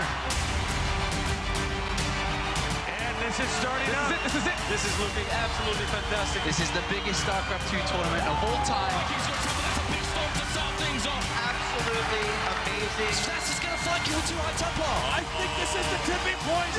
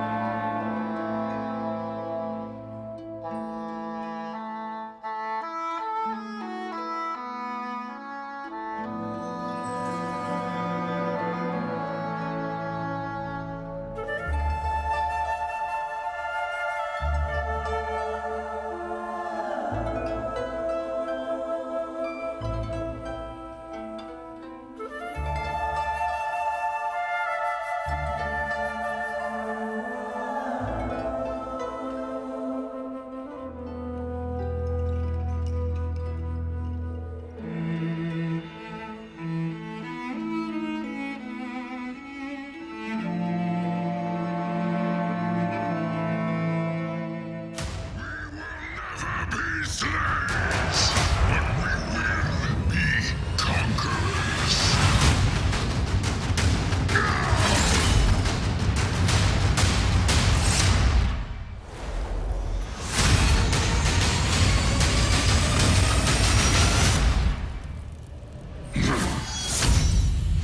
World of Warcraft, Warlords of Draenor. Boost to level 90 and take your place on the front lines. Rated T for teen. You better believe it, the Iron Horde is definitely coming. Welcome back to the World of Warcraft Arena World Championship. We've had 3 matches already, all very different actually. We've had a couple of 3-0 stomps, or bops as Artosis would call them, and a very, very interesting 3-2 game. In the end, it's all shaken down to this. Both the European teams have gone through to the semi-finals, or the actual winners bracket finals, and 1 North American team so far. But a 3rd European team are now going to be in action in Group B. Bleached Bones will go up against the only Korean team left in the tournament, Push Push, and that's our next game. So let's head back to the commentary team for our 4th and final game of the opening segment. Hey guys, welcome back here in Burbank, California. We are live. I'm with VHel. I am Azale. And yes, we do have the Korean team, which I have really been looking forward to. You know what's funny? Everyone who I've talked to so far, like leading up to the matches, you know, we knew some huge matches were going on, like the first match we hyped up. But actually, everyone who I've talked to has been waiting to watch this team play. Yeah, I mean, they're being like so secretive and stuff, dude. It's like, what are you hiding? I want to see. And they were actually, today, I think they were practicing some and they were crushing. Yeah. They were kind of owning everyone. So this is a comp that I know a lot of people who follow WoW tournaments at home, obviously, are WoW players, and you really have like that pull towards your class. And the thing is, like at the high-end arena, you know, tournaments, normally we have a lot of wizards. Yep. That's just how it is. You know, it's more forgiving. You have more crowd control options, spammable CC. So when we do see those melee classes, like you can really see the entire warrior community is going to be behind this guy. Yeah, and I mean it's kind of funny because of how the meta works and stuff. It's like I actually think that some of the wizard comps are pretty bad against the melee teams. Yep. But then like then you have like things like, you know, the Lock Shaman Monk, right? Like that just kind of like stomps melee cleaves. So it's like they kind of knocked out some of the rogue teams and stuff, which would have been like really hard for like, you know, like MLS and stuff. It's like, you know, talking to 3 Amigos, they thought like the hardest comps in the game for them are things like, you know, like RLS, Thug Cleave, Warrior Lock Shaman, things like that. And those all kind of get beat by some of these other teams. Yeah. So it's like the Wizard Brothers working together to stay safe. But anyway, guys, you can tweet to us. You can check us out on all the social media. It's Warcraft on Twitter, Facebook, and YouTube, respectively. So tweet to us. You can give us a like on Facebook. You can subscribe on YouTube, I think it is. So, yeah. So you can check us all out depending on what you prefer to use. Yeah, Twitter's been really active. I've seen a lot of Blizzard employees watching. It looks like from Helinka's Twitter that they have it set up in a conference room where a whole bunch of people are watching it on a widescreen projector. Yeah. Hi, guys. Those guys always like getting involved. You know, Helinka has shown up at a couple tournaments so far, which is awesome. It's always great to see someone like that, you know, in charge of the PvP, really passionate about it. In New York. He paid for us to play video games at an arcade. He definitely did. On Blizzard dime, you know, he gave us quarters. It was great. Yeah, fantastic stuff. Thanks, Alinka. So this next matchup, I know a lot about the Korean team just from standing behind them and watching them. Of course, Push, you know, this is the team to watch, you know, from South Korea.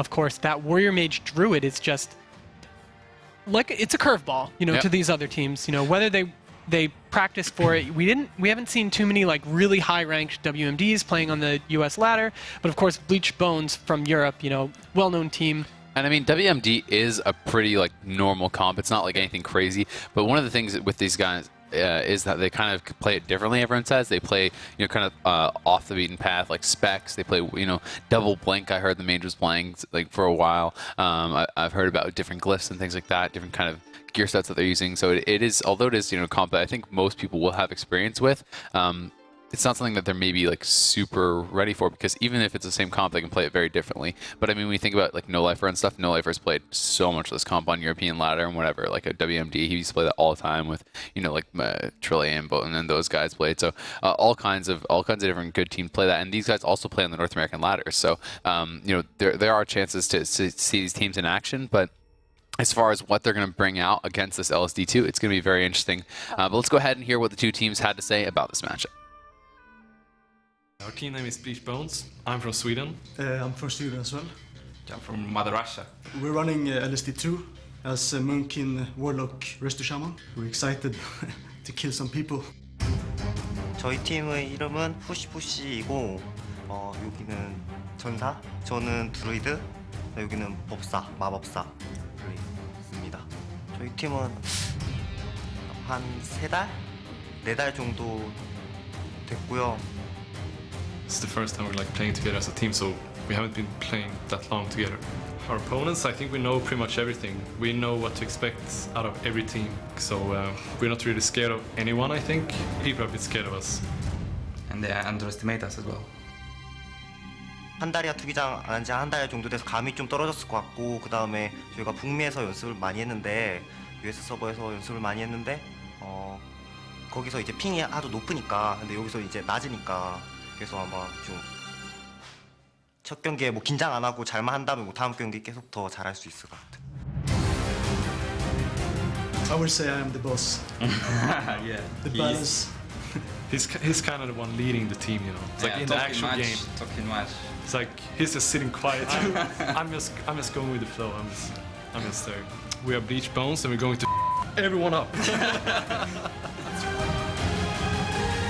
저희는 한국에서 온 푸시 팀인데 한 3년 전에 저희 한국 팀이 블리츠컨에서 우승을 했는데 저희 이번에도 또 한국이 우승하고 가도록 하겠습니다.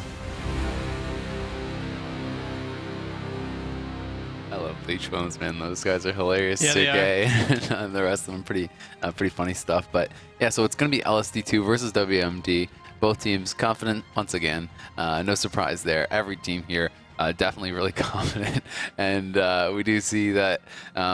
It's like every team has been showing the ability to win. It's not like it was one of those things where there's a lot of really easy to predict matches. Things are going ways that a lot of people aren't suspecting. So definitely impressive stuff so far, and I'm really excited to see this matchup because I think it actually could dictate a lot in that group. I think going into this, one of the teams that I really felt was going to get out of their group was the LSD2, but having seen some of these other games so far, I'm not so sure anymore. And the WMD, if they can take this first win, that would be huge. Yeah, I'm getting the teams in right now. Of course, the Grand Arena as the first one. I cannot wait to watch this team play. I'm so excited, even just a few seconds before the matchup, just going into it. Of course, Push versus Bleach Bones. Seeing the LSD2 play is exciting. There's a lot of Moonkins that play on live that have been trying to find that one comp that works out well, and LSD2 was really it. That is the comp to run if you are playing a Moonkin. Yeah, for sure. And I mean, it's been good for a long time. I used to play this a lot last expansion. It was very good with Serenus and stuff like that. And it's been really good for a long time. And Laguna and Laser Chicken, these guys are pretty well known. They played in the Bleach Bones tourneys and stuff like that, in a lot of those European online tourneys, and they've been playing this for a long time. So definitely will be interesting to see how they're going to do here. We do have Looney playing the rest of Shaman, Laguna on the Warlock, and Laser Man going to be the Affliction. They're going to be the Moonkin. It's going to be Young on the Warrior, Yon playing the Mage, and it's going to be Coding on the Druid. Right off the bat, though, we see that the Moonkin is going to be the target. This Warrior charging right in onto him. We do see that the dots are going to be spread out over everyone. Full dots on Yon, full dots on Young as well. Coding's been cloned up. That was I'm not sure if that was a Reflector or if Laser Chicken was able to just get in there, but Laguna actually going to have to trinket already to try to get out there. The defensive beam comes down as well. Demon Soul is up there from Laguna, but he's in some trouble. I mean, Laser Chicken's cloned. Laguna taking quite a bit of damage. He's down about half HP. Shadowfear going to come out and catch both the DPS, but Coding is pushing in here.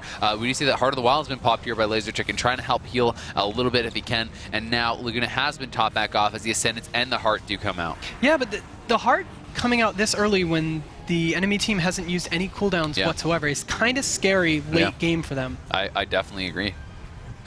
But I mean, at the same time, I guess he just felt that he needed it. So what are you going to do? And you can use it offensively as well. But the nice Fear does come in, Sheep over on a Looney, and it looks like they just want to train Laguna pretty much into the ground. He did get the Voidwalker out already. It'll be interesting to see if they go for that. But not while the cooldowns coming out here from Young. He's going to be doing a ton of damage. We have Skullbender, we have Wreck. Looney is cloned up, MCS on a Laser Chicken, so it's a bit of a 3v1. But no disarm is able to come out from the Voidwalker. May have been parried. As the Warrior is going to just stick on his target, which looks like he was going the pet for a little while, but now he's back on Laguna again. and they're just going to train this guy into the ground nonstop. It sounds like they didn't get too much success off with the Moonkin. It looks like Young just running away completely. Oh no, he's chasing the Warlock. Didn't see the Warlock port away at that moment, but you know, the Warlock's kind of by himself right now, porting behind the pillar. There we go. Now his team is going to show up and help, but the mage is right on top of them also. Look at this damage coming out. There's the clone onto Looney. The orb comes out onto Laguna. Colossus Smash is up. Laguna taking a little bit of damage, but nice knockback there from Laser Chicken, kind of just CCing them up, reducing a lot of the damage that could have come in. Shockwave, though, going to catch on Looney and Laguna as well. And we do see that Living Bomb being spread around. Coding, though, taking so much damage, being pressured back there. You know, almost got soloed up. I mean, dots were up there, but it was mostly just Laser Chicken just forced him back, and I think there was actually the Ursox that had to come out from Coding. Yeah, it did. So a ton of pressure back from this LSD too. Yeah, the damage is just incredible with the dots up on everyone. Coding is kind of struggling to keep them off of his team. Yeah, and I mean, look at Looney. He's at 100% mana, and it doesn't seem to be changing. So they're going to have to get some good CC and get the burst going that they need. Because, I mean, they already used Rex Skullbender. They've already used, you know, a lot of their offensive cooldowns. So really, they haven't gotten much done with it. We see that the Root Beam does come down there. What is Laser Chicken going to try to get done here? He gets Stormbolt, though, into the clone. Not going to be able to do much. A Deep Freeze over onto Looney. There's the ring coming out onto Looney as well. Laguna's still the target, but, I mean, he's just sitting at basically full HP. Young taking way worse of an exchange there. We do see Laguna going to be able to gate out as he does walk through that Ring of Frost, but the Warrior right back onto him. Looney's cloned on the other side of the map. Now the Shockwave comes in. Things could be starting to get a little bit bad for Laguna. We do see the Disrupting Roar onto Looney. Clone comes out as well. That's a half clone, but I mean, Laguna getting dangerously low here, but so much healing actually coming out from Laser Chicken. He's able to just kind of heal through that Warrior damage at this point, and it allowed Looney to just sit through everything. It did. You see the rejuves up onto Laguna. It's just so much damage went onto him, but luckily Laser was there to heal him, and that really helped out. You know, Looney was in that long CC chain. Looney's still at 100% mana, but you can tell because all of this CC just on top. He was polyed into that Cyclone. Laguna down to half right now as he's needing to use his healing cooldowns. Yeah, and I mean, spamming out the Symbiosis rejuve, getting the rejuves non-stop from Laser Chicken, so has a lot of healing coming out, and Looney is able to sit through that once again, but at least they did force the heals. Now there's the Deep Freeze. Looks like some big burst coming in over onto Laguna. Full Sheep comes out onto Looney. We see a lot of damage being done here. He's going to pour it out of there, but he's charged right back onto, down to half HP. Looney's still holding onto his Trinket. What CC do they have for him? We do see that that there's a Heart of the Wild rather being popped by Coding, but he is bashed up by Laser Chicken, who's trying to get the damage done on him. Barkson has been used by Coding there as well. Should be able to top himself back off out of this. Laguna's been topped back off by Looney as well, who's still, you know, just not losing any mana. And Laguna decides, I'm going to go back to the Observer, but he's going to be leap pummeled there by Young. Yeah, so he wasn't able to switch pets out. You know, he is taking a lot of damage from this Warrior, just training him nonstop. Laser taking a little bit of off damage from the Mage here and there, but I really like that the Warrior is trying to chase constantly every time that the Warlock gets out of there. He's almost putting himself in a bad position. Of course, Coding doing a great job of trying to stick to, you know, his Warrior the entire time, even though he's putting himself way out of line of sight.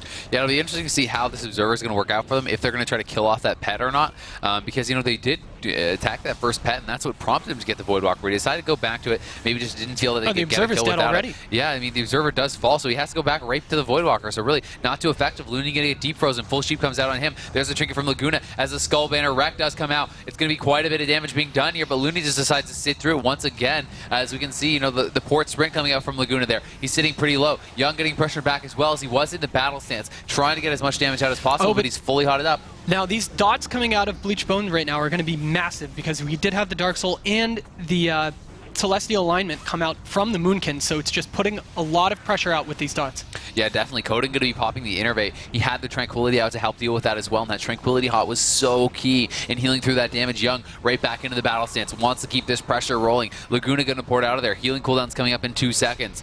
He should be fine with that, and we do see that Young is just once again, you know, pushing forward. He's going to actually die by the sword. He's going to decide to Trinket the Shadow Fury there. Wants to really get aggressive here on Laguna, who's getting quite low. The MCS clone came out onto Looney. Can they follow this up? Laguna's so low. May want to use his healing cooldown. Still not using them. Down to 50k. Gets the link just in time. Pretty risky stuff there from them. Could have gone down. The Roar comes out onto Looney now. The Ring going to catch them as well. We do see the Stormbolt and the Deep Freeze, unfortunately, both overlapped onto Looney. Very DR'd on both. It was triple DR. And Looney now going to pop Spiritwalker's Grace. Going to be able to heal him right back up. Still sitting very high on mana, but mostly because of how much CC is landing on him.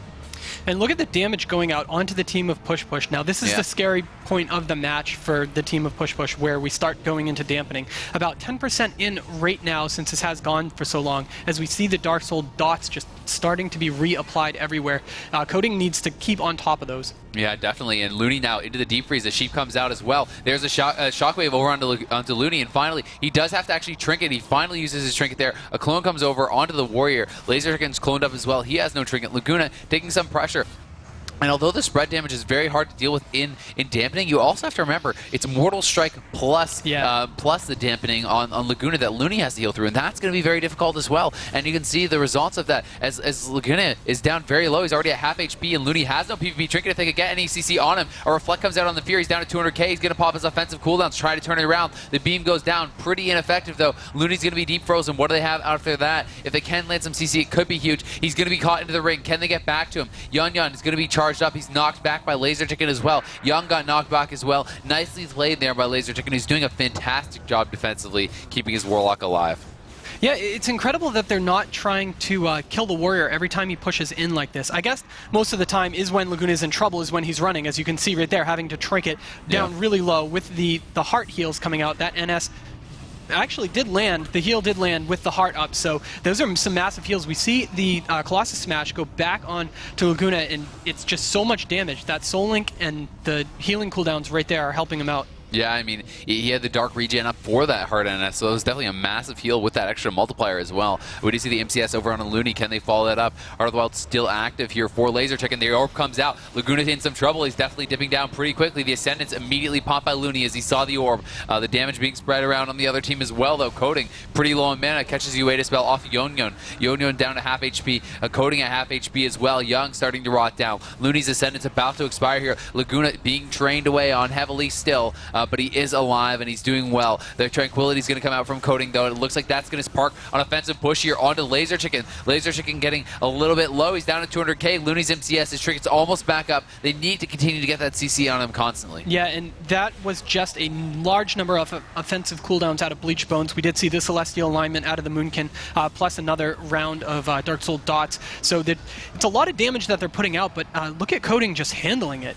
Yeah, doing a great job. Full sheep though on Looney. Look at Laser Chicken. He may go down here. He's down to 35k before he got that Earthlock stuff. And a beautiful clone by Coding. Coding's going to be able to meld the Fear as well. Well played by him. Can they get the CC over on a Looney? They do have it there. They need the follow-up though. There's the MCS. The clone comes out. That's probably going to have to be the trinket. Laser Chicken's so low. Looney does have to trinket. He pops the Battlemaster as he drops the Spirit Link for the additional healing. Cenarian Ward goes up there onto Laser Chicken. He's alive for now, but for how much longer? Such a good push there, and all sparked by the CC of Coding. Yeah, that was a great job. Coding really pushing up and making things happen for his team. We see the Innervate out. One of the things that they could do better, though, is I think Yon needs to dispel more agonies. Yeah, I would definitely agree with that. Dispelling that decursing is so huge. We do see the deep freeze into the ring. This is a full ring. There's a Storm Bolt onto Laser Chicken. Who are they going to go on? They're deciding to pressure Laguna.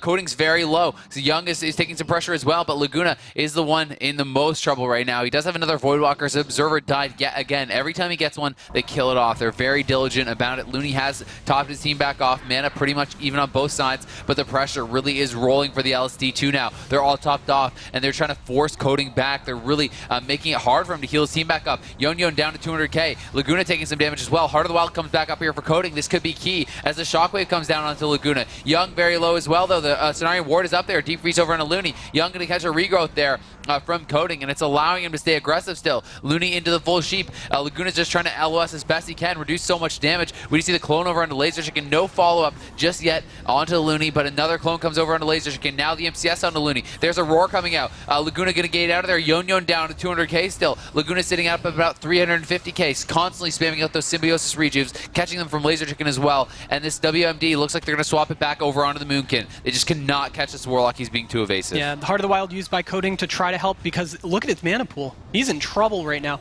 Not much mana left as his Innervate was used recently. Young in the clone also, but sitting pretty well on life, which is good. Oh, there we go. Now a big spike of damage down. Has a full Rage Bar, though, as he's able to dump some damage into Laguna, who already has the Earth Shield on him. He has the Soul Link, so he's looking pretty good, even though this is pretty late into dampening. Full ring, though, onto Looney. Could they force something out here? Laguna's in some trouble. The self heals are going to start doing less and less as we're at 40% dampening. There is that sheep. Yeah, everything's being popped. And he may go down anyway. The Ascendance NS comes out, but it's not looking like it's doing anything. Spearwalker's Grace being popped here as well. Coding's basically tapped on mana. Laguna has to use his heals, but is it even going to matter? Laguna's still sitting very low. Looney was CC'd once again. He's going to get it out of there. 300k. That was basically every cooldown from Looney and Laguna, but Young has to use his shield wall. Coding uses Tranquility there, and he's barely staying alive. He's tapped out on mana, and Laser Chicken's getting aggressive. They're going to have to swap it over on the Moonkin to push him away as the Starfall is out. Young is low. Yun is low. The whole team is dying. Laser Chicken, though, down to 150k as well, and Looney is starting to struggle. If they can stay alive, they can perhaps finish someone off, but it doesn't look like they're going to be able to. Coding down to 100k, has 10,000 mana left. Second win is ticking, and it looks like time is running out for the Koreans. Oh, Coding completely out of mana, and no possible way of getting a drink off if he does take that ring. So he is going to try to heal up Yun, who, I mean, look at the hit points. How are they going to come back? He may go down. There's a sheep over on the Looney. Laguna down to 80k HP. The block from Yun, he's going to cancel it. He's going to go offensive. He needs to get the kill now. He knows it, but the link comes out just in time. The Roar going to catch 3, though. Young, once again, going to be healed back up. Coding gets the Innervate. It's giving them a second lease on life here. Yun is in a lot of trouble, though. He did block offensively. Laser Chicken at 200k. Looney at 400. And Laguna at 450. And Laser Chicken goes for the Tranquility. He's going to top them back off, and they're going to go in for the kill. Coding's getting some drinks. This might be an important turning point of the match. Look at that. He was able to get about just die, though. Oh, he was down to 40k. Yun is so low as well. He's going to catch a regrowth as well. The last stand comes out. Laser Chicken is in a lot of trouble here. He's at 100k. Looney's struggling to heal through this. The beam comes down defensively. The orb comes out, though. Shockwave catches 2. There's a disrupting roar on Looney. Young is very low. Laser Chicken may go down here. I don't think he can top him back off. He's at 100k, 70k. The Frost Warrior Bolt comes crashing in. Looney's still cloned up. He's trying to heal himself back up. He's at 30k. He gets the Ursox off just in time. He's going to get out of there. Is the Warrior going to be able to catch back up, though? Young still staying alive somehow. Coding pops the Barkskin, trying to keep himself back up. Coding is just doing an insane job. 50% of damage and keeping his team alive for so long, but will it even be enough? Young down to 50k. I think this Starfall, his Star Surge is maybe going to finish it off. 30k on him. He pops Die by the Sword. He's trying to stay alive, but it's not looking it's going to be enough. Coding at 10k. He does go down. Wow. What a game going that late into dampening. I can't believe that Coding kept that team alive that long. Yeah, they were so close to getting a kill as well. I mean, it was a crazy game, man.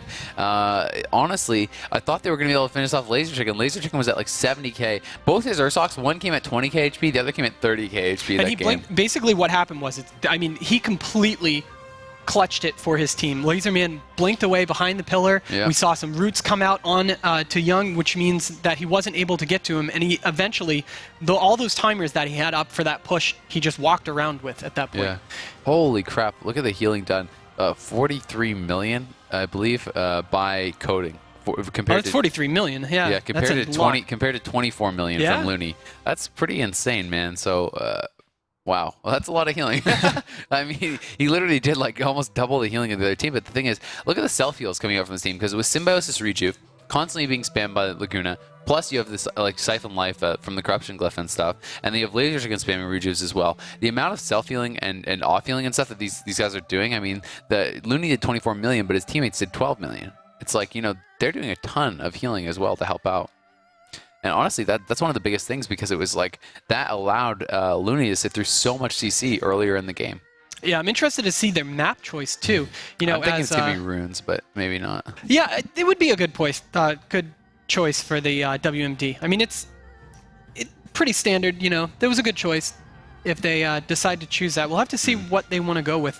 Man, Looney's team is absolutely ready to go. Yeah. Just waiting for the Korean team to pick the map. I always love that. Like, out of everything that players do during matches, and whether it's preparation a certain way, practicing a certain way, is players just ready to dive back in. Let's take a look at one of the points of action from the last match. Of course, such a long, drawn-out match, probably going to be the end. Yeah, this is it. So you can see, like, the Warrior just using Die by the Sword at this point, everything. Look at the Cenarian Ward. I mean, it's every single last bit of cooldowns that they had, and it didn't matter at that point. 50% into dampening is crazy to heal through.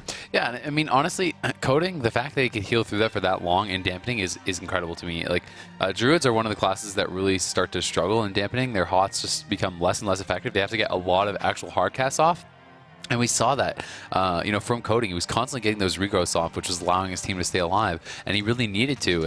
And one of the key things was constantly killing off that Observer. They never let him have the Observer. So, I mean, with Looney forced back, no Observer out, and, Beam on a pretty long cooldown, that means there's really just not the interrupts for those regrowths. So, it all kind of comes together. The Warrior and the Mage killing off the Observer constantly is allowing him to have the opportunity to keep his team alive. So, it's going to be Dalaran Arena as the map choice. Definitely makes a lot of sense. I figured it would be that or Runes.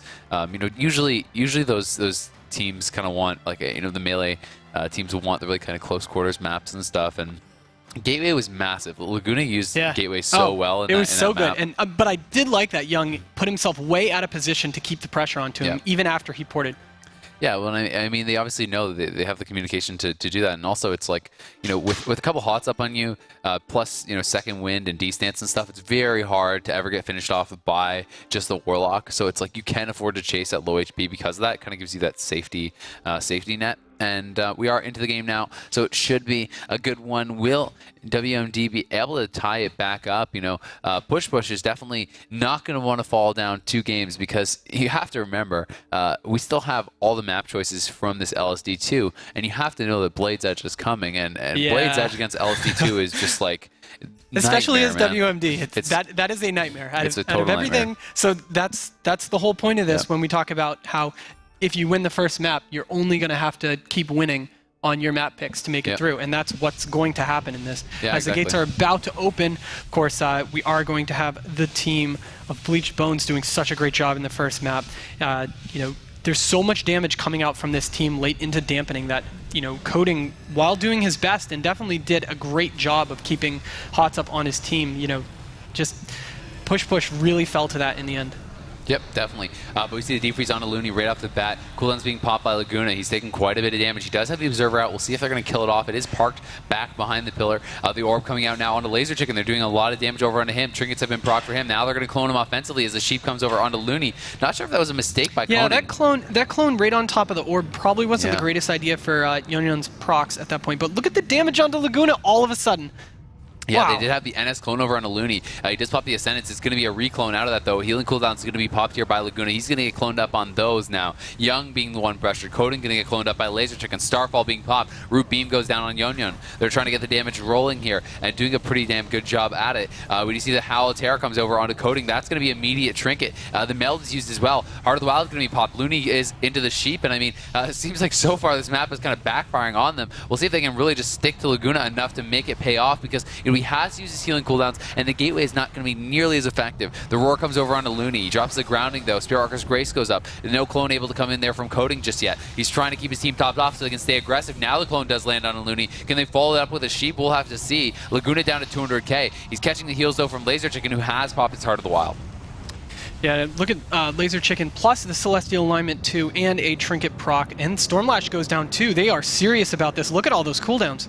Yeah, popping a lot of offensive cooldowns. There's a deep freeze on Looney. He's trying to get that ring. He will land the ring. Nicely played by Yonyon. There's a gate from Laguna, but he's going to just port right back as he does see that the Warrior's going to connect right back onto him. So nicely played there by Laguna. Not going to wait, not going to risk getting caught in a stun, but Laser Chicken's going to be swapped to. He's down about half HP. He's going to use his Symbiosis shield wall there from the Warlock, and he is going to be able to be okay on the back of that. It's very strong for those Moonkins. It's actually reduces even more damage than it does for Warlocks, and the Shadow area is going to come out there. We do see it catching onto Coding. Young in some trouble. The Shockwave did catch onto Laguna and Laser Chicken. That was actually going to be the Trinket out of Laguna there. Young gets very low. Going to catch the NS, though, top right back up to full. And he is going to be okay on the back of that. But Yonyon in some trouble. He's getting pressured quite hard, down to about half HP. Laser Chicken is in trouble and well. We do see the full Sheep onto Looney. Laser Chicken gates out of there, but will it be enough? Is he going to be able to get the Ursox off? The ring going to come out here. The ring does connect. Nicely played by Yonyon, landing that on the Sheep behind the pillar. Now the clone follows it up. Laser Chicken still holding on to his Ursox. He's down about 250k. Can they follow up on Looney? Doesn't look like they can. Barkson just now coming out on Laser Chicken.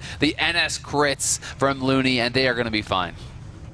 Yeah, Laser Chicken full health right now, even though he does have the Colossus Smash on him. Young not being able to do too much, but look at the health bars already on push. We're not even into dampening yet, and these dots are just doing so much work for this team. As we see the Tranquility coming out, doing a great job of LOSing, but catching that soul swap, redotted. But Yon, oh, I like that clone. Oh, beautiful clone. Actually denied the entire Tranquility. He gets recloned on the Trinket as well. He's at 100k. Laguna did pour it out of there. It was a full sheep onto Looney, but I mean, Looney just doesn't care. He sits through everything, and they're the ones getting the most of the pressure. I mean, Laser Trinket is just being so disruptive out in the middle of the map, throwing the clones around, putting out so much damage. He's honestly playing fantastic. And Laguna now going to get pummeled on that fear. Going to be taking a little bit of damage here. He's down to half HP. The Unleashed Riptide does come out there. Cenarian ward up, though, from Laser Chicken as well. Spearwalker's Grace going to be popped by Looney here. And just so much off-healing coming out, making it so tough for this WMD to get the burst kills that they need. We see the clone going to be landing on Laser Chicken. Coding pretty high on mana, but as dampening comes out, you're going to have to think,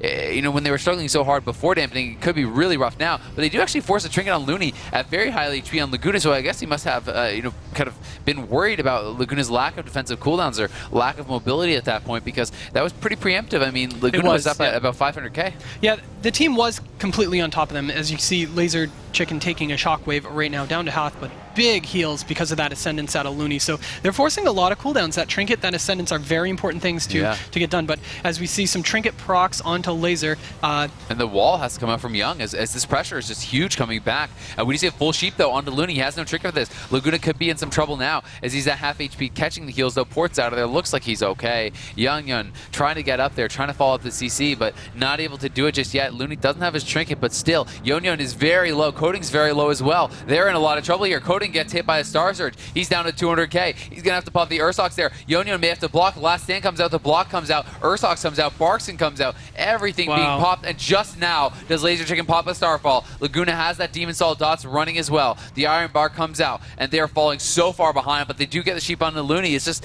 they're getting the CC, but they just do not seem to be able to set up any damage. Yeah, which is completely different from the first matchup. They're not even denting this Warlock. There's a couple pushes that were going well, but I think they're really afraid. I mean, look at where this mage is playing compared to last match. Yeah. Like the last, on the Grand, he was up in their face constantly. The Warrior was chasing the Warlock nonstop. This map pick doesn't look like it's going to pay off for them because they haven't been able to do anything except for now. Just as I say that Defreeze comes out onto Laser with the Blanket Silence onto Looney. Don't know if he caught it with a clone on top of it too. That was a great clone. Barkskin is going to tick down and off, and now with the clone fading, although the team can't seem to get over there and finish it off. So that Hex comes out onto Yon. So they're doing a great job of stopping the offensive push. We see a Haunt out onto Young again. So, I mean, the damage is going well for the team of Bleach Bones. Yeah, definitely. And there's a clone over onto Coding. Laser Chicken once a well, or Laser Man rather, once a well, just doing so much damage there. He's going to be caught into the full intimidating shout there from Young. Yon is going to be taking quite a bit of damage here himself. Coding still high on mana, but, it just seems to be a struggle to keep up with the damage, not so much the mana being an issue. This game, Looney is put into the full clone. Laguna getting kind of low here, but just every time he just ports out of there, he has the healing to back him up from Laser Man. So it's definitely making it really, really tough on this WMD, and the healing cooldowns were popped there by Laguna, so they do get that at least. Dark Bargain, obviously not going to be being played with. He is using the Soul Link, and being trained this much is just working out so well for him. Yeah, it is. He's playing a lot of passive damage reduction on it. It's a great idea, especially when he knows it's just going to be constant beginning to end, him focused, which is what it's been. They've done some damage to Laserman here and there, but you know what I'd like to see? If we ever have some sort of damage meter thing, the uptime on the rejuves on Laguna is hilarious. Every time I look at him, he has those double rejuves up. Yeah, it's definitely a really good job of that to make use of that so well. And I mean, we do see Coding getting that Tranquility off, the Tranquility hot up on everyone. We do see that the dampening starting to stack up once again. Laserman getting very well, yeah. He's getting down to about 200k. Does start with the War Stomp, actually. Looney, it's actually really starting to struggle on mana. So this is one thing that has really turned around. It's kind of the opposite of last game. And Coding must have made some gear changes or something, because, I mean, Looney's really starting to struggle on the mana. And I guess it's also a result of the map, because Laguna doesn't get as much space. So we do see the Innervate actually coming out onto Looney from Laserman there. Laguna healed back up once again, but mana could be an issue. Yeah, look at Laserman just, sitting out in the middle of the field, hitting that Starfall up, trying to get a little bit of damage out onto anyone he can. These dots are going to do a little bit of damage here, no timers to back them up. That orb, again, did an okay job. It is ticking on the Treant, which is good for him. And I mean, it is full warrior cooldowns, though. Skullband, Wreck, everything used there. Looney was actually sitting down for a drink, and they still didn't have to use anything besides Ascendance to heal through that. So, it just wasn't that effective. I mean, with the Barkskin being popped, anytime Barkskin is ready, it just kind of renders those cooldowns very ineffective. I mean, with the pre-healing Cenarian Ward plus the Iron Bark, rather just the Barkskin, it really just kind of shuts down that burst. And I don't know if they really want to go on the Moonkin as much as they have been, because it feels like they're forcing the at least by going on Laguna. But unless you're constantly on the Moonkin and you're making use of the times that he doesn't have Barkskin, I think it's a waste of time. They are going to try to make use of that now, though, as he doesn't have Barkskin for 25 more seconds. We'll see if they can get the CC they need onto Looney and set something up here. Oh, nice reflected clone. Yeah, and so he's going to have to sit through that clone, waiting it out. The damage onto the team isn't too high right now. 2 sets of dots onto both Yon and Yon, which actually gets removed. Oh, what was that? NS? Or the palm was used. And it looks like Laserman trinketed also with the heart, trying to help out. You do see a lot of those heals coming out onto Laguna again because Looney is cloned, but Looney has his trinket back up. Follow-up clone that is DR'd, plus the shockwave on top of it. As we do see some damage coming out, that Dark Soul again, plus the Celestial alignment. Look at that chunk on coding as Laserman pops the Heart of the Wild, and he does get a crit Star Surge over onto him, but he's back behind the pillar. The MCS comes out onto him. The ring, unfortunately, going to miss there from Yon. Young is very low as well. He's down 180k, 150k. Coding going to pop his Heart of the Wild, trying to counteract that, heal his team back up, and Looney has been able to keep getting Drakes off, which is really kind of screwing them over. I mean, it's like, yeah, they got him but they're just not able to do anything with it. Yon's Water Ellie goes down once again, going to be resummoned up here. Coding doing a pretty good job topping his team back off with the heart. Looney going to be put into a sheep again. That's one thing that they have not really been able to do because they don't have the Observer. They're never really able to stop the CC on Looney, but it just doesn't seem to matter. Laserman is down pretty low. He's getting down to about 250k. Once again, he's gonna actually, gonna have to pop the Ursox as he gets pummeled on his clone. Looney is going to get DR cloned again on his Spirit Archer's Grace. They have a sheep or anything. We see that the Link is going to come out. There's the Battlemaster as well. Laguna does not step inside. He's not able to get there, but not a big deal as both players going to be really high on HP after that. Yeah, that was actually a questionable location of the Link because he was stunned right on the very edge of it. If that Link was 1 foot on the other way, he wouldn't have gotten those heals and could have been in trouble. The Tranquility is channeled. He does get a full duration Tranquility off, so Coding is going to be tossing a bunch of heals out onto his team, which he desperately needs at this point. So we see the Icy Veins and the Trinkets, and oh wow, this is a lot of damage coming out of Yon right now, but as you see, it's not really making a dent into the enemy team. There is the Orb, though. The Deep Freeze comes over on a Looney. That one's going to be pretty DR'd, but we do see the Ring going to catch over on him after that. We do see that Barkston is up there from Laserman. He's going to pop the Symbiosis Shield Wall as well. He's down to 200k. Sheep over on a Looney still, refusing to give up his Trinket, but is this too risky? I mean, Laserman just gets out of there. He's 200k. Looks like he's going to be fine, though. Young is the one kind of in trouble. He's going to decide to Trinket. He pops die by a sword, wants to stay offensive here. Looney going to be able to top him right back off, though. NS Clone comes over onto Coding. They're trying to get something rolling here onto Young. Yon is not dotted up at all, but look at the Star Surge coming in. The Starfall is actually, the Starfire is going to have to be deep frozen there. Looney gets CS. Laserman in some trouble. We do see that Looney going to pop the Unleash. The Ascendance comes up as well. Will this heal be enough to top him back off? No, it is not going to crit. One does land. Another lands as well, though, and he is moving his HP right in the right direction. Very Coding slowly. pretty high on mana, though. Yeah, as we see the Soul Swap coming out again, trying to get a bunch of those dots out. Yon only having Corruption on him right now, so no UA. Laserman down to half, but Looney, again, is struggling on mana this match compared to Coding, which is a complete change. Yeah, definitely. And Young, once again, in some trouble, though, on the HP. Looney into a full sheep. Will he decide to trinket this one? Orb's out on Laguna. He pops his healing cooldowns. Laserman having those Star Surge procs. Young going to be down to 200k. Yon did block there. He wants to stay aggressive, though. He pops the Temporal, but Temporal with no dots, no damage coming in at all is not going to do anything. We do see Laguna taking a lot of pressure, but still, Looney able to heal through it. He's at 30k mana. Coding has the mana, but does he have that healing output to heal through this? Shield Wall has coming from Young. Maybe a bit preemptive, but it's allowing Coding to focus on himself, focus on Yon. Laserman's in some trouble. Looney is tapped on mana, down to 5k. Laserman down to 300k. He's trying to get out of there. The Frostfire Bolt comes crashing in. MCS onto him as well. Any more CC on Looney could be the game. Young is very low, though. So is Yon. We do see Coding popping the Innervate, has the Trinket proc, trying desperately to heal his team back up. The Deep Freeze comes out. Stormbolt onto Looney. This could be it. 60k, 50k. The Sheep comes in. It's going to be full. He must surely go down here. 1k HP. He's healing back up, but he will fall. Wow. And the WMD take it deep into dampening. 45%, and I mean, what a game from them. Coding, you have to think he made a major gear change after that first game. He must have, which is surprising to me that this team, the LSD2 going into deep dampening is just like, I mean, almost a guaranteed win at that point, just because of the spread pressure. But Coding just absolutely handling it perfectly. Yeah, he's playing incredibly well, I think. And honestly, I mean, you can chalk up Looney losing so much mana to the fact that Laguna can't kite nearly as well on that map because, I mean, it's a short gate. The Warriors going to have way more uptime. That sort of thing makes a lot of sense. He'll be ooming faster. But at the same time, I mean, when you look at, why Coding's mana was so much higher, there's no real explanation besides, some sort of gear change. Maybe he was expecting them to go on him a lot more or saw they weren't. In the first game, And then now with all those, it had to be huge spirit changes. And once again, I mean, look at the healing. About 40 million healing from Coding as opposed to the 26 out of Looney. So I mean, Coding is just pumping out so much healing. It's not like he slacked off on that at all. But at the same time, we have to remember that a grand victory from this LSD2 means that we're probably going to get to see an almost impossible match on Blade's Edge. I could almost cue them on Blade's Edge. That's how confident I am in this. And I mean, the thing is, it's just like it's almost like, how do you even win on that on Blade's Edge as the WMD, man? I mean, when the games are this hard on the map that you picked, I just don't see it happening on Blade's Edge unless there's some sort of crazy turn of events. Let me see if these guys are ready. Oh, not going with Blade's Edge. Wow. All right. Okay.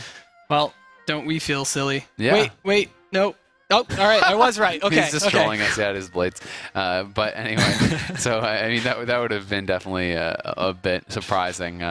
But it is going to be blades, so no shocker. This is kind of the bread and butter of LSD too, man. It's like the ultimate map for them. Mm-hmm. Yeah. It used to be Blade's Edge used to be so funny. You remember the original Blade's Edge where there was no rope and it was a further gap, and I remember Anyway, we have a replay, guys. We're going to go to that. We can reminisce later.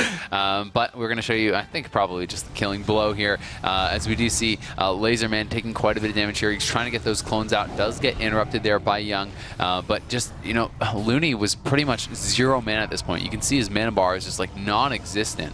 And, he's trying to keep his team top deck off. But Laserman at this point, I mean, 43% on dampening. Looney tapped. He's using healing waves. That's your most efficient heal, but he just didn't have enough output to actually top him back off. The full sheep came in, and that was what was going to seal it. Yeah, I mean, it was a great CC chain at the end to seal the deal. I'm going to get these guys queued up. So, like we were saying, when you only have to win on your map choices after winning the first round, that's so gigantic because Blade's Edge, this is what's going to happen.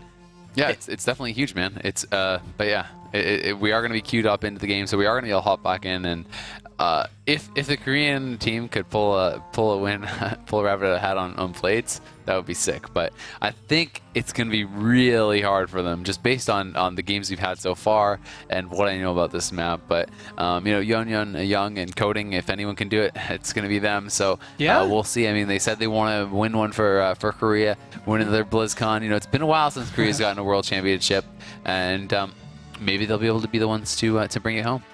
Yeah, I mean, it's been Jung Yup's team was the one who won that year, which, I mean, that was a great matches throughout that whole BlizzCon. So it's great to see the Korean teams really putting strong teams out again. It's been kind of a while. Yeah, I mean, they did win that 3 years ago, and then also Orange Marmalade's team won an IEM Global Finals in 2009, I think, maybe 2008. I don't know, but anyway, so it's been a while. But regardless, Looney coming out here, he does have that Unleash Riptide right away. Laguna actually going to get locked on his gateway, which could actually end up mattering a little bit. He doesn't even have a port down, man. I'm surprised they're not just going on him. He really would be taking a lot of damage right off the bat. Now he's going to get shockwave. Yeah, the orb comes out. He still doesn't have a port down. Now going to drop that, but not the best start here from the LSD2 with Looney caught in that. Laguna down to half HP. Cooldowns have been popped here by Young. Laguna going to probably just jump back down. The Reflect does come out there. Coding going to be cloned up. Young going to be hacked, and the LSD2 starting to turn around already, and that was really all the offensives coming out there from Young and Yunyun,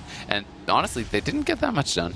They really didn't, and you can see they're already forced to play defensive right from the start. Die by the Sword already used early by Young, needs to get that cooldown rolling because he knows that the second set of empowered dots are going to be problems for him. That Tranquility goes out too, but Young was too far away to even benefit from it. Well, and he gets cloned up, so beautiful play there. He's not going to get any of that Tranquility hot, which, I mean, the Tranquility heal itself is huge, but the hot afterwards is just so awesome. Yeah, it is. I mean, you really need to have that. But look at Laserman getting burst really hard. Looney going to be MCS. He was at LOS for the start of that, and now going to be taking a ton of damage. He doesn't jump back out of there, but still sitting dangerously low. The Heroic Lead comes in. Young going to be right back over onto him. He's into the cheetah form. He's trying to get away. Looney and him are kind of getting split up a bit, though. Honestly, there's a shockwave coming in to catches both. It was DR, but the Link going to come out. The Sheep is actually going to be broken by that Link, so well timed there by Looney. Had that landed before, it would have been the trinket guaranteed. Oh, yeah. So Young doing a great job of forcing all those cooldowns out of Looney and Laserman right there, but Young is going to suffer the whole melee mobility, and it's crazy how many cooldowns they were able to use without using them for themselves. So Young is going to stay onto his target. I do like that they're going to try to go in Laguna, but the problem is he's going to be able to get away so often on this map.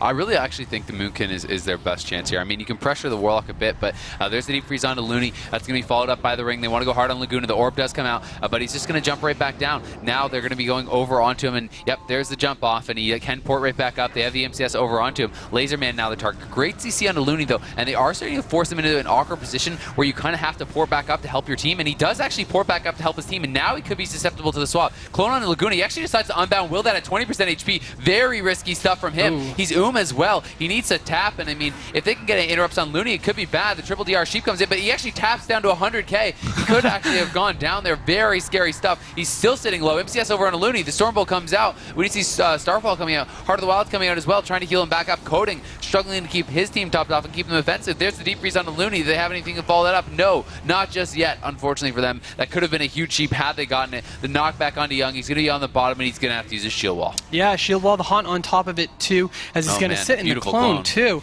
Yeah, so now he's going to be sitting with a very short shield wall left on there, as it does fade already, as Coding needing to trinket too. And then S, yeah, he had to use both because of that amazing clone by Laserman. He gets the knockoff, clones him out of LOS with no hots, and just put Coding so far behind, force that out. We do see the deep freeze though onto Looney, full Sheep onto him. Laserman looks like he's going to be storm bolted for the cross CC. Laguna in some trouble, and all the cooldowns are being popped. He's going to try to get out of there. Battle Stance going to be on now for Young. Young wants to go over onto Laserman, but unfortunately the clone is up on that, so a bit of a mess up there, unfortunately for them, and he's going to get right back off. He's knocked right off. That's unfortunate. I mean, they wanted to swap to Laserman as soon as Laguna jumped down, but he was in a full clone.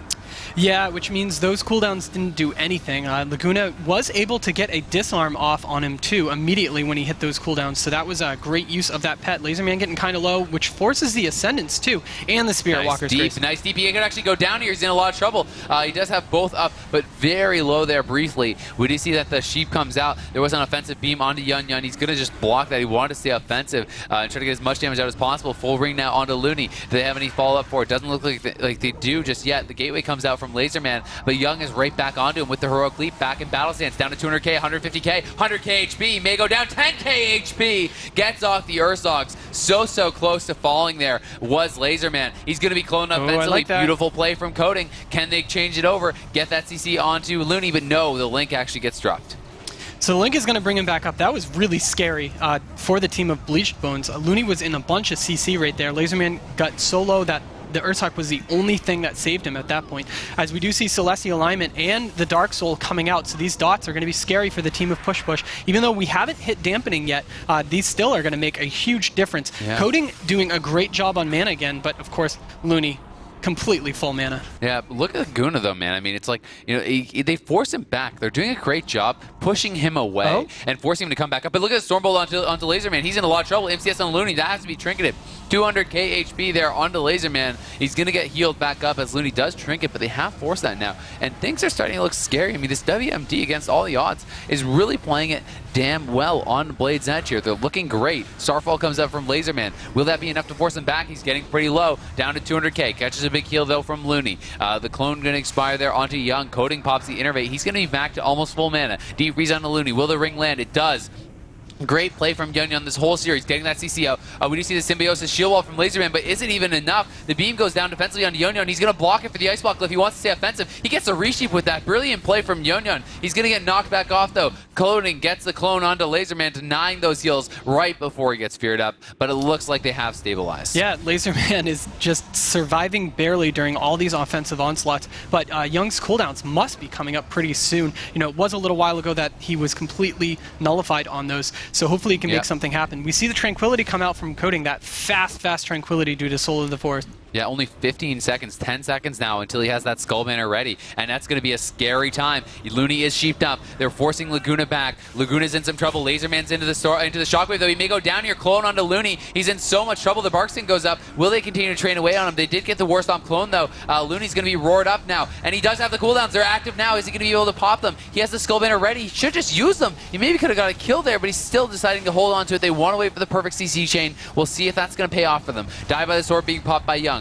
The defreeze onto Looney. If they can get a full sheep, this is probably going to be the cooldowns now. Will they come out? There's the Skull Banner. There's the wreck. He's going to get bashed, though. Well played there by Laserman. He doesn't get the stun off. He's down to 200k, 100k. If he can get back to him, surely he can finish him off, but he's in a full clone now. He may just die to the mage. It doesn't even matter. 50k HP. Young gets completely locked out on his cooldowns. Doesn't hit him even once, but Looney's still CC'd. The Shockwave comes out, 5k HP, 30k HP. How did he live? Oh my god. He lives at 10k and lives at 5k. Two separate times this game. And I mean, if Young got to hit him one time, he would have killed him. But immediately gets bashed into the full clone. But Looney into the sheep. Laserman has to trinket that deep freeze. Things are still looking tough for them. Coding has the Heart of the Wild active. He's trying to keep his team aggressive. Young going to trinket that clone immediately. Looney's going to be resheeped. His trinket's back up. He's cloned. He's got to trinket it. He does. Will he be able to top him back off? The link comes out. Yun and Young both pretty low here. Coding trying to keep them topped off. The trinket does proc. He has the Heart of the Wild. He has the ability to top them back off and push in for this win. So it looks like they are going to swap onto Laguna, who instantly jumps off as they're back onto Laserman.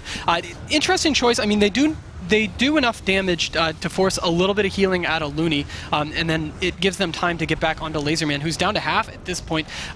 Because of that There's dampening. the Shockwave. MCS, the ring going to come out after that. If the ring lands, this could be game, and I think it may be. 100k on him. He does get the knockoff onto Young, but he's not going to be able to actually knock him out of there. We just see the gate coming in. Can Young actually get back to him? The Heroic Leap. He's going to get right back on him. We just see the Nature's Grasp come down. Reflect was up, but it was too slow from Young. If he actually had that a split second earlier, he may have been able to finish him off. He's trying to get back to him. He has connected once again. Looney trying to reconvene with his Druid as well. He just throw out the NS. There's the MCS coming out onto him. Yun is in a lot of trouble. The fear comes over onto Young. Coding trying to heal his team back up. We just see the Yun pops the Temporal Shield. Coding with a ton of mana, but a lot of work to do as well.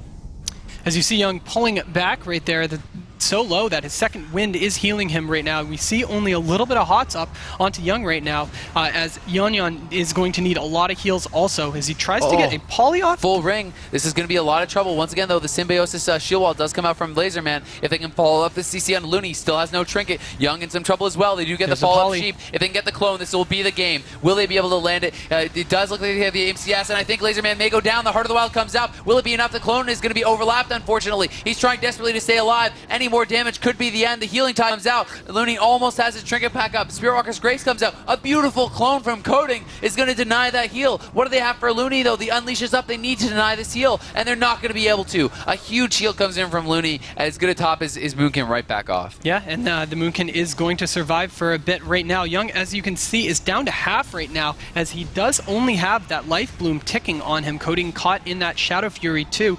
So it looks like his Druid, while he's doing a great job on mana preservation, needs to keep them top look at so they can stay look at the offensive. roar, though, on Looney. And Laguna, he does jump down, he ports back up, but can he actually survive? He's at 200k. Looney's still CC'd. He's trying to sit through this. Is this the right choice? Young going to block. Will he cancel this? He's sitting onto the block for now. Coding was into the fear, not feeling confident to cancel it, but it may not even matter. Young pops the cooldowns. Recklessness is up. He's trying to finish off Laguna. He's unable to do it just yet, but will he be able to get back to him? Young pushing forward. He wants to stay aggressive. Laguna's in a lot of trouble. Looney does get deep frozen. The ring was unfortunately missed on him, though. Can they get a sheep onto him? Ascendance is pop. Laguna at 200k. Laserman taking some damage. The sheep does come out. That's going to be triggered immediately by Looney.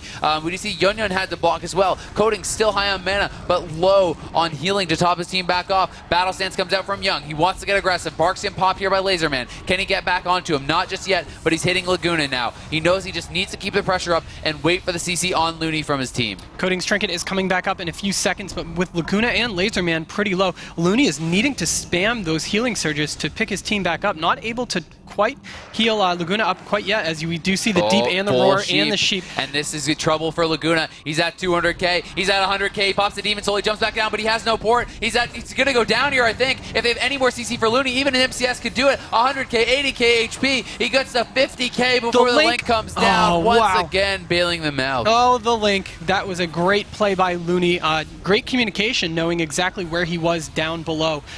So he was able to jump and use that instantly. Yon getting low, healing touching himself as... Oh, look at Young. He's down to 50k. He may go down. The wall comes out. Is it too late? Doesn't look like it just yet. Wall and Ironbark. And Tranquility. Yeah, Tranquility. But he's going to get bashed up by Laserman. Well played there by Laserman, shutting that down. Coding, needs to keep his team topped off. The full clone, though, comes in onto Young, denying that damage. Once again, there's a sheep over on the Looney, but with that clone, key from Laserman, maybe enough to shut them down on that damage. We do see, once again, the disrupting roar into the sheep. Clone to follow that up. Laguna taking some damage. Laserman as well. The knockback onto Young, though, has got to be so frustrating for him. Getting knocked down time and time again. So close to the kill, but not able to finish it off. Laguna jumps down. He's going to have to swap over on a Laserman. He doesn't want to, but he has no choice. Now the damage coming in onto Laserman. MCS up onto him. We don't see any Barksit just yet. Die by the sword being popped. There's the deep freeze onto Looney. They need the sheep. They do get it. There's no trinket available. Laserman in trouble. Symbiosis shield wall comes up. Will it be enough? Young down low as well. Coding into the clone. It was an NS clone there from Laserman, but he's in a lot of trouble. We see the roar coming out. It's going to catch onto Looney. Laserman still low. Barksit about to expire. The Symbiosis shield wall has as well. Yon at 80k has to block, though. Trinket comes out from Young as well. Young in so much trouble. He's at 100k. Coding is not able to top his team back off. If they could, they could maybe get a kill, but Looney has his Trinket again. Starfall is probably going to be ready here pretty soon. It's about 40 seconds until that is back up, and Coding is struggling so hard. He is. I mean, look at Young's life. He has to completely stop his offensive push and run away at this point. We see those mushrooms being tossed down for the snare, followed by the triple fear. This is not good. Coding. He's into the bash, and I think Coding's going to go down. Young may fall as well. Rallying Cry comes out. Could that be enough? The Shadow Fear comes down. I just don't think he can pick his team back up. He's desperately trying to heal them all back up, but they're all at 100k. Shockwave hits both the DPS. Looney trying to stay offensive, throwing out the purges. The lightning bolts come in, and they're all going to fall. Wow, they all died at the same time. Oh my god, man. What a crazy game. So close, though, from the WMD. They looked so good on Blade's Edge there, honestly. And, man, they got Laserman to 5k at one point, 10k at another point, and then they had, I think it was 20k on Laguna as well. I mean, it was like ridiculous close to getting kills. That was closer than I thought it was going to be based on the map. Way closer. Way closer. Like for most of the part of the game, it actually looked like Push was the one that was running. So wow, pretty incredible stuff from Coding's doing a great job. He's an incredible druid. Like to keep his team up that deep into dampening. Yeah, he's sick good, man. Their whole team is damn good though. They're all playing very, very well, and even though they did lose, they looked really good in the loss. And at the same time, Looney is really looking strong to me as well, and the whole team is coordinating well with the defensive cooldowns. You don't see anything really being wasted by them very often. It's like, Looney is able to sit through so much CC, use his defenses when he needs them, but he's not really wasting anything. And this WMD is going to select Runes of Lordaeron as their map choice. I think that's a good one for them. It definitely is. And I think they have a good shot at tying it up, based off of the last game on Blades. I mean, literally so close to getting kills so many times, and he was getting knocked off. And that one time when the bash landed from the front, could have easily been parried. If that happened, game over. And I was surprised how many bashes have been landing. He does have a better chance than like a Resto Druid doing it, of course. But it's... Every single bash there really, really saved the game. Yeah, the bashes were absolutely huge. And Laserman is playing incredibly well, I think, man. He's really kind of just playing this utility role. He's healing when he has to. He's CCing incredibly well. And he's really pumping out the damage. And he's creating solo pressure onto Coding oftentimes, He's kind of pushing in, getting the damage on Coding. And then Coding is like, he's forced back. His teammates are starting to get low. And then as he comes in to heal them, Laserman's able to land the offensive clones and deny the heals. So it really puts Coding in a tough spot. They are playing it extremely well. We'll see if they're going to be able to tie it up here, or if Bleach Bones is going to close out this series. It's going to be Bleach Bones versus Push, map number 4, Runes of Lordaeron. Now this is interesting. The one thing I've noticed about Coding versus other druids, especially in this matchup, is that he's not dispelling dots almost ever. Yeah. I can't remember like anytime seeing the UA dispel on him. So he might just be powering through it, which is the reason why it seems like his team is just so low constantly. Do you think that's a good idea? I mean, he must just feel he can't afford to get the silence on him. So it seems to be working pretty well. Honestly, I'm seeing him heal through much better than pretty much anyone. But Laserman is taking a lot of damage already right off the bat. Deep Freeze followed up by that Shockwave. Looney going to be able to pop the Ascent. It's nice clone once again from Coding. He does meld the Fury, lands the clone. Can they follow up the CC onto Looney? Full sheep onto Looney. Wasn't out of anything. I just don't think he saw it coming. The Fury is going to be overlapped as well. Yeah. So he's going to have to sit that Fear and that Poly, followed by a clone too. They really need to push onto Laserman as no timers yet, but the Colossus Smash was on him for a while. Another bash onto Young. Great timing on that, as the clone is probably going to come out. Yep, there we go. 6 seconds on that clone, as he's going to have to sit through it, not wanting to trinket that, because they did get a little offensive pressure, but not as much as they like with that great CC chain onto Looney. Yeah, I mean, it was a nice defensive beam from Laserman. Good peels from Laguna as well, to kind of break that up. So a very good job by them. Yon was not able to follow it up because of the beam. Deep Freeze now onto Looney. We see Laguna taking the pressure once again. He's going to be fully dotting up the entire other team. He has the Trinket proc. He has the Demon Soul active, and he's getting big damage out. Yon actually going to block pretty offensively here. Just wants to keep the pressure up. Coding put into the clone. He's going to sit through that. We'll see what he's going to be able to get done with this. The Roar going to get on all three. Nicely played by him. Clone going to be thrown onto Laserman. They're going to swap it over onto Laguna now, who is taking some damage. It'll be interesting to me to see if they actually decide to go on Looney at all on this map, because it's definitely an option on runes, but may just feel like they don't have the ability to leave both the DPS free and survive. So they're running right now, it looks like. Seems like Coding... Like that. Yeah, it seems like they need to stay offensive, because Laser's going to be the only target at this point. Maybe they felt that because they got hit by a triple Shadow Fury when basically everyone was standing on the tomb from both teams, except for Looney, who was still playing a bit back. I like Looney's positioning here. It's really going to punish the Warrior if he chooses to push up onto the Shaman. And it seems like now Bleached Bones is going to push up a little bit more. And as clone onto Coding there from Laserman. Laguna taking a lot of damage, though. There was a sheep onto Looney. Laserman actually having a trinket there. Laguna's still kind of a bit low. Roar comes out on Looney. Coding looking for that follow-up clone. Will he be able to get it? Yes, he is. We do see that the Laserman has popped his Heart of the Wild as well. So, Looney sits through it. Laserman trinkets Pop's Heart. That's, the cooldown trade-off here. And they're just prioritizing Looney's cooldowns above everything else. And I think that is the correct choice in this matchup. Clone going to land on the Laserman now. That's going to be full from Coding. Coding had to lose his trinket in the exchange. There's the meld coming out on the Fear now from him. Yon did use his trinket as well. Laguna has the Demon Soul active once again. No trinket up with that, though. So not going to be doing as much damage. Yeah, as that heart is going to fade pretty soon, but he did do a great job of, like you said, not making Looney use any cooldowns there. Yon taking a bit of damage right there, has a couple fingers up, and has a decent burst setup right now. 2 fingers plus full on icicles as he does toss it into that deep freeze. Lots of damage onto Laguna with a clone onto Laserman and an MCS onto Looney. That was a great job right there, but unfortunately they were only able to get Laguna down to half. Yeah, they just didn't have the follow-up out of the MCS, unfortunately. I mean, they had that 3v1, it's the ideal setup, but Looney just didn't get hit with a CC. If they had a sheep there or something, that would have been perfect. The Ascendant's going to be popped here by Looney now, though, as he sees his team starting to fall behind. And look how far back Looney is playing. I mean, he's playing literally almost in the other room with his team on the tomb.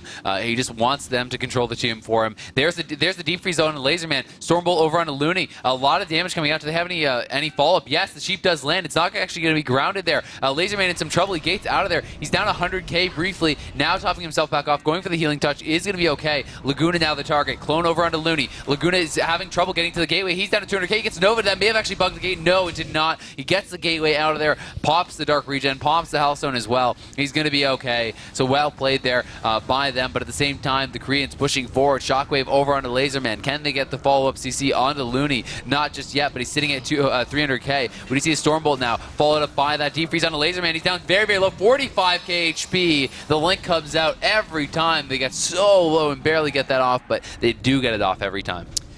Yeah, that was a great link. Looney not needing to trinket either. MCS followed by a sheep too. When it looks like they're going to go on Laguna again. A fear onto Laser. This is a great job of denying that tremor totem right there. So Laguna down to about half. and he's basically having to run, even though he has his timers up. He should have gated. I mean, he kited away into the middle of the map. Now he's having to walk back. He has no port, and the recklessness Skullbender has been dropped, and I mean, that forced the cooldowns to come out of Looney. They had to blow the trinket, and honestly, I think that was a big mistake. He should have just stayed on the gateway, but Laserman's in trouble now. 200k on him. The Deep Freeze comes out. MCS on a Looney. This could be the game. Will he be able to get the Earthstalks off? He is able to. The gateway comes out from Laserman. He's trying to get out of there. Can Looney get back to him? Looney can, and he is going to have the Unleash up. He's going to be able to land that big heal. Yun, though, has his trinket up. He has the Icy Veins up as well, coding into the fear. Young with double trinkets proc. They're trying to keep this damage rolling. Laguna taking some damage. So is Laserman. Looney actually the one really losing out on mana at this point. He has about a third of the mana that coding does, and the damage is just not stopping. Laserman throws the Innervate over onto Looney. There's the Deep Freeze. Stormbolt onto Looney. Nicely played there. This is trouble. He's in battle stance. There's the Symbiosis Shield Wall. Full sheep onto Looney, though. This could be the game as there's a clone on Laguna. It's a 3v1. He's trying to get out of there, but will he be able to? He lands the clone onto Young. Nicely played. The Shadow Fury to follow that up. They have the full ring onto Looney, though. The sheep is going to be able to follow that up. The clone comes out as well. Laserman's still alive, but for how much longer? He's going to fall. Look at that. 2-2 is the score, and we're going to game 5. Yes, we are. Now, coding showed a completely different game that time. The difference between the life bars, just watching over the whole match, it really seemed like they put a ton of pressure onto Bleach Bones, where either Laguna or Laser was pressured to the point that they had to gate out non-stop. It was just over and over and over and over. Yeah, I mean, it definitely crazy stuff, and to me, really, Laguna is so solid, in his gameplay generally, but I really just felt like he needs a gate at that one point, and that really cost Looney his trinket. I mean, he ported over, and then he was trying to get distance. I guess I think what his thought process was, he ports over the tomb, and then I think he wanted to run to the far side to his gate, and then gate back to the tomb. Yeah. But what ended up happening is, I mean, it's like against the warrior with all the stuns the warrior can put out, with all the novas and everything, and roots from a mage, he ended up gating. He tried to get to the gate. He got about halfway, so he's in the middle of the map. He realized, crap, I can't do this, and he had to try to walk back to his shaman. And the whole time, Recklessness Skullbender is up. He's just getting pounded on in the open by the mage and the warrior. And I mean, forced out the cooldowns from Looney, and then for the next push onto Laser Chicken, he had to blow everything. And the next one, they had nothing. So it was just kind of like, those little mistakes can actually just make such a huge difference in these games.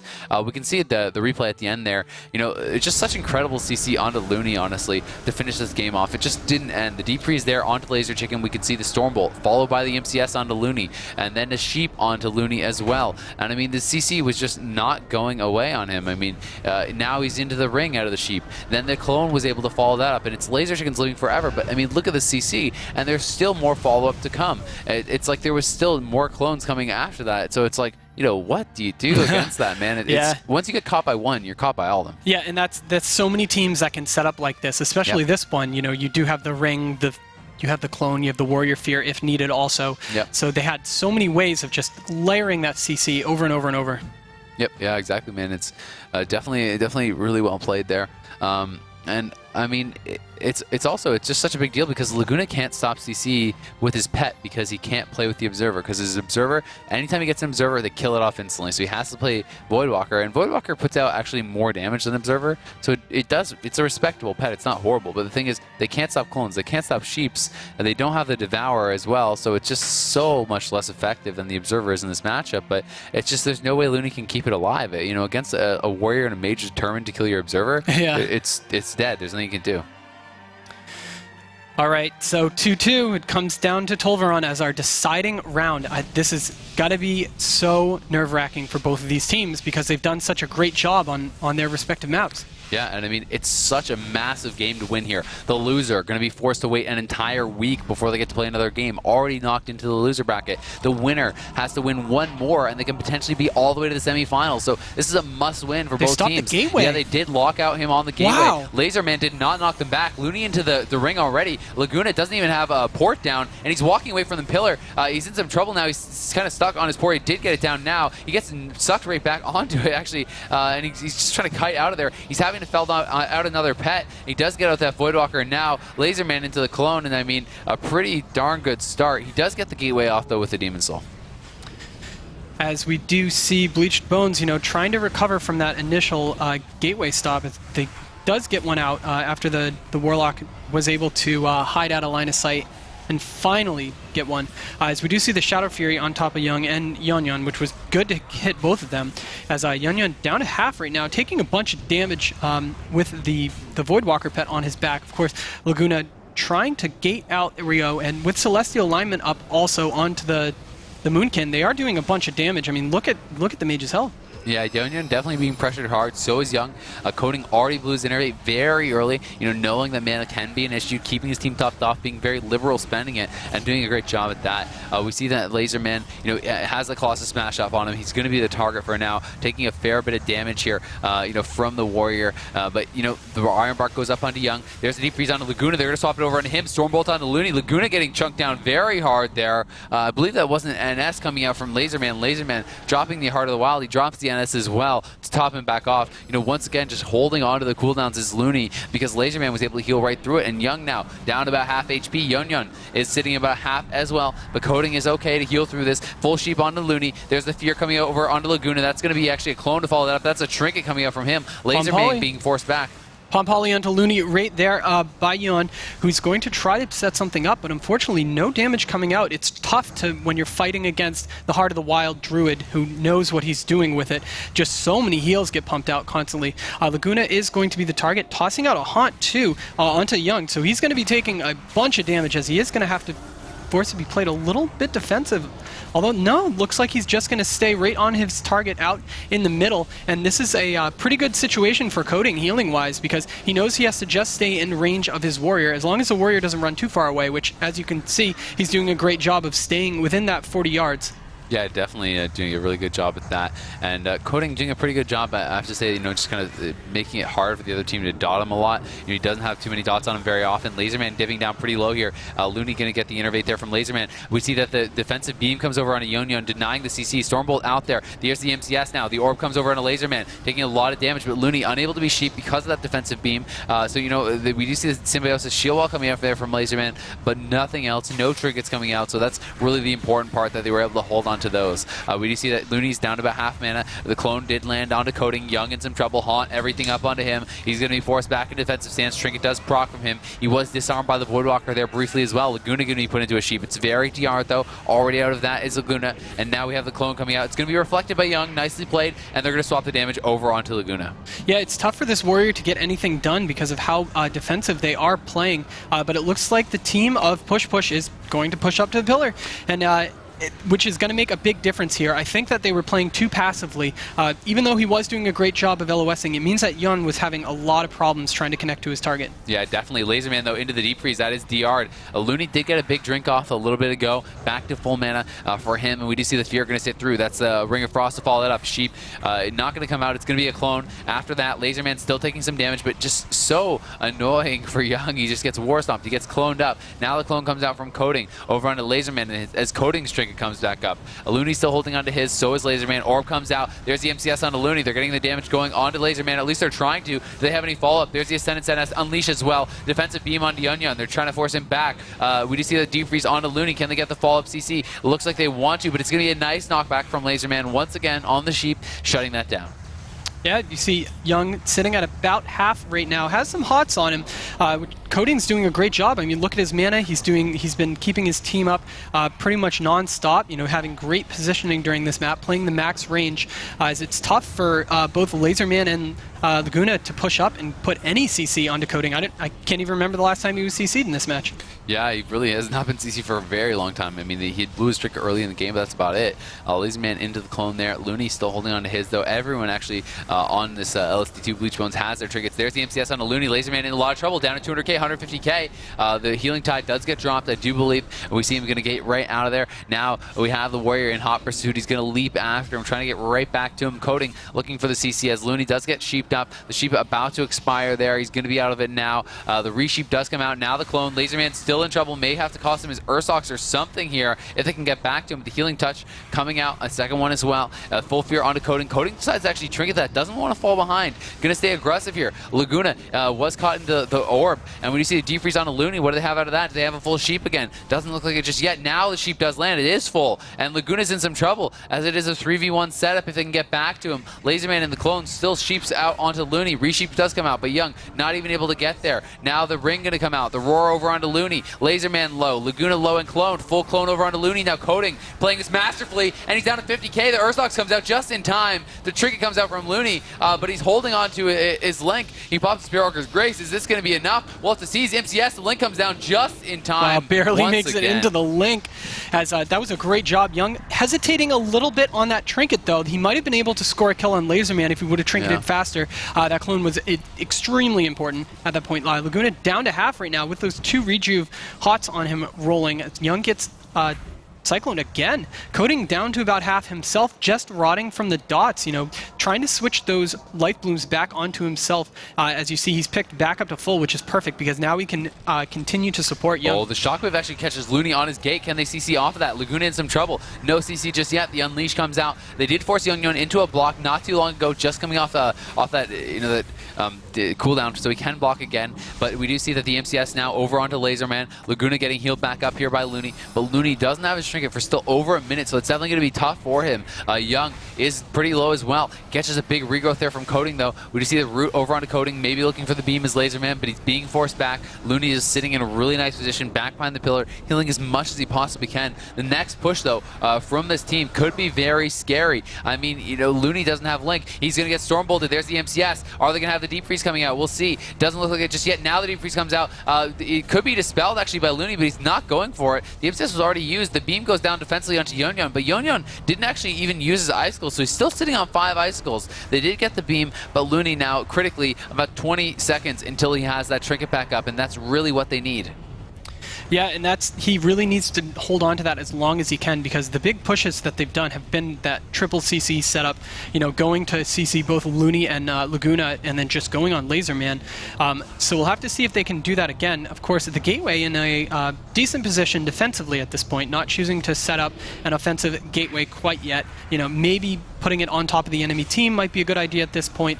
But of course, that Voidwalker is going to be sitting on the back of Young nonstop. There's the Deep Freeze onto Looney. Palm Ring comes down. That's going to land as well. Laguna looks like he's the target. There's the orb coming out. Every cooldown pop by Yonyon, and he has 5 Icicles. What are they going to be able to get done with this? The Fear comes out on Yonyon. He's actually just getting CC'd so hard. Still unable to unleash his Icicles. 2 Deep Freezes in a row. He hasn't gotten anything off. Now he's going to pop the Altar, though. 5 Icicles coming out twice in a row. We just see the Roar over on Looney. Clone on Yonyon, though. He's getting shut down so hard. Has to be very frustrating for him. Getting spam feared and cloned on his cooldowns every single time. And there's Ascendance and Spirit Walker's Grace hit by Looney, so those are 2 important cooldowns that will matter later into this. Look at that burst on Yonyon. Oh, wow. Yeah, look at how low he got all of a sudden, as Coding was sitting in that clone also, as he's blinking away, trying to keep his team up. That was a great blink, able to jump away from the Howl. He knew it was coming, so great job by Coding there, having to use Heart also. So a lot of healer cooldowns coming out pretty quickly. Yeah, definitely. There's the Deep Freeze onto Looney. Shadow Fury going to break up that ring. Nicely played there by Laguna. Going to be able to stop that, keep his Shaman out of that CC. Laser Chicken and Laguna sitting pretty right now. Young and Yonyon in some trouble. The clone and the Fear overlapped onto Coding, but his team is rotting hard. The wall going to be popped by Young. He knows this is trouble for them. Yonyon pulling back. He's going to try to turn it around, though. The orb comes out. He has a couple Icicles, but he's actually having to just go defensive anyway, so he just kind of throws out the orb to push them away. Not sure if I like the use of that, though. He could have maybe just gone behind the pillar. Yeah, the orb, that's going to be rough for them, because that's how they've been setting up for those kills so often. Of course, Young waiting on his cooldowns at this point, trying to line something up, as Looney is doing a great job. Half mana right now, as he's able to heal Laguna and Laser just incredibly well. Yep, and we do get that full sheep, though, over onto Looney. It was a palm sheep from Yonyon off of that deep. Now the MCS onto Laguna. They're trying to get something going here. Coding dispels the way off. He has his team completely clean of dots, actually, right now. The root beam comes over onto Yonyon. That's going to be dispelled. He's going to be able to get out of it. And look at Laguna down to about half HP. I think there was actually a reflected UA that he unbound. And Laserman in some trouble down to 80k. Ursox barely off once again. Looney lands the NS. The Ursox comes out. Laguna going to be in some trouble now, perhaps. Laguna's kind of in an awkward spot, and he's standing on top of his port, so doesn't really have a good port location either. He is going to port back to it now. He's going to run over to Looney, but the Deep Freeze comes in. This could be it for him. MCS over on a Looney. I think they need to see a trinket. The Shockwave comes out as well. Healing cooldowns go down. Full sheep on a Looney. Is he really going to sit through this? He gets knocked away by Coding, not allowing him to gate out. He's at 100k. Looney's still sitting through. Now trinkets and links. Last second once again. Wow, that Link didn't even appear on my screen. That's how fast they killed it. Yeah. That's incredible. As Laguna is going to go offensive at this point. Wow, both of them are. Celestial alignment, Dark Soul, dots everywhere, the Haunt coming out. They really need to put a lot of offensive pressure. They weren't able to get any onto Coding, unfortunately, but look at just the life chunking on Yun. Yeah, I mean, Heart of the Wild even used there by Laserman. He wants to get so aggressive. Young is pretty low as well. Cenarian Ward, Rejuve up on him. Hot's going out everywhere from Coding. He has a lot of work to do. You can see him even spamming those regrowths out, trying to just heal up his team as much as possible. Goes for the Tranquility, going to get Shadow Fury and knocked back. His team is really starting to fall behind, but Looney, his team is pushing in. If he gets CC'd, it could be trouble. Looney into the MCS, there's a full sheep. Laserman could be in trouble here. He has to blink out of there. He's down to 300k, but they cannot connect to him, so they're going to swap it over onto Laguna. Do they have the deep freeze available? Looney's still sheep. Do they have the clone out of that? Doesn't look like it just yet. But Looney is now cloned up full, and Laguna is sitting at about half HP. He's going to port it up there. Young very low. Yun had to block. Coding is pretty high on mana, but he's still struggling so hard to keep his team alive. Yeah, and this is a scary point in the match for them. 40% dampening at this point. We see the double CC onto Laserman and Looney, that MCS, having to use Ascendance to pick his team up. So great use of cooldowns there, as he does gate also, because Laserman choosing to gate too. So that was good coordination, as all members of the team with Bleach Bones are now back behind, as we see the same thing happening. Coding's going to go for a drink, and though, Coding is going to be able to get off the drink, and this is really important because he has to have a lot of mana going into this deep dampening. Look at that. Back up to 70% mana, no problem, as Coding's going to be able to smash those expensive heals as he constantly swapping around that life bloom. Yeah. And Young, another reflected clone on a Laserman, really doing a great job with that, allowing himself to stay offensive more often than not. And we do see that the Displacer Beast comes out there from Laserman, pulling back behind the pillar, trying to draw Young in, but he's not going to fall for it, not just yet. They're waiting for the CC. Now the Shockwave connects on Looney, connects on Laserman as well. Can they follow that up? Looney drops the grounding. Is he going to get CC'd? We'll have to find out. Yun trying to push in. He did blow his trinket there. He wanted to get the CC out. Now the MCS onto Laguna. He's going to have to pop his next water alley, as the first one did fall. They're trying to go hard on it right away again, though. Looney into the deep freeze. Spiritwalker's Grace is up. There's the full sheep onto him. Laserman and Laguna starting to rot down a little bit, but once again, the clones on Yun. Laserman just does not let him do anything with his cooldowns, but Young is still going hard on this team. He has them both quite low, and he has all his offensives up in about 20 more seconds. He's going to have Wreck, Skullbender, everything, and that could be a huge moment for this team. They have to live to that, though. Yeah. Like, look at the health bars just chunking down from these dots. You're having to use Iron Bark onto Young just for maintenance at this point. There's a trinket as well from Young. I think he has a shield wall, but he doesn't want to blow it. Yun has to block as well. If they can get top back up, they have the wreck, they have the Skullbender back up now. Looney, unfortunately, though, for them, has his trinket again. Yun out of the block now, Coding in trouble. He has to get out of there. He's going to be able to heal himself back up, but Young is so low. He does pop the shield wall, but that was very last minute for him. He easily could have gone down. Reflect and shield wall do come out, though, and he has the cooldowns. Looney into the Jeep, into the sheep now. They're going to be looking for the cooldowns to come out here, I do believe. We'll see if they can get it done, but Yun may go down. He's down to 7k. He gets healed back up. The Howl comes in. It's going to be triggered by Coding, but can he stay alive? 90k HP. Young at 100k. I don't think they're going to be able to survive. The damage comes in, and that is going to be that. Young falls down, not getting that chance to use his next set of offensive cooldowns. 53% on the dampening, and it was just too much for Coding. Yeah, what a game that was. So back and forth. I really thought that Push was going to take it. There were so many times that they had Laserman just extremely low.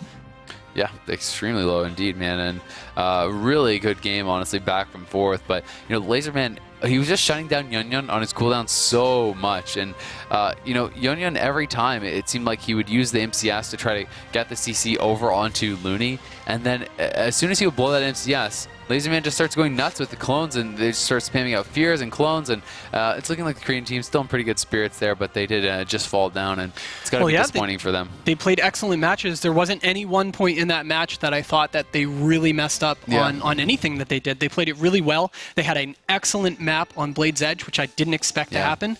Yeah, no, I agree. I think they played really well. I just think that maybe that was the one little thing, maybe just kind of hold that CS for clones a little bit more. Because, a lot of the time, I think he was trying to use it just to make sure that he didn't get his palm grounded or something like that. But maybe could have been a little bit more patient, wait for the grounding to come down, knock it out with something else. But anyway, we do see the final moments of the game right here. Look at Yun's health. Low. And we have the trinket onto the fear, which was a great job. But the problem is Young at this point is behind the pillar by himself with the rally fading. That was it. Yeah. Yeah, just really nothing they could do at that point. I mean, Coding was just way too far behind. It didn't matter what he did at that point. There was no way they were going to stay alive. But yeah, either way, very close series. Goes the distance, 5 games. That's our second 5-game series. And I think the last 2 tournaments I cast before this, there wasn't one 5-game series. So this just goes to show how evenly matched so many of these teams are. And it's going to be a pretty insane upper bracket semifinals. It's going to be pretty insane lower bracket games as well next weekend. So it's really setting up well for next weekend at BlizzCon. And honestly, I'm really excited about it. But we do have Looney over with Paul. Let's hear what he has to say. Thank you. I have a very emotional man standing next to me. He said when he came over, I feel like I've had a workout. That was hard. Yeah, indeed, man. We came out on top, I guess, but this was such a hard matchup. I don't know. I was expecting it to be really, really good, but I don't know. I guess it took me a bit by surprise. But yeah. I think they took all of us by surprise. I mean, I was told beforehand, no, the Koreans are all right. They're doing better, but no, they're not going to win this group. They're probably not going to get out of the group, and that made you the favourites for that. But that gave you extra pressure too. When it was 2-2, I think you guys were a bit nervous, right? Yeah, for sure. When we lost the last game of Ruins, then it was a real deal. I mean, 2-2. I mean, lose or win the next round. I mean, yeah. You came over and you were literally just so emotional from finishing that game. You guys were just, it meant so much to me. Try and put that into words for us at home and for the people watching. Put it into words what it means to you to win that game.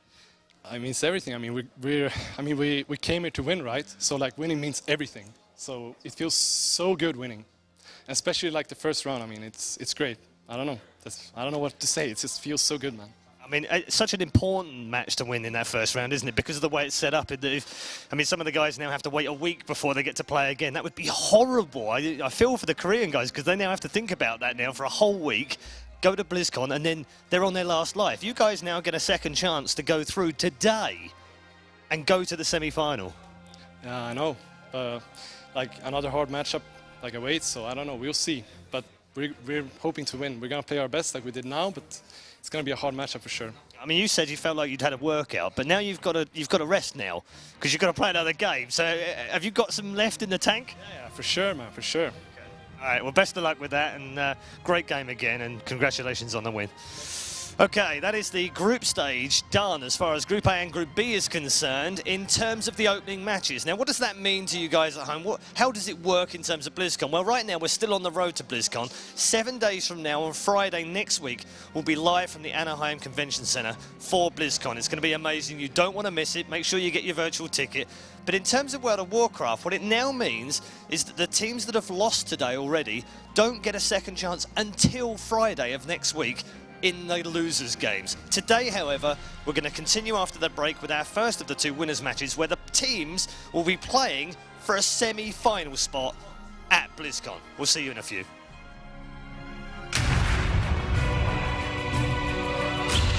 Every member of a team is responsible for using crowd control abilities on their opponents to gain an advantage. A crowd control ability is one that you use against another player to prevent them from performing actions such as polymorph, cyclone, fear, and stun effects. You might, for example, see a healer crowd control another healer to assist offensively for their team.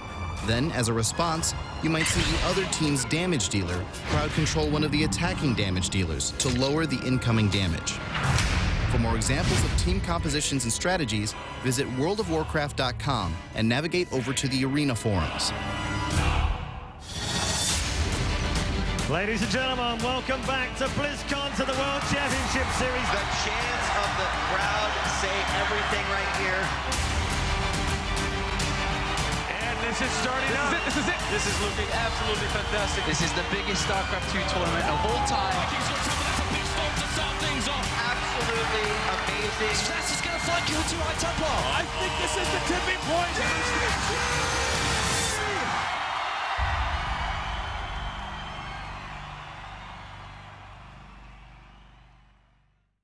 The top 16 Hearthstone players from around the world have put their decks to the test. Only one will walk away with the prize. This is so close right now. Oh my god, this is brutal. Oh, he picks up Conceal.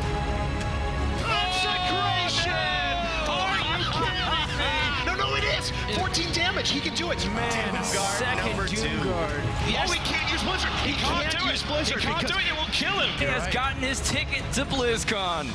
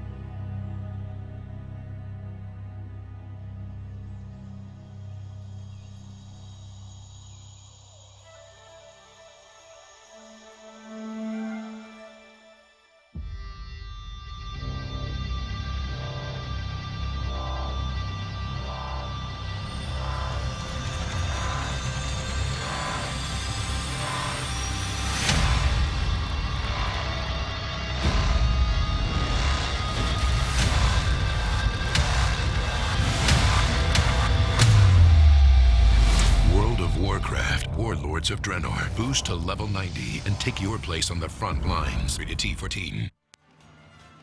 We're all healed up, we've had some potions, and our mana has been restored. That's right, we're back for more World of Warcraft Arena World Championship. We're up to the winners bracket now in both Groups A and Group B. A reminder for you, the teams that have lost today, unfortunately now have to wait 1 week before Part 2 of the World Championship continues at the Anaheim Convention Center. Next Friday, in fact. And as you can see there, the format for the World Championship. Top 8 teams from around the world, as we've already seen today, with all 8 teams in action.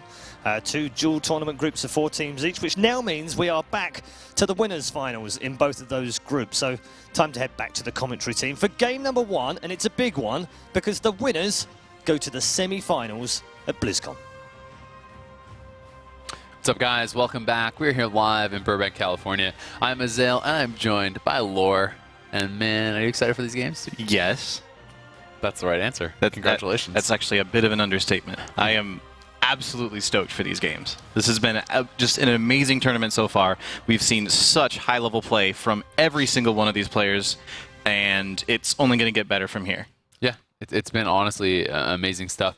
And we're going to check out the bracket, update you guys exactly where we are now. You can see Group A, Group B, all done for the first round of games.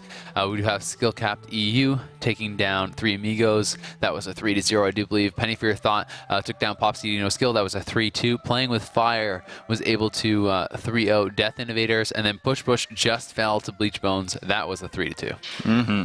That was a ridiculous match, too. Yeah. Like, MVP of that game was Looney's Links, for sure. Like, yeah, every really single close, time, all of a sudden there was a Spirit Link, and I guess everybody's okay now. Yeah.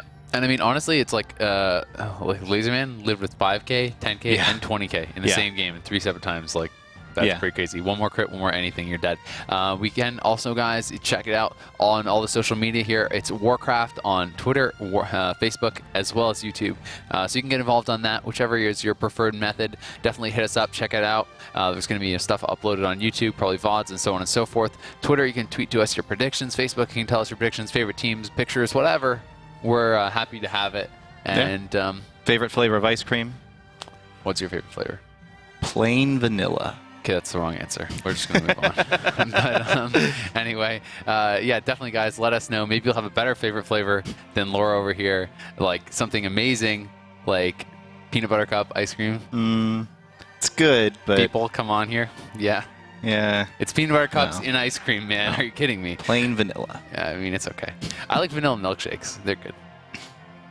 But anyway, guys, we're going to check out the prize pools. It's $250,000 overall up for grabs here. $120K for the first place team, $50K for second, $20K for third, fourth, and the rest of the team's going to be going home with $10,000. And I believe how this now works out, I believe the 2 teams we're about to see play have already qualified for that third, fourth, if I'm not mistaken. Not yet. No, they have not to yet. win Okay. here.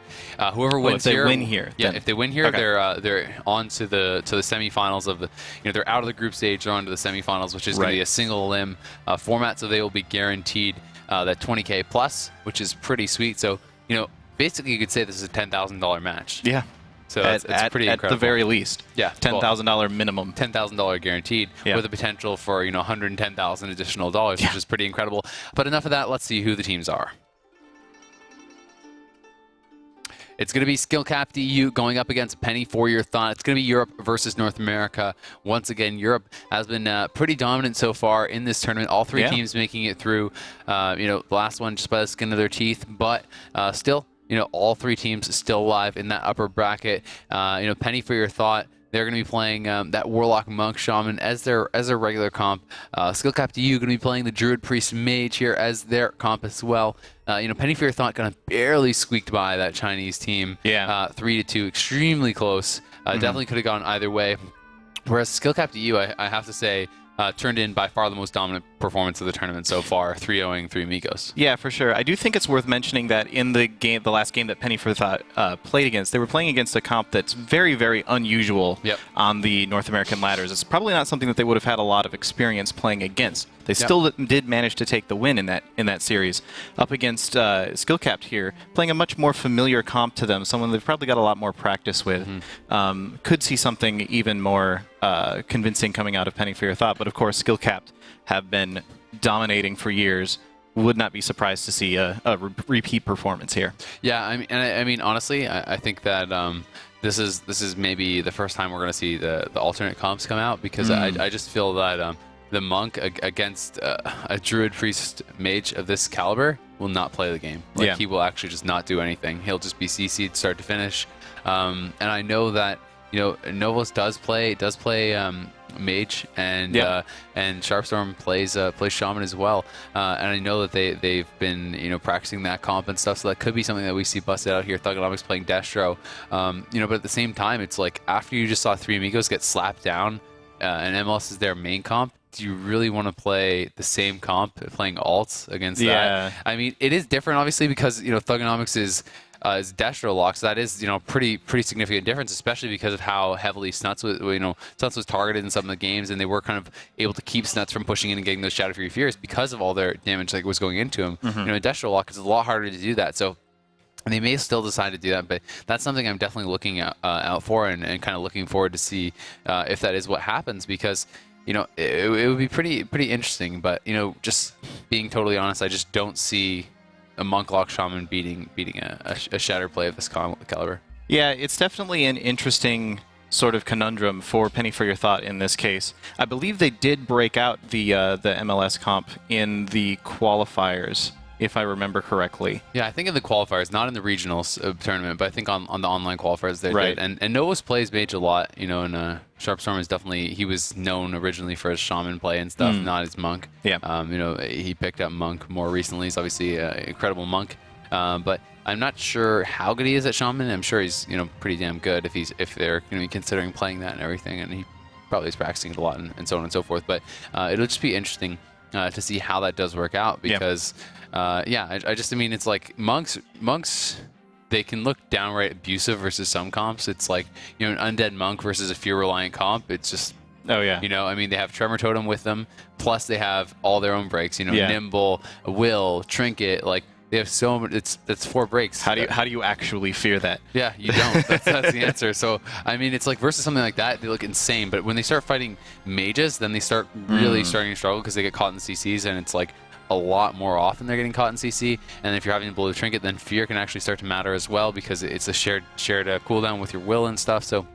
And then when you add in Clone and Roar and all this stuff, like, you know, the silences and everything, it's just so much CC that can come out from a Shadow play on top of a Monk that I just feel like they'd be pretty helpless against that. Maybe they have something figured out that they think they could kind of mix in something that they could throw them a little bit of a curveball to make that comp work anyway. But right now, I would be very surprised, I think, if they came out with that comp, because I think that's kind of just like, even I don't know, even though the MLS, obviously, they probably wouldn't be feeling the most confident after seeing how the previous series just went for them. I think that, you know, coming out with the MLS with Destro and stuff like that is probably more of like a winning strategy. Even if it doesn't work, it's more of like a swing for the fences strategy than coming out with the monk is, where I think that they're like pretty much guaranteed to lose. Yeah, it's interesting though, because remembering back to Novos' interview immediately after their win previously, he actually said, first off, he said that they were hoping that skill cap would go through instead of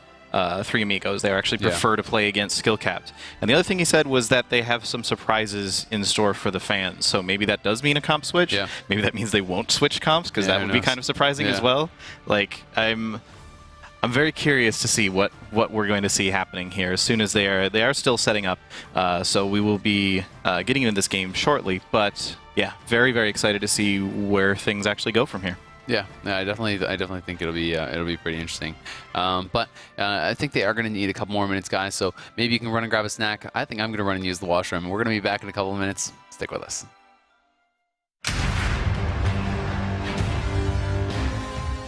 Positioning of each of the players in an arena is important, as different spells and abilities have different ranges, and most require a clear line of sight to their target. You'll often notice players retreating to defensive positions near pillars or other obstacles in the arena.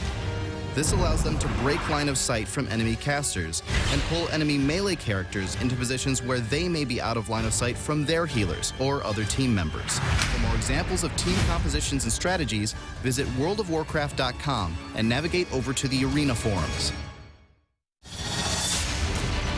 Ladies and gentlemen, welcome back to BlizzCon, to the World Championship Series. The chants of the crowd here. And this is starting up. This is it. This is looking absolutely fantastic. This is the biggest StarCraft 2 tournament of all time. Vikings going triple. That's a big start to start things off. Absolutely amazing. Stats is going to flank you with 2 high Templar. I think this is the tipping point.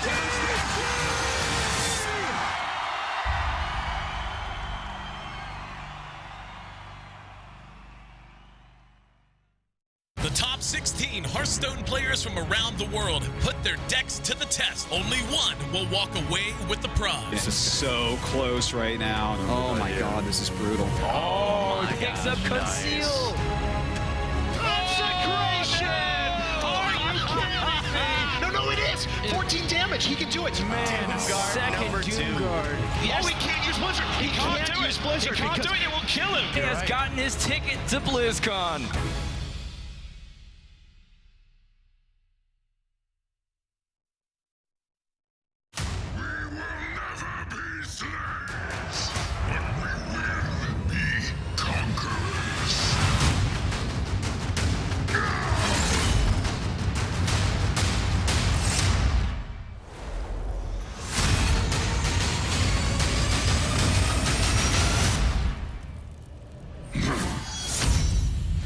World of Warcraft, Warlords of Draenor. Boost to level 90 and take your place on the front lines. Rated T14.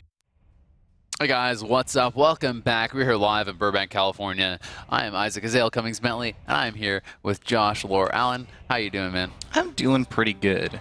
We've got some pretty amazing arena happening today. I could not be a happier little kitten right now. Okay. Let's go with that. I mean, it's definitely been an awesome tournament so far.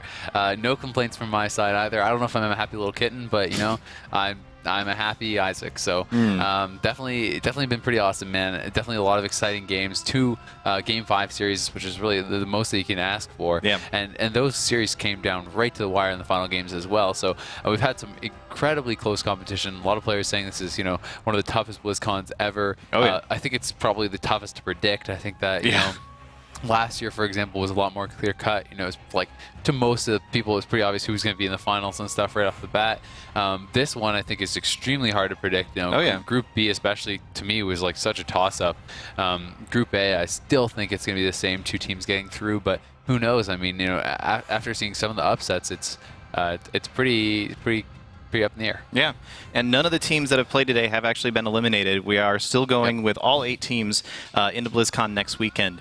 So even the team, like looking at the Asian teams especially, those both of the Game 5 series that we had were with those Asian teams. They were fighting by the absolute skin of their teeth to get through and almost pull out a victory, like we were talking about just the last series, which was the Push versus Bleach Bones.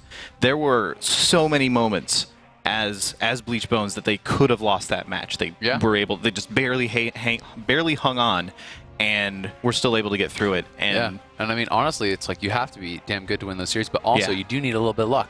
And I mean, you know, like a little bit of a, you know, an extra crit one way or the other can decide series like that. I mean, when you're getting down to, you know, 5,000 HP and stuff, that's nothing, man. That's, you know, it's one, like a difference between one auto attack critting or not.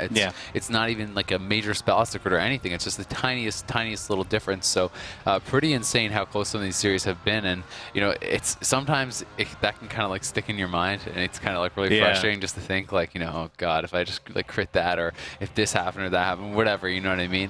It can be pretty crazy. Or the worst is if you forget to, like, you know, pop your trinket or something like that, and someone lives with 5k, and then you just want to go die. But like, I mean, it's definitely one of those things that can definitely mess with your state of mind. Yeah, on both sides of things. Like looking at it from the like, I live with 5k health. If they had crit me, I could have died there. And on the other side, it's like, if I had only crit there, then I would have gotten the kill. So you're just screaming at the RNG the entire time. Yeah, well, I mean, and usually when you're the one who lives, though, you're just like, nah, I had it all the time. I hadn't. I had this. It was easy. 5k health is 4,999 more than I need. Yeah, exactly, man. Well, it's 5,000 more than you need. True. Yeah. I mean, you don't even need that one higher hit than point. 0, man. You're higher than 0. You're fine. So it definitely feels good as one of those teams kind of breathe a sigh of relief. You're talking like Looney in his interview. He's saying like just like felt like he just worked out or something. He's all like exhausted. It's mentally exhausting, man. This stuff is stressful. It's so much money on the line, and it's so much preparation and stuff for one tournament. It's not only are these teams just practicing in the the previous weeks, they're basically playing an entire year for this tournament. So it's like the pressure to perform is massive. We are going to be having these teams ready here pretty quickly, and it's looking like it should be a pretty exciting series.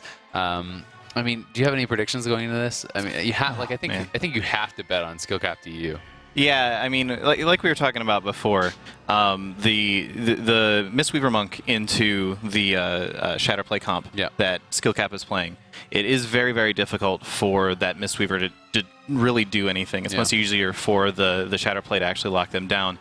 And looking at Penny for Your Thoughts' other potential comp that they play, which is the MLS, that's also kind of like that's what SkillCap just beat to get here was an MLS, and they smoked. Yeah, and it was one of, if not the best MLS out there. Yeah, and so I mean, obviously, if you're Penny for Your Thought, you're not thinking you're a better MLS than Three Amigos, but the one thing you could be thinking is that, well, Snuts can't play Destro, Thugonomics can. Yeah, that's very true. And that's kind of like what you have to, rest your hat on or whatever. It's like because the thing is, Snuts doesn't play Destro, and Thugonomics, that's what he's known for. He's never he's very good at Affliction, but it's never been like what he's been like the elite at. You know what I mean? Like Destro is kind of like his bread and butter. That's what he got known for. He's obviously very good at Affliction, but it's never was what he was like famous for. No one's ever like, oh my god, look at Thugonomics' best Affliction. Well, everyone was like, Destro. Look at him playing Destro. He's just like crushing people as he's always this Orc Warlock playing Destro on the ladder, one-shotting people and stuff, and that's how like people kind of knew him, and that's how he's always been known. So, if he does break that out, I'm sure a lot of people are going to be excited to see Destro, and it's kind of like almost like the trinity of reject casters going to be here. Like we'll have the Destro lock, the Fire Mage, and the Moonkin, and so far the Fire Mage and the Moonkin have both won, so maybe that's a good sign for the Destro lock. Yeah, maybe, and that is a whole lot more burst damage, burst potential that they're able to put out in a hurry. So and a lot more survivability than Affliction as well. Yeah, Ember Tap is insane. Ember Tap is absolutely ridiculous. It is so hard to kill a Destro lock. They pop their cooldowns, they press Ember Tap a couple times, and they're back at full health in the middle of dampening somehow. Yeah, exactly. I mean, Ember Tap is nuts. It's like Destro, I like to say Destro is like an underpowered spec on the back of two overpowered abilities. And I think those two overpowered abilities are Shadowburn and Ember Tap. Yeah. And Shadowburn is like Touch of Death except from 20%, pretty much. I mean, it's like almost a guaranteed kill when you get a Shadowburn off. It's usually pretty surprising if someone doesn't die when you do get a Shadowburn, and usually the only time that happens is if there was like a same time heal or shield or something like that. And if you get a Shadowburn, it doesn't even, like that crits, it doesn't even matter if they heal or something at the same time, they're just dead. So, I mean, Shadowburn is insane, especially there's things you can do, like a lot of cool tricks, like with Havoc Shadowburns and stuff that are pretty godly. You can get a pet low. If you get a pet low, you can actually just like Havoc Shadowburn off the pet. That's something that can sometimes really catch people off guard. I mean, you have a Water Ellie at 20%, you can Havoc and you can double Shadowburn a Water Ellie, or even if you just get the one. But that can sometimes then knock your main target in Shadowburn range, and you can get double Shadowburn that way. So there's some cool things that you can do like that. Obviously, there's kind of like the bread and butter, which is the Glyphed Havoc, double Coil, double Chaos Bolt, that kind of stuff. But yeah, I really think it's kind of like two in Group A here. So whoever wins this is going to be moving on to the semifinals of BlizzCon next weekend. Huge match, extremely important. It guarantees you top 4 if you do take this, and it's going to be a grand to start things off. Yep, this match will be starting very, very soon here, and this is a very, very interesting. This is interesting. I'm not going to spoil it too early because I want you guys to see this when it comes up on your screen. There's something very, very, very strange happening right now. Yeah, this is definitely interesting, and I mean, I think it's, this to me is pretty. It's gonna come up in a couple seconds. You guys will see, but it makes a lot of sense to me.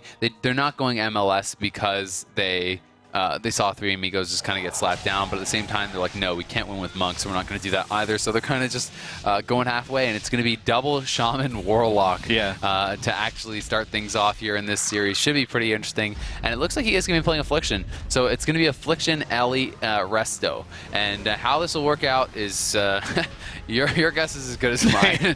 This is not a comp that I have seen played like above like 1600 before, so yeah. But I mean, at the same time, Shamans are so good against casters. Fear is going to be worthless. A lot of it is just going to come down to, wow, the pet's already dead. A lot of it's going to come down to just simply how well do they work together? Are they overlapping their tremors? Are they shocking the same targets? You know what I mean? If they could actually coordinate well and play it well, you know, not double waste tremor, not double waste shocks and groundings and things like that, and you know, and not messing up you know, in those regards, and I think it could actually be a pretty solid comp here. Yeah, for sure. A lot of what a Shaman brings to the table is something that you can have 2 of, and it's not a terrible thing. Like you were saying, like the tremors, like the grounding. So healing streams, etc. Yeah, exactly. So we'll have to see how this works out, and it is going to mean a whole lot of potential off-healing with that Elemental Shaman in there as well. Just sort of poking out here at the moment, just letting them know that they're there. Oh, there's the Deep Freeze on a Sham Sharps. Silence on a Novus as well. He cannot use his Shaman Rage during that. He's going to be taking a ton of damage here. He may just go down, and he is going to fall. No Shaman Rage, no Trinket. Greedy play is punished from Penny for your thought, and Skill Cap DU slaps them down and says, get out of here with this comp. Wow. So that was like a 30-second match. Yeah, and the only reason it was 30 seconds was because No Lifer was waiting till he got Icicles. Yeah.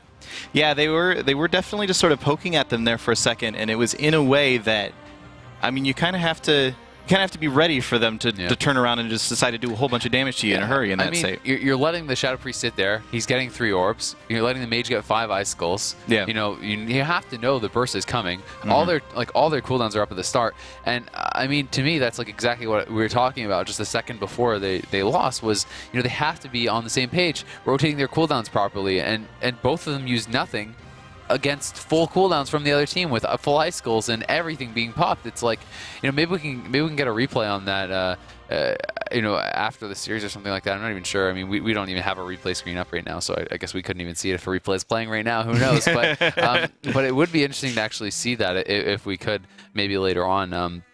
Because it just, I'm not sure if Alter Time and everything was used, but I do believe so. We don't actually have the preview screen, so we can't do that. But regardless, yeah, it should be pretty interesting to see what they're going to do moving forward. I don't think we're going to see that again from Penny for Your Thought. I mean, at least like not like a game end like that. They may stick with the same comp, but it was just like, you know, someone had to Trinket, someone had to do something. Novos couldn't Shaman Rage because he's silenced, and you know, you're not going to live through all that without Shaman Rage, and Sharpstorm sat everything as well. So it's just like, you know, someone has to use a cooldown. Something's got to give. Yeah, for sure. So we're just waiting for just a second here to try and get a couple things fixed up to make sure that everything's working perfectly. There was a little bit of a technical glitch for one of the teams in the last game, so we're going to make sure that everything is totally okay before we move into the next match. We don't want anybody losing because their frames weren't showing properly or something. That would be very, very unfortunate. So yeah, but just to be clear, it wasn't the team that lost. That's having a frame issue, so it wasn't like it wasn't like they just got screwed or anything. So. You know, Novus is ready. Zuniaki and them are just fixing up their frames really quick. So no big deal. It hasn't affected the series or anything like that. But we're going to be moving forward, and I think that they're just going to be playing the same thing. They know that that was not like a real game. That's not like a game that you say, oh, well, our comp can't win off of. That's for sure. That's a game you're like, well, I guess we should have used a button. Yeah. But we'll see. We'll see if they are going to be using buttons in the next one. They are down 1 game, and it is that important map advantage. I'm not sure if it's going to be that big of a deal here, you know, in this particular matchup. I don't know if there's like any map that they really think is super advantageous for them. I don't even honestly have any clue what kind of a map they're going to be picking. I mean, they could go really anyway with this. Yeah, I believe their map choice is actually going to be Blade's Edge. Okay. So that makes sense. I mean, have the knockdown. Yeah. Yeah, I think it makes sense. There isn't, it's not as quite as substantial as if they were going up against like a WMD or something, but it's still, if you have that potential advantage, you might as well go for it. So hopefully we will be ready to go here momentarily. Yeah, definitely. I'm definitely sure we will be. able to get this game started pretty quick. But yeah, I mean, Thunderstorm is definitely nice. It's definitely helpful on that map and everything, and it is easier for Thugonomics to escape and so on and so forth. But at the same time, I don't think that it's like crazy impactful. You know, it's not. It's not like it's not like how we thought with WMD. You know, when I saw WMD going up against LC2 on Blade's Edge, I was like, that's going to be a miracle if they win. You know, whereas this, I could totally see it going either way. Still, it's not one of those crazy maps because it is two like Wizard comps. Although they are different, it's still like relatively similar kind of playstyles. All right, so it looks like our two teams are ready. Cool. I'm gonna see about getting this map going, and we should have this game going for you here in just a second. Awesome. All right, so it is going to be Blade's Edge Arena, guys, as the second map. That is the choice from Penny for your thought. That's Novos Thugonomics and Sharpstorm. They're going to be playing Double Shaman Warlock here, looking to battle back, tie things up in this next game. Alrighty, so, you know, Talbytree, No Lifer, and Zuniaki, they've got to be feeling pretty confident, I think, after that first game. I mean, you know, even though they know it was kind of a silly game, it still feels so good to get a win like that because it's a knock at your opponent's confidence. Maybe they're getting frustrated with each other because of, you know, no, you should have used the cooldown, I should have used the cooldown, you know, whose mistake is it, that kind of thing. And, you know, in a series they're already a favorite in, going up, like, getting a free game to start it off feels really good. Yeah, for sure. And it's just such a strong advantage to be able to know, okay, now we only ever have to win on our own map picks. So this game is just about to start. We'll be following Thugonomics out of the gate here to see where he decides to put that gateway down. I think the top is still probably the best choice no matter what, but sometimes, you know, it can be a little bit difficult to actually get it up there, especially against a team with this much range. If No Lifer charges in, he can stop that, but I mean, Novos is out there blocking, and they're not even trying to push in. They don't even care. They're just going to sit back and try to do the same thing again. I mean, I doubt they're going to be able to get a kill like that, you know, at least not instantly, but, you know, you're going to see No Lifer sitting back. He's going to be casting out those Frost Bolts. He's going to be building up the Icicles. Zuni's going to be building up those orbs as well, and we already saw the Observer go down there from Thugonomics, so he's gonna have to pull back and try to get another one. He does kill off that Siphon, and I'm not sure if he actually soul burned out that new pet or what, but it was out pretty quick. May have already been resummoning it in the background. I could have just missed it, but full dots out on everyone. Zuniaki, No Lifer, Talby getting fully dotted up. We'll see if they're gonna be able to turn it around quickly this time. Thugonomics is gonna be CS there. He's gonna gate out instantly, actually. Feeling a little bit nervous there is Thugonomics. He's just gonna be resummoning his pet, but his pet is back beside him. It should be okay. Talbytree gonna be popping that Innervate right off the bat as well, you know, spamming out those hots, being very aggressive with his mana. We see that there's a silence onto Shaman. We do see the Hallowed Terror comes out as well. Sheep over onto Sharpstorm. Novos in a little bit of trouble, but he did get disarmed. He popped the Stoneform immediately, and it did not seem like anywhere close to the same amount of damage was coming out that time. You know, Thugonomics able to break up a lot of that himself, and, you know, a little bit faster on the cooldowns there with Novos. The Sheep comes out onto Thugonomics. He has used his Trinket to try to shut that down. He's going to be re-sheeped on that, though. Clone comes out after that, and the dots are kind of starting to fall off a little bit. The pressure starting to relent as Talbytree has his team top back off, and we're just going to see Skill Cap to you looking to set up for another kill. Yeah, there was a ridiculous thunderstorm there for a second that knocked Zuni all the way over to his other ramp. So that was pretty crazy. A nice positioning from Novos to be able to get that big of a thunderstorm off. Skill Cap taking a little bit of damage here, nothing too crazy. There's a couple of good CCs coming out. Looks like a triple Shadow Fury there for just a second, which was really, really nice. And no real major damage has been done to either side. We do have a Trinket down from No Lifer and a Trinket down from Thugonomics, but that's about it. Nothing too scary just yet, but there's the silence coming out onto Talbytree and the double howl, so maybe we'll see something happening here pretty soon. Yeah, it could be. I mean, we see the silence over on Novos there. The Sheep comes out onto Sharpstorm, but they were not able to get the cross CC until after the silence ended, so Earthshield got put up. Shaman Rage comes out. No Lifer did have to block, and he is taking some damage now, so, you know, much better game here already from Penny for your thought. They're doing some damage to this pet, though. They want to kill it off. It's down to 100k, 70k, may go down. Gonna catch some heals, but importantly, Sharpstorm also drank about 70, 80,000 mana back. Yeah. So, you know, he was a little bit down in mana, but he was able to catch right back up, get back up to full again, and Talbytree spending so much mana. We'll see if he's actually going to be able to drink against this like he did, you know, in the previous series. Yeah, for sure. Now he's trying to, and he's going to. So there you go. But at the same time, we do see the deep maybe coming out here onto Sharpstorm. It's actually a sheep, and Novos is actually down very low again. Silence did come out there. The Link is actually going to have to be used. Sharpstorm has a Trinket and Link there, and Novos does not have his Shaman Rage for another 20 seconds. His Trinket is back up, but a lot of cooldowns used kind of, it seemed like out of nowhere they're able to force them. Sharpstorm having to blow his two most important cooldowns, and Novos, he's going to have his Trinket, he's going to have his Shaman Rage, but I'm surprised they didn't just have him Trinket the Silence and try to break it up that way. But regardless, Tranquility coming out there from Talby Tree. He's going to be able to get feared up on that, though. Nicely played by Thugonomics. Both DPS going to be feared as well. There is that Tremor Totem coming out. There's a clone onto Sharpstorm. We do see that Novos is getting cloned now. MCS over onto Sharpstorm. Thugonomics taking a lot of damage. Going to have to use the healing cooldowns as well. And he does pour it out of there. Gets a new pet. Going to be right back to full. But once again, more cooldowns being burned through. And at the same time, Skillcap EU is looking pretty safe. Yeah, they're both teams seem to be trying to play it as safe as possible. Every time that somebody starts taking damage on Penny for Your Thought, I don't know if they immediately have flashbacks of that first match or what, but they are just out of there in a hurry. Yeah. So neither team is really showing a commanding lead just yet. Obviously, Skillcapped have done a lot more of the burst damage so far, but Penny for Your Thought has been reacting to it pretty well and managing to keep themselves alive so far. There's Thugonomics getting knocked down, porting right back up.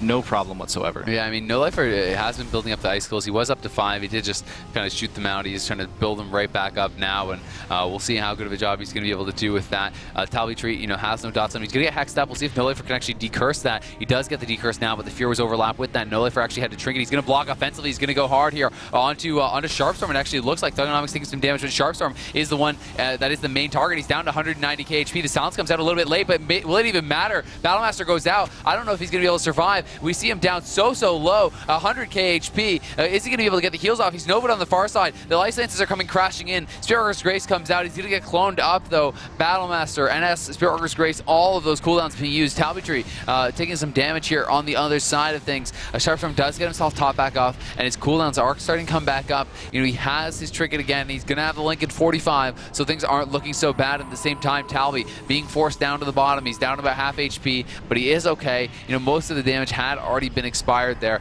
and Heart of the Wild going to be popped, so he will be able to keep his team pretty aggressive at this point. Yeah, that was actually a really good push out there from Penny for Your Thought, being able to get Talby so low that he actually had to go underneath and sit in a mushroom for a little while. So good to see Penny for Your Thought actually able to push back against this a little bit and put out some pressure of their own. Definitely something that was a little bit worrisome at first. Yeah. They kept getting pushed back, but now they're showing that they can actually hang with the big dogs too. Yeah, for sure. And a nice CS there onto Talby from Thugonomics. Going to be able to lock out that clone. Sharpstorm is going to be put into the full sheep. There's a CS onto Thugonomics. Novos just skates right out of there. Intelligent play by him, knowing the damage could be coming in. But have they left Sharpstorm out to dry? It doesn't look like they're going to try to do anything with Sharpstorm. Thugonomics kind of just pulling back as well. So the entire team just uses that gate, gets out of there, and they're going to be safe with that. Talby is okay on mana right now because he did get that drink off, and he's still very aggressive with the mana. I really like this play. He's dispelling off the UAs pretty heavily this time as well. Novo's actually going to be able to pop the Ascendance. He's spamming out the Lava Burst onto Zunyaki. He's actually going to get knocked off the map, though, there by Talby, who does use that knockback. And now Sharpstorm into the Deep Freeze. Who are they going to be going for? The ring does land. Who's the target? The target is going to be Novos, who is silenced up. Is he going to decide to Trinket? Devouring Play comes in. He's taking a lot of damage here. He's down to half HP, and he may just go down, and the healing cooldowns come out, but I don't think it's going to be enough. 50k. He decided to sit through that, just barely gets that Link off as the Link comes up literally right as he drops it. Very close there. Thugonomics actually Trinketed something after the Link. I don't even know what he Trinketed. He was in a Cyclone. Oh, okay. Yeah. So just wanted to get advantage of that, of the Dark Regen and everything ticking, and he had his Demon Soul going as well. Yeah, for sure. Very scary moment there for Penny for Your Thought, but they did manage to survive through it. Now they're trying to put out a little bit of pressure on their own. Zunyaki's actually really low on mana at the moment. He's been putting out a whole bunch of, I don't know if it's just healing or if he MD'd something, I'm not sure, but he's actually taking a bunch of damage now. Getting pretty low. He's going to have to hide back here for a second and try to heal himself back up. Looks like he's going to be okay, but definitely a scary moment there for a second.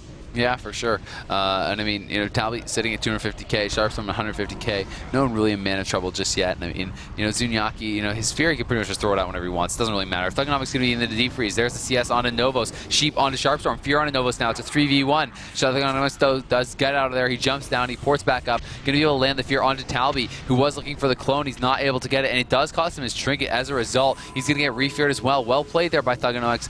In the 1v3 scenario, does actually get the Trinket from Talby and really doesn't even get close to dying, so very well played by him.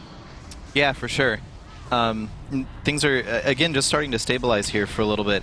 It seems like both teams are really having a hard time finding a good time to just straight on commit into a huge amount of damage and really, really push super hard. Maybe they're, I don't know, they're waiting for dampening. We are at 19% dampening at this point. No Lifer does take a big chunk of damage there, but he's going to get top back off.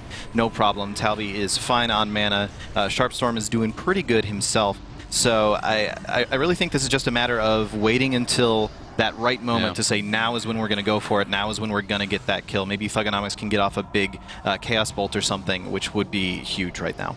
Yeah, well, yeah, definitely. We do see that No Lifer is going to be stacking up those shards, and Talby going to be caught into the fear. Zunyaki taking some damage. Silence on a Sharpstorm. They're going to be hard on Thugonomics as well, unleashing those Ice Skulls. He's getting very, very low. MCS comes off that. There's the disarm. Full Sheep onto Sharpstorm with the palm, but the heals come out from Thugonomics again. Blink right back up from No Lifer, who did get knocked off. Sharpstorm going to be re-sheeped one more time. No Lifer gripped out of there by Zunyaki, and he is going to be okay. The dots being spread around by Thugonomics everywhere. Has the double trinket dots as well as the Demon Soul up. So this is some huge damage right now coming out from Thugonomics. He's going to actually remake his Hellstone. It must have been his last one used with that last Dark Regen.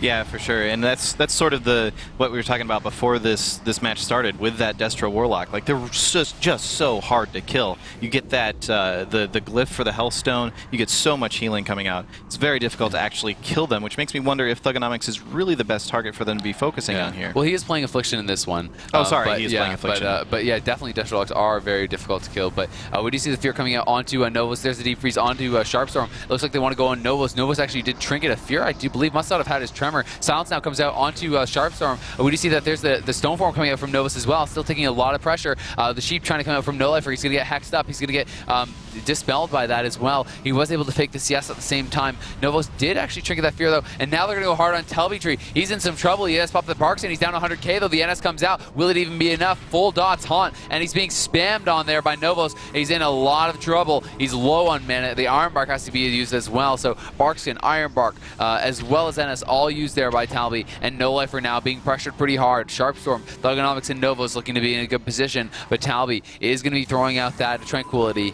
and maybe looking for a drink here. Yeah, for sure. He desperately needs a drink at this point. Sharpstorm is doing so well on mana. Talby actually stuck in a Shadow Fury there for a second, and it looks like he's going to try and get over here and get himself a drink real quick. Does drop himself out of combat, and he should be able to get a little bit of a drink in there. Nice Earthquake, though, from Novos. Actually going to be able to pop him out of that. Does get maybe like 10k mana, 20k, one tick at most, but still a really nice Earthquake there from Novos, shutting that down right on top. And No Lifer in some trouble. May have to be blocking here. Yep, there is the Ice Block. Hex onto Zunyaki. Really good cross CC here from Penny for Your Thought, and they are putting out a lot of pressure. Full dots on everyone from Thugonomics. He's going very hard with these offensive cooldowns. Has the double trinkets pop, and No Lifer could be going down here. I don't think Talby can heal through this for much longer. No Lifer down to 200k. Talby is just tapped on mana. Thugonomics, though, having it turned around on him. He's at 200k as well. Sharpstorm does come out of the silence. Heals go up for Thugonomics also. 40% there on the dampening. Now Talby needs a drink so badly, but I don't think he's going to get it. Sheep over onto Novos. Sharpstorm did have to trinket in that. We just see Thugonomics sitting relatively low. The Innervate comes back up. Heart of the Wild comes back up as well, and that could give Skill Cap to you another lease on life in this game. Yeah, definitely. Being able to pull back here and try to heal up a little bit. Trying to get a Polymorph out, but that's a huge howl. Yeah, so much trouble for them right now. Trying to be able to just stay alive through this. No Lifer taking a ton of damage. He's got the Temp Shield up and the Bark Skin, but it doesn't look like... Oh, man, just barely getting out of line of sight there in time. Big Lava Burst coming in. But he is going to be able to top back off here real quick. But now we're 40%, 41% into dampening. Ooh, a full lock on Talby there as well from Thugonomics. Can they get anything rolling with this? But we still have to remember Sharpstorm with no trinket. If they can get the cross CC now, there's the Deep Freeze on Thugonomics. He's going to be taking a lot of damage here. Devouring Play comes in. The Howl of Terror going to catch 3 again. We do see Talby trinketing that immediately. Sharpstorm still not CC'd. Their positioning has been very good. They're having trouble getting over to Sharpstorm with this CC. Talby going to be re-feared up. That is DR. Zunyaki dotted up. No Lifer just has the Agony on him for now. He's going to get locked though. Dots going out on him. The clone going to be trinketed by Novos. He wants to stay aggressive, but you know, we're just not seeing any CC coming out from Skill Cap to you anymore. They're just kind of falling behind. They're being pressured so hard that Sharpstorm is just able to sit up top in such good positioning, and it's almost impossible to CC him from there. Yeah, he's just sitting up over here, Right, and this is just a perfect spot for him to sit, especially where that battle was just taking place underneath there, and can heal all day. Nobody can stop him from up there. And he's still doing pretty good on mana. It looks like Talby's trying to get a drink, but No Lifer's in trouble. Yeah, and I mean, No Lifer does have the block, and he may have to use it. They're willing to trade that for the drink, though. He's been drinking for quite some time. He gets 100,000 mana back. That's pretty big. Fear over onto Novos. Can they turn it around? We'll have to see if they can actually survive here. No Lifer getting very low, but he's going to pop his trinkets. He's going to go offensive. MCS on the Thugonomics. Stoneform comes out of Novos as the damage is going on him. Sheep over onto Sharpstorm. When you see the block having to come out of No Lifer there, Talby unable to keep him alive in that offensive push, but Novos having to use his Shaman Rage. Beautiful clone offensively there from Talby. If they could stay alive, perhaps they could swap the CC over on a Sharpstorm, get a kill, but the CCS comes out over on a No Lifer. Zunyaki down dangerously low, 100k on No Lifer, 250 there on to Zunyaki. No Lifer down 20k. Will he go down here? Shadow Fury catches 3. I think that's going to be the end. No Lifer still's alive somehow. 800 HP. Are you kidding me? He's going up now. We just see that Novos has a Nature's Guardian proc. Sharpstorm is 0 mana. Could they actually survive and turn this around? That would be incredible from Talby if he can keep his team alive, but Zunyaki's in so much trouble. No Lifer still not out of the woods just yet. Talby's looking for a drink. Yeah, Zunyaki's going to pop his Dispersion and go hide out of line of sight here for a second. Talby is doing his absolute best to keep people topped off. Sharpstorm is just barely starting to regain a little bit of mana, just doing his best to keep everybody alive. No Lifer getting really, really low here. He's going to have to block back here behind this pillar. So full fear, though, onto Talby. He does have his trinket coming up just now, but I mean, can he actually catch back up? And No Lifer has to get over to him and get these heals. There's a silence on a Novus. They're going to try to get a kill here. Talby is actually going to blink in and go for the CC. They're just trying to go all in for a kill. Will they be able to do it? The Barkston comes up on Talby. No Lifer's at 140k, but no dots on him. Zunyaki has no disperse. The Iron Bark on him. CS on a No Lifer. Soul Drain coming out. Deep Freeze on a Novos. Novos in trouble. He trinkets. He Shaman Rages. They're trying to get the kill on a No Lifer. Tranquility coming out from Talby. He gets Shadow Furied on it, though. The Innervate was back up briefly, but I think No Lifer may go down. He gets re-feared. No Lifer does fall. The life grip is not enough. And they strike back. Penny, for your thoughts, ties it up 1-1. Yeah, and even with that last second Spirit Link there, just to make sure there's no cross skill, nothing like that coming out of Sharpstorm, that was an intense match, and very much I felt like in the first half of that match, they were almost like struggling to really put any pressure out, but finally things came back. They were able to start putting out a ton of damage and actually claim that kill. Yeah, really good job from them. And I mean, it was pretty insane that No Lifer lived. He lived with 800 HP. Yeah. Pretty crazy stuff. And for a second there, I was thinking maybe they could actually turn this around and get a kill. I mean, they got pretty close. They had Novus down to about 200k. Sharpstorm was all of a sudden and I'm just like, what the heck is going on? And I mean, Novus had his trinket to Shaman Rage, so he was able to have those cooldowns to survive. And it's just it's easier to get that pressure out, in that kind of dampening situation as the Warlock Ellie, because you just kind of spam out your dots, a lot of instants and stuff. It doesn't take as much of the setup, and it's like, whereas the burst and everything is very powerful. It's hard to heal back up from skill cap EU, but they're just so low that they can't actually afford to stand in LOS long enough to get those setups a lot of the time at that point in the game. Either way, though, that is going to be the hardest map for them for sure, I think, and that's out of the way. But we are going to go to a replay, show you guys the final moments of this game. And as you can see, Talby caught in the fear there. It does break. No Lifer trying to pull away. Dangerously low here. He does jump down. And there's the Shadow Fury on Talby. And this is the final moments. The Soul Drain was enough as he just barely was able to stay alive. And the Healing Touch came out. And I mean, that was that 800 HP scare that he was able to live through, actually. And now here, I think, is the kill, actually, the Innervate up on Talby there. Now the Soul Drain is going to actually do its work, I do believe, as No Lifer gets back behind the pillar. Temporal up. That Shadow Fury is the one that was kind of the killer. Another fear coming in on Talby, and No Lifer does go down. Yeah. So these guys are ready for blood. Both teams are actually ready to go again and jump into the next match. It is going to be on Tiger's Peak. Interesting. Yeah, I think so. Not really a Tiger's Peak, at least for me, it was never like a map where I was like, I really want to play on Tiger. There's no matchup that I've ever thought like, oh man, like Tiger's Peak, it's so good. But obviously they think it's pretty good for them. So I'd be interested to hear their thoughts. Maybe if they do win, we can ask them why Tiger's Peak they think is the best map for them. Yeah, the only thing I can think of is that maybe it's a slightly easier map to try to interrupt the gateway on. But maybe, but if you want that, Sewers is probably the better one to have a crappy gateway, right? I mean, it's like you're not going to stop a gateway forever. You're just not. I mean, you can interrupt the first one, but really, like, what are you going to do? Go all in, just blowing every interrupt in and try to stop the gateway? Eventually, he's going to get it. It's just kind of the reality of it. So, I mean, Not really sure exactly why they chose this, but either way, it could just be one of those things where, like, well, it just doesn't really matter even because it is kind of a very similar matchup. But either way, gate's going to be opening up here, guys. This is game number 3. We're all tied up 1-1. Penny for Your Thought taking game 2 in a long one. Very close, drawn-out match. Game 1 was a bit of a slapdown. Just no cooldowns being used by Penny for Your Thought. And, they definitely showed a much higher level of play in game 2. Yeah, for sure.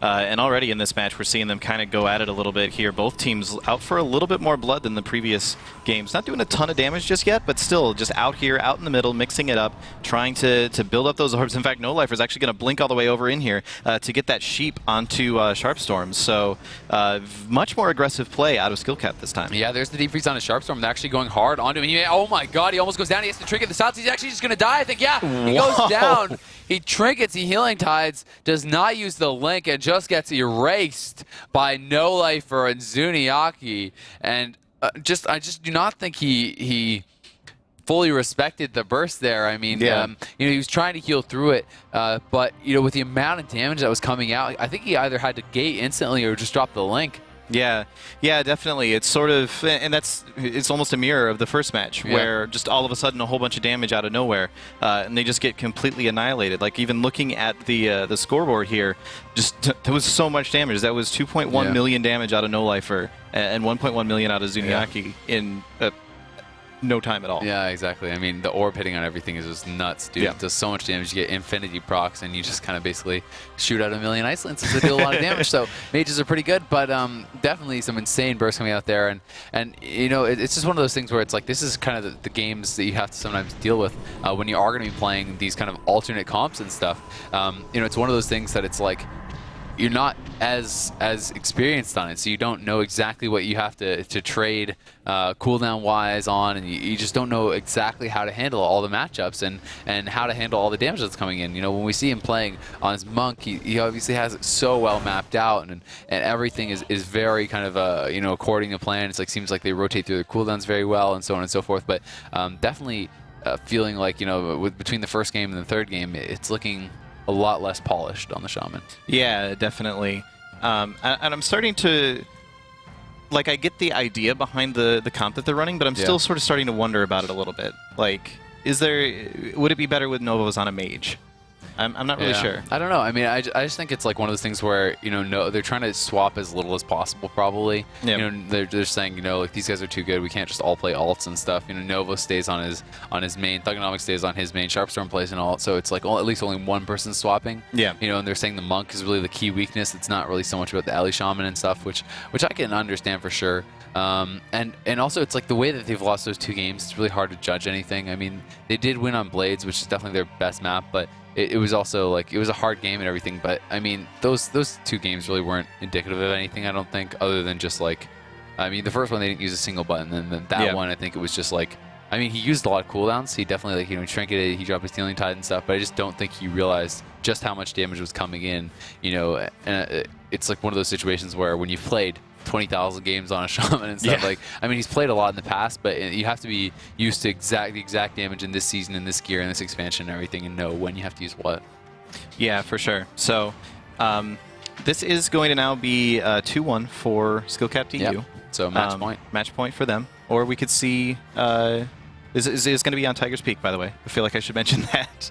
Oh, excuse me, Tolvaron. Yeah. The last one was Tiger's Peak. This one is Tolvaron. Yeah, so...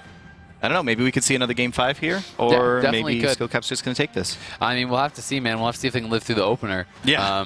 It's definitely, it's been their crux so far. Yeah. But anyway, gate's about to open up. This is going to be match 4, and Zuniaki, Talby, and No Life are on the verge of punching their ticket to the semifinals. It will mean they don't even have to play on Friday. They can just sit and wait to see who their opponents will be. That would guarantee them a top 4 finish. No Life are building up the icicles once again, and we are going to see them blink in. There's the deep freeze onto Sharpstorm. They're going to be going over onto Novos. They're going to have the palm ring on him. Silence on Novos. He could just go down. There's the trinket. There's the orb coming out. Silence comes out. Shaman Rage as well. And he may just go down anyway. The trinket comes in, but he gets feared on, and he just goes down. And once again, the mismanagement of the cooldowns is going to cost him a series. And oh my, that's a rough way to lose, man. 3 games in a row, dying in the opener.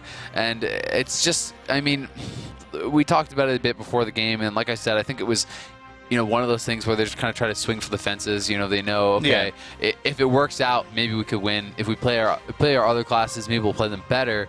But even if we play them better, we're probably not going to win. Yeah. So I think it's just one of those things. And I mean, they did get the cooldowns off, but once again, just doesn't seem like they have it all mapped out. And losing in the opener 3 out of 4 games, definitely not going to be too happy with that result. Still, though, they did at least not get knocked down. They narrowly avoided getting knocked out down in the Chinese team. So they have at least won that one match, and they are going to only have to win one more to get top 2 in the group. So definitely a better position than the teams that lost in the first round, but still, not the way that they would have pictured this series going, or not the way that they would have wanted this series to go. But regardless, congratulations to SkillCap.eu. They're going to be our first team in the top 4. We're going to see them next Saturday playing live at BlizzCon. They won't even have to play Friday because they did kind of stomp through this group. Very well played, only dropping 1 out of 7 maps today. Yeah, absolutely. Very, very well played by SkillCap.eu, and honestly, still a good showing from Penny. For your thoughts, they did get that one game that was really, really good. It's just a matter of living through the first 30 seconds of the match. Can be difficult sometimes. Okay. Apparently all the time almost. But either way, man, I mean, it's definitely really, really well played series by SkillCap.eu. You can't really ask for more than that from these guys, and they have to be just absolutely ecstatic. They just crushed the competition in Group A, and they are definitely looking like the heavy favorites for the BlizzCon title right now, unless someone can really figure something out. But anyway, it's definitely something that the teams are going to be thinking about. They're going to be looking at the footage that they've seen from this team, trying to analyze their play and see if they can figure something out to beat them. Because it is going to be putting a little bit of a target on their back as well, because they've looked so good. Yeah, definitely. And I think going into today, it was really, really hard to say, well, who's going to be the favorite out of this whole thing.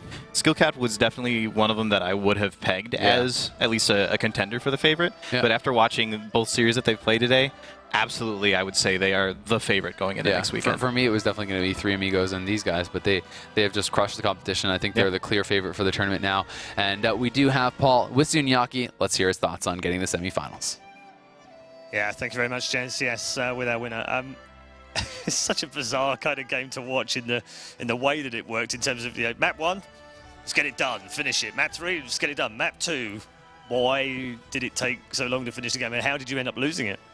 I would say it was mainly based on the way they're playing plus the map. It's kind of hard. The double shams, they have 2 healing streams, 2 groundings. They put them up and down. It was so hard to keep track and just kill them. So it was kind of sometimes hard to set up. We were trying a couple things, and then we were like, it almost worked. But it was really hard, mainly for the map, I would say. And then we're like, we can play till dampening at a certain point. We have to be way more offensive before that, because when it gets too late, you see what happens. We just get dampened. So the last 2 games, obviously, they could have done better. All the games, they could have done better cooldown-wise, of course.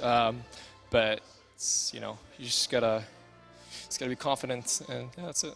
You seem very relieved. Was it, it was a tough game mentally to cope with, or what is it? What is it? Are you just relieved that you've got through a tricky group and gone to the semi-finals? What is it? To be honest, it's mainly because we were not sure what comp they were going to play. We knew they could run a multitude of comps, so it's hard to prepare yourself mentally when you don't exactly know what they're going to run. You're like, what are we going to do? What are we going to do? What strat are we going to use? We were talking about it, but you're not sure what they're going to run. So that was the main issue. But after we knew we actually fought this comp on live on EU, because there were some players who actually play that comp, and we kind of figured it out a little bit like that too. And obviously Sharpstone's playing an alt, so we kind of relied on that and decided to go a bit more for him. Yeah. So plenty of aggression. It's worked out for you. It was nice. What are your plans now for the rest of the week? You've got a week to wait, but it's a nice week because you don't have to worry about whether you're in the semi-final. You're already there. Yeah, it's a great feeling, to be honest, just being able to chill for a week. Just be relaxed, wait for BlizzCon. We're going to have some really hard games coming up to BlizzCon, I feel like. We have at least two more series. We're going to be in the semifinals. But to be honest, it's going to be some really hard games. No matter who comes on top of the second group, I think this will be, even really hard. Well done. Congratulations. We'll see you at BlizzCon next week. One of our 2 teams has already qualified for a semi-final spot at BlizzCon at Anaheim in 7 days' time. We will be back with one more game tonight for World of Warcraft to wrap up and see who else makes the semi-final. Stay tuned.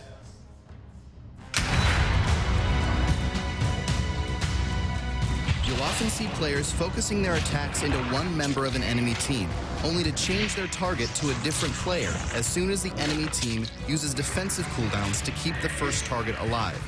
This strategy is called swapping and is often the key to landing a kill in an arena. If multiple cooldowns are used to keep one player alive, they won't be available for their teammate, making them a much easier target. For more examples of team compositions and strategies, visit worldofwarcraft.com and navigate over to the arena forums.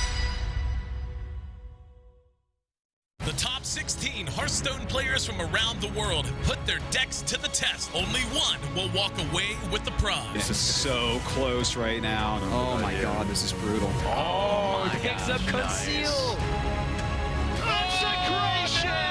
Are you kidding me? No, it is! 14 damage, he can do it! Man, second Doomguard. Yes. Oh, he can't use Blizzard! He can't use Blizzard! He can't do it, it will kill him! He has gotten his ticket to BlizzCon.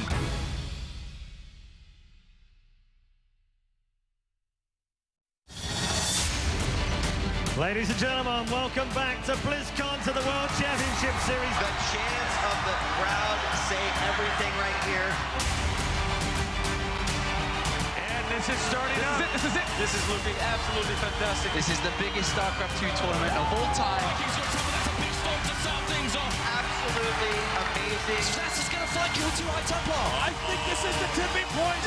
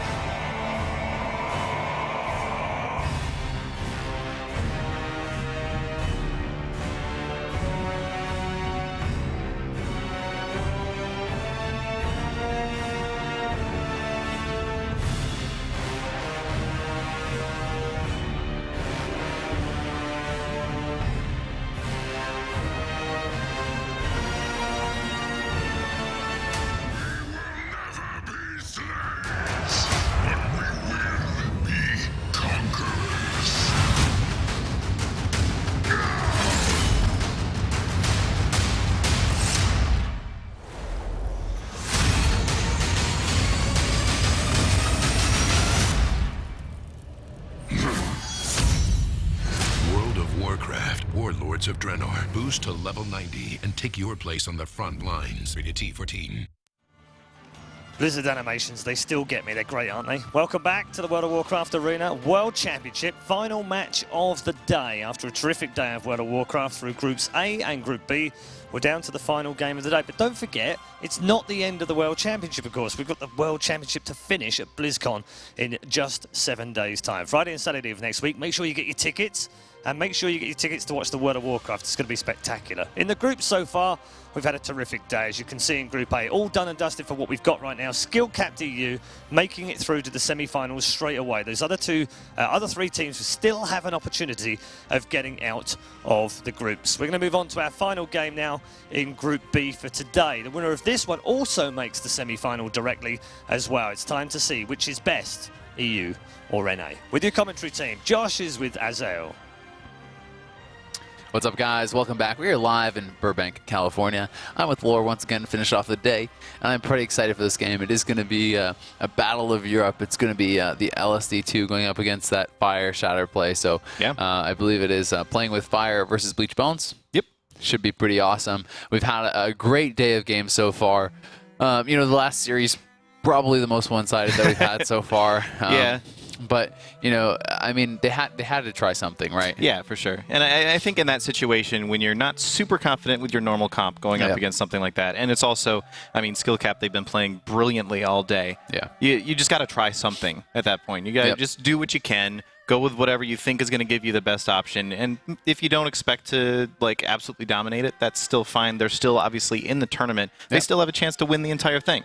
Yeah, of course. I mean, you know, the lower bracket is looking pretty tough in that group, though. I mean, you know, you have 3 Amigos, you have Popsino Skill, and you have Penny for Your Thought down in the lower bracket. And I mean, Penny for Your Thought barely won 3-2 against that, and then 3 Amigos was the team that they were saying they did not want to play. Yeah. You know, and they played them at the regional tournament, and you know, it was a 3-0 very quick. So you know, definitely something that is going to be weighing heavily on their minds as they go forward towards BlizzCon. But I'm sure they're going to be hoping the Chinese team can take out 3 Amigos and maybe they can just beat them again. But either way, guys, if you guys want to get involved on the action in social media, you can check us out. It's Warcraft on Twitter, Facebook, as well as YouTube. So whichever your preferred method is, you can check us out there. Let us know your predictions, favorite players, favorite plays, favorite games, whatever you want to tell us. We'd like to hear it. As long as it's not mean, okay? Come on, guys. Be nice. Responsible. Be nice, Internet. Yeah, exactly. I've heard the Internet is a lovely, wonderful place filled with people that are always nice about absolutely everything. It is. And don't ruin my perception of the Internet. That's true, it is. Yep. But guys, this is going to be, remember, the final match of the day, so it should be a good one. But, you know, as Paul was saying, this is just the beginning. We just have the starting stages of this tournament. You know, next Friday, Saturday at BlizzCon, the main event, we're going to have so many more games. Oh, yeah. But playing with Fire versus Bleach Bones, 2 European teams here. Only one can go straight to the semifinals. It's going to be Rind on the Druid, Sad Story playing the Priest, Livin on the Mage versus Bleach Bones. That's going to be Laguna on the Warlock, Laser Chicken on the Druid, and Looney playing the Shaman. Yeah, and both of these teams, we saw some amazing play coming out of this before. Looney with those last-second Spirit Links that don't even need to render on the screen to do the job half the time. Yeah. Just absolutely amazing. So we're going to try and get these matches going as quickly as possible. Looks like we're just waiting on one more player to get everything set up, and we should be able to go then. So that'll be very, very soon here. Yeah, and this is going to be a pretty interesting matchup, honestly. I think that it really could go either way. You know, definitely, I would say it's a lot more pressure coming out of the LSD2, but at the same time, the burst potential of this playing with Fire team is absolutely insane. Yep. And I mean, they honestly could live through the damage relatively well. As also, I mean, it's like you have the off heals from the Shadow Priest. You have Haunts, you have Palm Bouncing, and you have the decurses from the Mage, which are all going to help out a lot to reduce the damage from this LSD2. Oh, yeah. You know, if you get Deep in Dampening, it's going to look gross, but it's always going to look gross Deep in Dampening against an LSD2 pretty much no matter what you're playing. And I mean, you know, the LSD2 just did come out, very close series against the WMD team. You know, that was a 3-2. Playing with Fire, on the other hand, played against Death Innovators, that is the Hunterlock Shaman, and they gave them a bit of a smackdown. You know, that was a 3-0, I do believe, or was it 3-1? I think it was 3-0. I don't remember off the top of my head. It was something like that. Yeah. But either way, so they've got to be feeling really good on the back of that. But both teams, going to be relieved to at least have made it this far, and now really wanting to push further into the tournament and guarantee themselves part of that prize pool in the top 4. I mean, top 4 teams going to be getting $20,000. So you're guaranteeing yourself at least $10,000 more if you win this one match, and potentially up to $110,000 more for that $120K first place prize. $50,000 going to be going to our second place BlizzCon team, and 5th through 8th going to be taking home a cool $10,000 cash. Yeah, that's a heck of a raise going from 8th place to first place. It's not very often, like, how many people get to say, oh, because you did slightly better at your job today, you get an extra $110,000. Well, I don't know if it's slightly better. I don't know if it's slightly better from 8th to 1st, Yeah, that's definitely true. You definitely have to play exceptionally well to take home that prize, and as a result, they're going to be rewarded exceptionally as well. So it's a heck of a bonus. Yeah, pretty awesome, and it's definitely a payday that everyone's going to be looking forward to. I mean, it's awesome to win, to say you're the world champion, but it's also awesome to win $120,000. It's kind of a prestige and paycheck sort of thing at that point. Like, both are very good. The prestige is awesome, but the money can be life-changing, right? So yeah, for sure. So pretty cool stuff, and equally awesome. I remember, one year they did the championship rings. Those were pretty cool as well. Maybe someday they'll bring them back. Those I thought were really neat. Actually, it was like like Super Bowl rings, but for a while. Yeah. I can't even remember what. I think it was. I want to say it was like the year that Jung Yup and them won. They had those. I think. I don't remember anymore, but anyway, it was pretty cool. But yeah, there's definitely been some cool BlizzCons over the years. But we are still just waiting on this last player, guys. As soon as we are having them on and ready, every time that obviously a new series starts up, they move their computers over, they have set up, make sure everything's ready again. But honestly, they're getting it moving very quickly. It's been quite a smooth process. We haven't really had much more than a couple minutes delay throughout the entire thing. So I have to say that ESL and Blizzard are doing an amazing job. All the admins, all the crew, everyone working behind the scenes here has been doing fantastically and making our jobs very easy, which is always nice. We don't really have to worry about anything. We just kind of sit here and talk and just reap the rewards. Yeah. Talking is 90% of what I'm actually good at, so as long as I can stick to mostly that and keep the other stuff to a minimum, then I am a very happy bunny. So there you go. So you're a happy kitty and a bunny. I'm all sorts of small fuzzy animals, apparently. Small. Yeah, there you go, man. Just like all the World of Warcraft companions and stuff. But anyway, this is Playing with Fire. You can see them there. That is going to be Rin closest to the camera. It's going to be Sad Story in the middle. It's going to be Livin on the end. Quite a young team, or at least Rin. I'm not sure his age. He's obviously young, but Sad Story I think is like 18 or 19, and I think Livin is 16. I was told so. Definitely some very young guys there, and doing very well for themselves so far. Yeah, and like you talked a moment ago about how that $120,000 is life-changing. It's especially life-changing at 16. Like, that's a big deal. Yeah, dude. I mean, at 16, I was like reffing soccer games for like $12 a game or something like that. So that's a lot of soccer games to get $120,000. But anyway, it is obviously here we have Laguna closest to the camera, and it is going to be Laser Chicken in the middle, Looney on the end there, playing that Resto Shaman, playing very, very well for himself. And you can kind of see his mouse setup. It's pretty unique. He kind of has the mouse like below the keyboard, and he has his arm sideways onto it. Sometimes there's some players that you can see those kind of like weird setups that they have, and sometimes it's one of those things where it's like that they just didn't have room beside their keyboard on their desk at home, so that's how they got used playing. And I've seen some things where players, obviously like have the keyboard sideways. I remember it's kind of fun going to LANs and seeing how the different people play. I remember there was a guy on EG's CS team, Storm, back in the day, who had played with his keyboard like sideways and used the arrow keys to move, and he was a professional Counter-Strike player and stuff, and it's like, seems pretty weird, right? Yeah. And he used like the numpad for switching weapons and stuff, so it's like, it's funny. And in Flame, he was left-handed and played with his keyboard sideways and like, on the other side of the keyboard and stuff, and very, very well-known Warlock. So definitely a lot of players that have kind of these little quirks that they would have and stuff with how they played, just based on how they're used to playing at home. And you kind of want to get it as close to you have it at home as you possibly can for that kind of comfort factor. So definitely one of those things that can make a pretty big difference. And sometimes you see players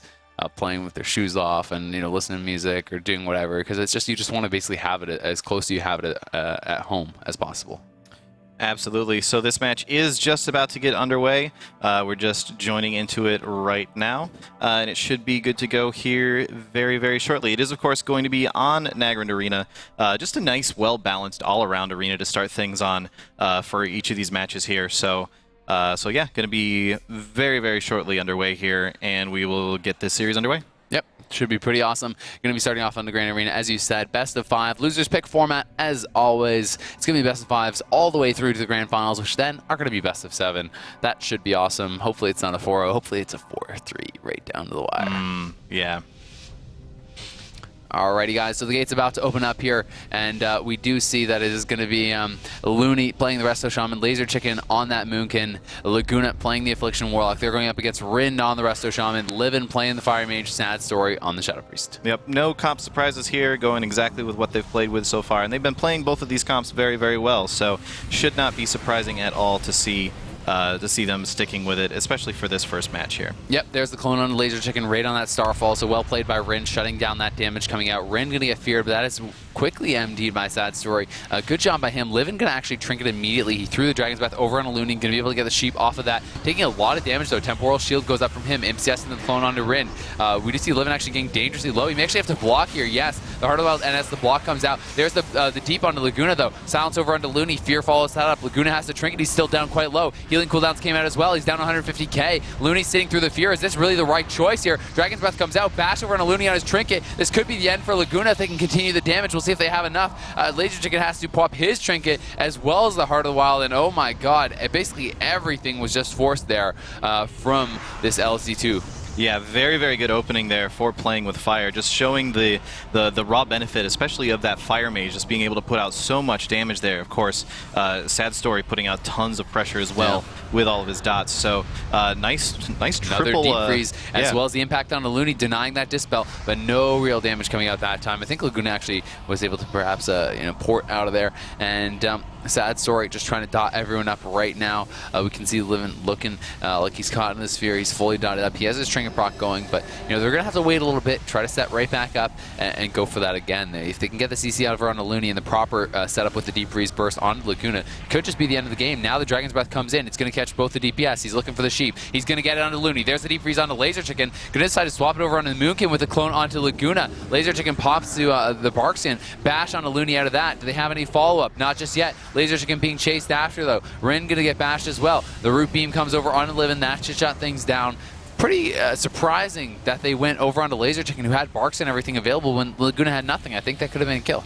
Yeah, they had a Cyclone on Laguna at the start of that, and I'm not sure if that was just a missed call and they decided to go for something else or not. Livin taking a ton of damage right now, and I don't believe he has his Ice Block back yet. Or no, excuse me, he would have his second one still. Yeah, that Shroom, oh my god. The Shroom crits right back to full HP. But yeah, I mean, he does have that second Ice Block, but that was a Star Surge crit that did chunk him down quite low there. But yeah, I mean, I really think that it could have been a kill on Laguna. You probably should just put the clone on Laser Chicken instead, but either way, they're going to go right back on Laser Chicken now. The Deep Freeze does come out onto him. Looney not CC just yet. It is going to be dispelled off. There's the Fear coming in onto Looney now. CS over onto Laguna. The Fear is actually going to sit through full right now onto Looney, and Looney's going to be sheeped up off that. Laguna actually starting to rot a fair bit now. They're looking for the resheep again. They do get it. Rin going to catch the UA dispel. Maybe going to push forward, look for the bash. He does land it onto Looney. Laguna taking a fair bit of damage here now. He's down to about half HP. The silence over onto Looney. Clone to follow that up. Laser Chicken, trying to throw out some heals onto Laguna as fast as he possibly can. In Sad Story, Livin being pressured back. Rind has no trinket. He's spreading out those hots as much as he possibly can, but really doesn't have a ton rolling just yet. Yeah. Definitely, it's very interesting how that sort of turned around in the middle of that fight there. It looked like Bleach Bones was having to play very, very defensively, but then you look over and Livin and Sad Story are both at half health. Sad Story now in a full fear is going to get dispelled off of him, or just break. I'm not sure exactly which that was, but still, it's not on him anymore. It doesn't matter. Laser Chicken taking a little bit of damage, but not too much. Trying to get that Starfall out there, doing as much damage as he can. Yep, definitely try to pump out those dots everywhere. We do see the impact stun onto Looney. That's going to be followed by the Sheep. MCS onto Laguna. There's the Nova onto Laser Chicken, but it's just shifted immediately. Can't get the deep freeze. Symbiosis Shield Wall was used there. There's the Fear onto Looney as well. He's going to have to sit through that. Laser Chicken still in some trouble. Dragon's Breath comes out. It's going to be followed up by another Sheep. DR Sheep actually going to get reflected. Ouch. The meta reflect kind of really screwing over Levin there and saving Looney big time. They were not going to go for the clone because they wanted that Sheep, but it got reflected. And the grounding got the clone as well. Sad Story is going to be dotted up there. He's down to about half HP. Living at about 400k. The temporal shield goes up. He's going to be getting healed back up. Barkson comes out there from Rin. Laguna going to be Sheep. He's going to get his damage shut down. We do see that the Dragon's Breath comes out onto Looney now. This is going to be the full Sheep clone onto Laser Chicken. They're going to be looking at Laguna. MCS over onto him. Throwing out those Pyroblasts is Living looking for the Resheep. He does land it. Laguna pulls back. We see that Looney's going to be howled up. Now they're swapping it over onto Laser Chicken. Silence onto Looney. The meld comes in. The deep is going to land though. It's super DR'd. Not really sure what from. But anyway, it's not going to last very long, unfortunately. Rind is feared up. That's going to be MD'd by Sad Story though. Yeah, and it looked like Playing with Fire was trying to set something up there. They did have a clone go out on Looney right as Laser Chicken's like super DR'd deep, like you said, was falling off. So I'm not sure exactly what would have caused that. Rin takes a bunch of damage there. He's going to drop down a little bit low. He does have the Iron Bark up, so he should be okay over here. Dampening is starting to set in, though, and there's that nice offensive clone, which actually he chooses to trinket to get out of that offensive clone. Oh, and he actually catches it. He dispels the UA there. Going to sit down, going for the drink. He had the Innervate active as well. He's going to get a lot of mana back here. His team is looking like they're fine. So yeah, way back up to 250k mana is Rin. Very nicely done for him, recognizing the opportunity to go for that Laguna into the Sheep. Looney has his trinket, so does Laser Chicken. They're dotting up Laser Chicken. They'll clone over onto Laguna. I think they want to get the CC on Looney. He sees it, drops the grounding, trying to pull back. Rind looking to push forward, trying to get involved in the action, get some CC out. Livin's going to be cloned up though. Now it's swapped over onto Rind. He's going to be stuck in this. We'll see if they can follow that up with anything. Laser Chicken though, MCS taking some damage right now. The knockback onto Laguna. Dragon's Breath to follow that up. Livin getting pretty low. He's going to pop the Blazing Speed, try to get back over to his Druid. We do see the Shadow Fury though coming in. He's getting quite low. May have to block here, but Rin's going to be able to land the regrowth. Some pretty big heals coming out. Yeah, and I'm not sure. I believe at this point, Livin's second block should be, or excuse me, his first block should be back, and he hasn't had to use his second block just yet. So it's possible that he still has that that cooldown available, so he would have a ton of survivability if that was the case. It's still taking a bunch of damage. Livin actually getting feared off to the side there for just a second, and just out here in the middle trying to stay alive. He does pop the temporal shield, but I'm not sure about this positioning. Just out in the middle here, taking damage like crazy. Yeah, and they just haven't been able to get CC on Looney for such a long time. It feels like they're fighting a losing battle right now. Sad Story was feared up. Living going to be chunked down to about 200k. Rin does have the Heart of the Wild active. He's going to be able to top people back off, but, you know, for how long? Laguna is sheeped up. The Root Beam does come down. There's a bash over on a Laser Chicken. Rin trying to get out of there. Living blinking forward. He puts the Deep Freeze down onto Laguna, but he's going to get CS. He's not able to land the Poly onto Looney, and now he's hexed up. That's going to be decursed, but still, you know, another Deep Freeze used and not really much done once again. Yeah, Rin did get a really nice Cyclone onto Laser Chicken in the middle of that, which stopped a whole lot of damage from going out and was able to help him get his team top back off. And looks like he might try to go for another drink here. No, he's going to try and get a Cyclone off, but it either got reflected or Laser Chicken cast one first. Laser Chicken now in a full fear himself. So just lots of CC going back and forth. Both of these teams just trying to get themselves set up into a good position to be able to push out a whole bunch of damage. And it looks like that might be happening on Laguna here for just a second. He does have to pop some healing cooldowns, but it looks like he's going to be okay. Just trying to reverse that damage, and yet again playing with fire, all sitting at around half health there for just a second. Yeah, I mean, they started off this game so strong, looking so good with their CC on Looney, but it feels like it's been like 5 minutes since they've got CC on Looney. It just feels like nothing is happening for this team anymore.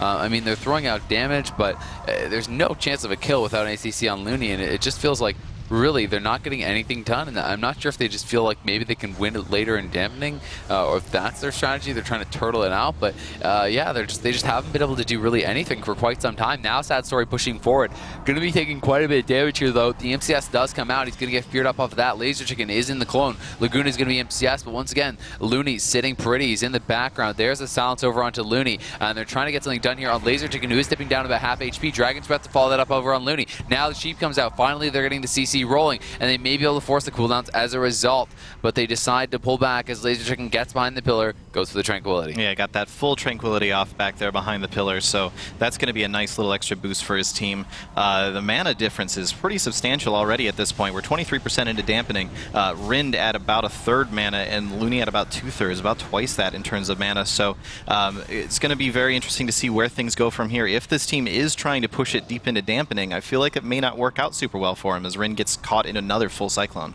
Yep, and sad story, pretty low on mana, gets caught with the Shadow Fury. Livin gets caught as well, going for the sheep. It's going to be on Laguna. That'll be dispelled quickly by Looney. Nicely played by him. Has the grounding totem down. Hasn't been broken just yet. Now it's going to be broken. There's the impact stun. He's going to be going forward. We see the silence on him. He's trying to look for the sheep. The Nova comes in. He's going to go for that sheep. Will he get sheared? No, he's going to be able to land it. Laser Chicken very low. He's actually kind of just getting soloed up by the Shadow Priest right now. Looney's just trying to sit through this. They're actually going to swap it over onto Looney. It looks like the Deep Freeze came in, but that was super DR'd from I guess a bash or maybe the impact stun. I'm not even sure if it DRs with impact stun, but anyway, Dragon's Breath to follow that up, and Rind down about 70k man. Looney up at over 200,000.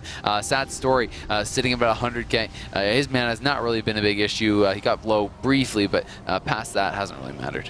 Yeah, definitely. Livin taking a bunch of damage there. He is going to be forced to Ice Block, and he's just going to go ahead and sit in that for a second to try and see if Rind gets an opportunity to heal him up, but it doesn't really look like it. He's got to get over to him, trying to get that sheep out. Will land that on Laguna, but Sad Story taking a bunch of damage as well, and there's just so much damage going out on this Playing with Fire team at this point. Rind is having a hard time keeping up with it. Yeah, 30% dampening.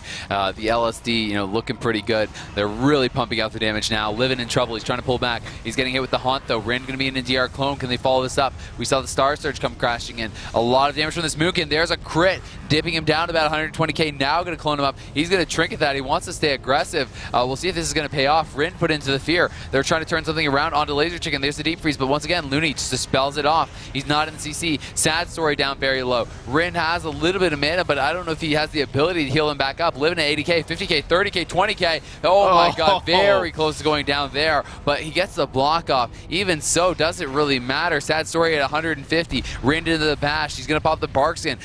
He's into the full clone now. Sad Story is so low, and he doesn't really have much of anything. Livin has no more blocks, and he's very low as well, and they have no pressure whatsoever. Looney has all his cooldowns. He's gonna pop the Spirit Grace and the Ascendance. He wants to just keep them topped off. He wants to make sure they can finish off this game, and that's exactly what they're going to do. Livin down to 50k. This is surely the end. 20k, 10k. Livin is going to go down. And game number 1 is going to Bleach Bones. Looney, Laser Chicken, and Laguna strike first. Yeah, and that was just so well played by Bleach Bones towards the end there. They were it felt like they were in control of that match for the majority of it. Maybe a little bit at the beginning it looked like things were heading in Playing with Fire's way, but towards the end of it, it's just Bleach Bones, they recovered, they took control, and they stayed there for the entire rest of the match. Yep.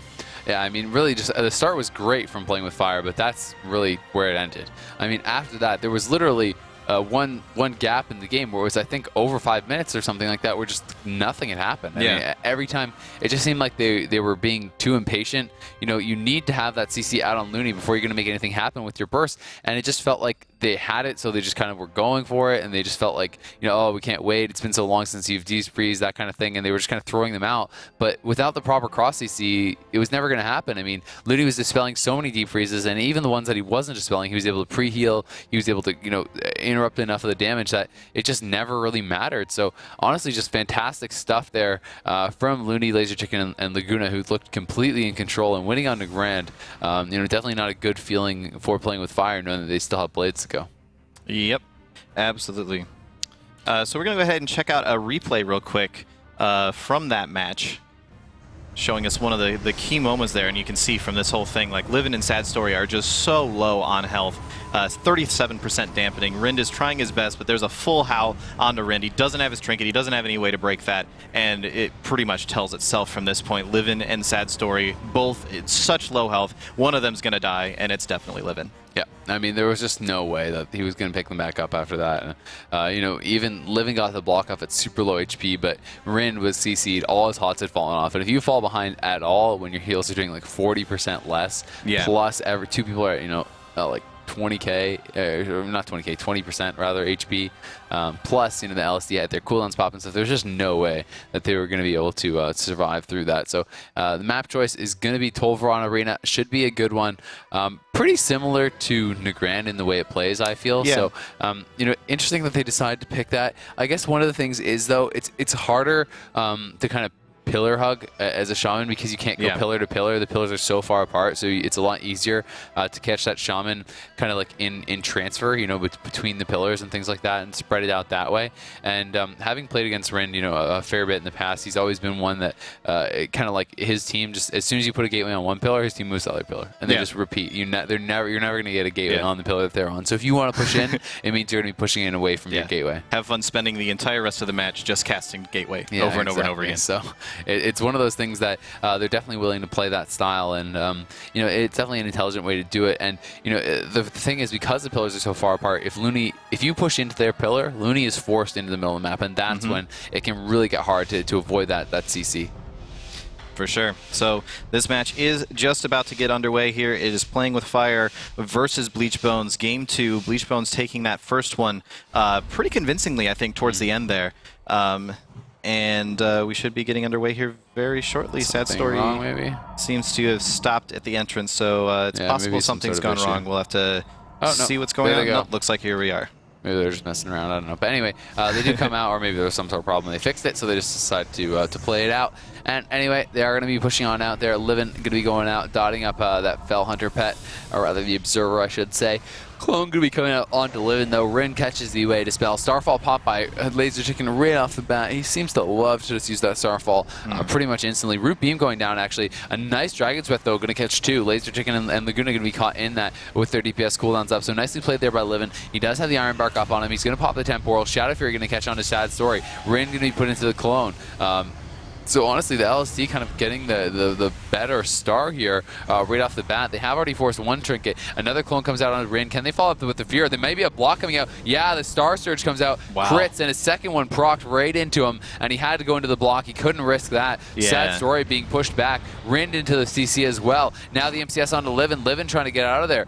This is not the start that Playing with Fire was looking for. I mean, the starting was the only good part of last game, and now off to a rough start. How are they going to turn this around? Yeah, for sure. That's a lot of panic happening in a big hurry there for Playing with Fire. They used the block, they used the life grip, everything that they could to try. Obviously, they still have 2 of their trinkets available, so that's good. So they didn't blow everything. But it's not something you want to be doing that early on into this match. As Livin is now basically living in a cyclone there for forever, more or less. And trying to turn this back around, try to get some sort of pressure going back out again. But it just seems like every time they push out, Bleachbone says, no, we're going to punch you in the face now. Yeah, I mean, just look at Looney. He's so far back. He's just spamming out the healing waves. He's being extremely efficient. He's just never putting himself in a position to really get CC'd, and that's really what it's all about. He knows he doesn't have to play aggressive. His team's going to get a kill eventually. Why rush it? As long as he stays out of CC, keeps his team alive, allows them to be aggressive, they're going to be able to win this game. And he knows it. So Looney, playing very intelligently so far, just sitting so far back, makes it almost impossible for them to get the CC, because as they cross the map, they just get harassed. I mean, look at this. Root Beam goes down immediately on Livin. Livin trying to get over to Looney. Now the impact stun does come in, but gets knocked back on his poly. Now going to get cloned up on the next poly. Rind able to land the clone onto Looney, but it's like so much harassment that they couldn't even do anything with that, because then Laser Chicken reclones him. So even though they did land that one CC on the Looney, Livin was CC'd for the entire duration of it, and they just got nothing done. Yeah, and I feel like the way that you want to play this map is by trying to pull your opponent out into the big open areas, because you can play pillar to pillar here like on Nagrin. It's just the distance is so much longer that if you really want to put pressure, one of you's got to run out. And it feels like Bleachbones is just playing to the map way better, even though it was Playing with Fire's pick.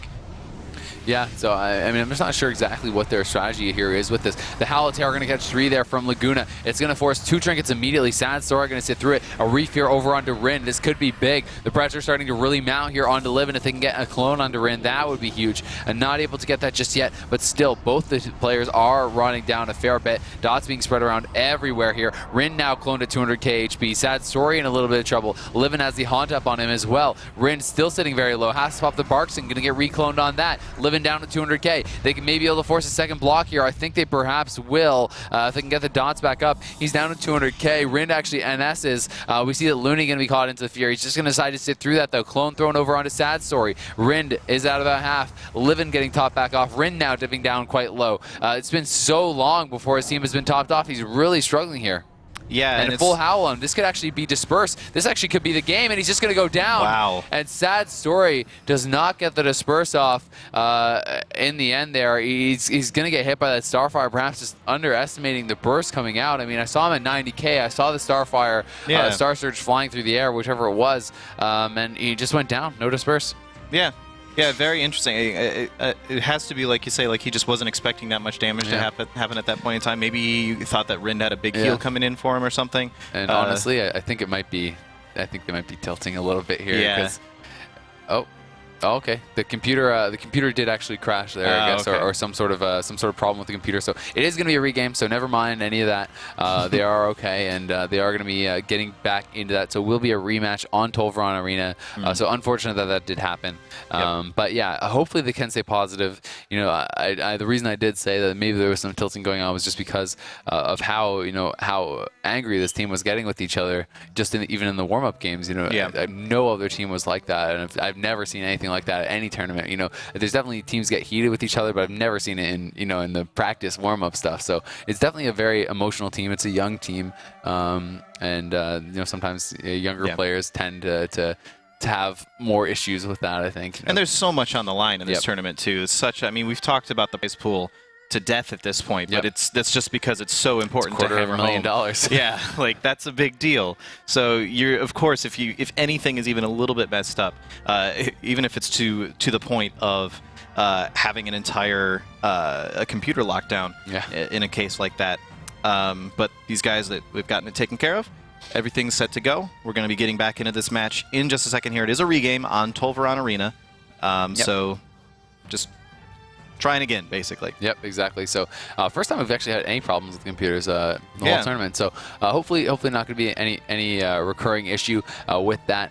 But regardless, like you said, there's a lot of pressure. The money adding more motivation, more pressure as well. But it's one of those things where it's like even if you're frustrated, there's no advantage gained from blaming and from that kind of stuff. You just always have to stay positive. It's much better just keep that positive attitude, because I think it's just so big, especially in these high pressure events. You have to believe that even if you're down 0-2, you can win 3 in a row, because sometimes you can. Yeah, for sure. I mean, we've seen crazier things happen, and we've seen so many close games today already that there's no reason that this can't be another one. It's starting here in just about a couple of seconds. 3, 2, 1, and the gates have opened. We're going to be following Livin out here.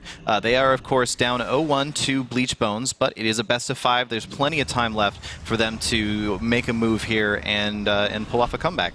Livin already running out in the middle there, getting himself silenced, but doing a lot better so far at the opening here, I think. They're not taking quite as much damage in this opening. They're actually able to put out a little bit more pressure than they did last time. There is the sheep on Looney, and that's what's key. They need to get that sheep out. They need to get the CC and force these cooldowns. The Alter Time pop by Livin there, trying to get the damage going on Laser Chicken. They get the re-sheep out again onto Looney. Will they be able to follow up with anything? Not just yet. Defreeze now onto Laguna. Silence over onto Looney. So they really are getting some good pressure over to Laser Chicken, who gets dipped down very low there, down to 90k. Has to use a Symbiosis shield wall as well as the NS there. So the Heart NS, the Symbiosis shield wall, some major cooldowns coming out. Livin being pushed back also here, but Laser Chicken definitely taking the worst end of that exchange. Yeah, and that was actually a pretty amazing Dragon Breath at the same exact moment as a Cyclone landing on Livin, so just sort of a net neutral there for that CC. But yeah, they're looking a lot scarier in this opener this time. Already able to dip Laser Chicken so low, but now we've got the polymorph out. We've got them trying to do what they can, but it's starting to lean a little bit in Bleach Bones' direction again. Yeah, and I mean, critically, Laser Chicken and Looney both didn't have to use their trinket, neither did Laguna, but that one doesn't matter as much. But, that's the thing. They need to get through the cooldowns of Looney. If they're not working through them, they don't have a chance to win this game. So they have to be constantly getting the CC out, forcing those cooldowns if they want to have a chance here. Rin going to catch the way to spell the clone over onto Livin. Sad Story, starting to rot down a little bit here. Rin doesn't have a trinket, and he is fully cloned up. This could be the first block here, and I think it's going to have to be 100k there onto Livin. He's down to 80k. He does get the block off. A fear onto Rin now, and the pressure's really going to be mounting heavily here. If they can continue to follow up the CC, this could be really bad, as Livin is now out of the block. We do see that Rin trying to get right back over to his team, trying to heal them back up. Livin going to get howled up. There's another fear over onto Rin. Can they follow this up with a clone or something? That would be absolutely massive. Sad Story down to below half HP. Gets locked. Rin gets locked out full on that heal. Sad Story's in some trouble. He's down to half HP. The Dispel does come out now. The Bash does follow. The UA Silence did expire there onto Rin. We'll see if the Laser Chicken can get up there. Yes, he does land the clone. Sad Story still sitting quite low. Livin has been healed up a decent amount. It looking like he's going to be okay. The Meld comes out to avoid that follow-up clone. But we do see now Rin going to be having that Fear Ward from Sad Story already feared off him. So a really nice play there. And we do see the Shadow Fear going to catch both Sad Story and Livin. You know, the next Fear onto Rin, I almost feel like is guaranteed to force some major cooldowns if he can't top the team off before then. Yeah, absolutely. And you just look at the health bars, and you can see the ridiculous spread pressure that this LSD2 team is able to put out. Granted, playing with fire can put out some pretty crazy burst at certain moments, but just constant damage coming out from that Boomkin and that Affliction Warlock. It's so hard to actually keep up with that. Yeah. And there's another clone onto Rin. There was the bash down his clone over onto Looney from Rin, but he's going to get the clone right back and now into the full fear. It's actually going to break right away. I'm not sure if that was a very quick MD or just a break or what, but anyway, he is out of that. But look at Sad Story. Going to be forced to disperse down at 90k HP. Gets cloned up. A beautiful clone there as the MCS comes over onto Rin. Heart of the Wild has been popped. He has his trinket available. He's probably going to need to use it if anything hits him. Another regrowth is denied by the offensive clones there from Laser Chicken. Great play from him so far. Rin down to half HP. He does have the Heart of the Wild up. He should be able to stabilize now as the CC has started to fall off. We do see the fear over onto Laguna. Deep freeze onto Laser Chicken. Throws up the Iron Bark though, rather the Bark Stand, and he is going to be okay. Yeah. Playing with fire, being able to recover from that expertly, it was a very, very scary position to be put in, and some amazing offensive clones coming out of Laser Chicken, like you said. So it's a very, very difficult situation for them to even be able to deal with. And look at Sad Story dipping down low again in the middle of all this. Just so much constant damage. How do you actually deal with this with the ridiculous amount of CC going out on Rin? The answer, I think, is to do more or less what Looney is doing, which is to stay completely out of line of sight of the CC the entire time. But it seems like every time Looney gets CC, there's nothing that they can do to follow up with. Yeah, Livin down 140k. Yeah, that's going to have to be the block as the Star Surge shooting through the air. He says, screw that, and he goes into the ice block. And now Starfire coming out there over onto Laguna. We can see that Laguna getting those dots up with his trinket being popped, and Looney going to be put into a sheep once again. Laser Chicken now just continuing to keep this pressure going. Rin has to pop the Barkskin, Livin out of the block. A Tranquility trying to come out here from Rin. If they could shut that down, that would be huge. A nice clone offensively comes out, though, onto Livin. He's at 230k, still in some trouble. Rin does have his trinket back up, which is huge, but Livin is not out of the woods just yet. The Star Surge comes crashing in. He's down to 130k briefly, getting top back up to 300k, down to 170. Rin pumping those heals out onto him. He has somewhat stabilized, but still sitting down about 200k. Now 120k again. The clone comes out. That's going to be trinket. He blinks back behind the pillar with Rin, and Rin holds on to his trinket, but both his teammates have to use theirs. And dampening is just now starting to set in. So before too much longer, these guys need to make a move. I feel like the LSD2 is just playing so much more constant pressure. There's no way that playing with fire is going to be able to keep up in dampening. They need to make their move, and they need to make it very, very soon here if they want to win this game. Yeah, I mean, they did dip Laguna down fairly low there. They get the healing cooldowns from him. That's something. But, you know, Looney holding on to everything. They just have not been able to get the CC that they need on him, not even close to near enough. I mean, they have to get like 3 times as much CC on Looney as they have been if they really want to get anything happening. I mean, it's just... it's going to be rinse and repeat. The same thing is just going to happen over and over, and eventually Rin is going to run out of heals. He's going to run out of mana, or he's just going to not have enough healing output to heal through this as dampening starts to stack up more and more. We're at 5% at this point. Rin going to be cloned up. Sad Story starting to rot down a little bit. He's going to have his Disperse available again, from earlier. Rin going to be bashed up though. Both the DPS going to be howled. Nice meld there from Rin, trying to avoid that fear from Laguna. Laguna going to be feared, or rather sheeped up there. It's going to be dispelled off though very quickly. So nicely played by Looney to get that off quick, and the Dot's going to be pressured pretty hard here onto playing with fire. Yeah, Laguna's sitting through a couple of polymorphs there, but really there's no reason for him to bother trinketing or anything on that. It's not even necessary at this point. They're putting out so much pressure constantly that they can just sit around and wait and eventually win. This is this is the longer this match takes, the more money Bleach Bones is seeing, the more dollar signs that's popping up in their eyes.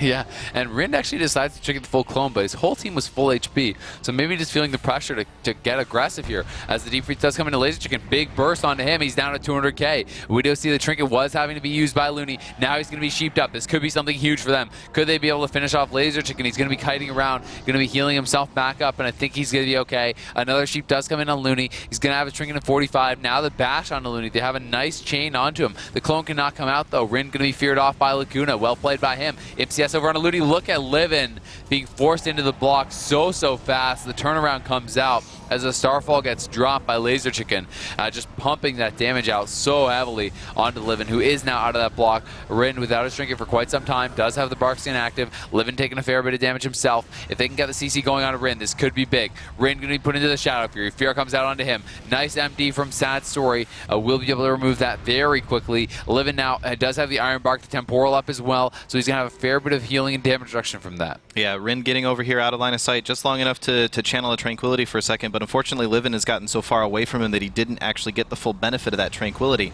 And that's part of the problem with this map is, well, the issue that you got to deal with this map is it's so far in between the pillars that if you chase too far, then you're just out of range of your healer, and you're forcing your healer to come out and then get CC'd. I think the big thing that Bleach Bones is doing really well in this match is staying near the pillar, forcing Playing with Fire to come to them, and they know that they can do that. If this goes into dampening, Bleach Bones has such an advantage, so the longer this match takes, the better. They don't have to go after Playing with Fire. Playing with Fire has to come to them, and that means Rin has to come out from behind the pillar where he's going to get CC'd like crazy. Yep, but they have been getting some more CC on a Looney. There's a sheep, the Fear following it up, Deep Freeze on a Laser Chicken. That's going to be the trinket. Bash over on a Looney. Laser Chicken may just go down. Barely gets the Ursox off. Heart of the Wild going up as well. Looney had to trinket in that exchange also here. Now the Silence comes out. Laser Chicken still in some trouble. He does have that Heart of the Wild active, but will it be enough with the dampening going? And I think it's gonna, as the Unleash shield comes out from Looney there, he's gonna be top back off, but some major cooldowns for us. They get the heart, they get 2 trinkets,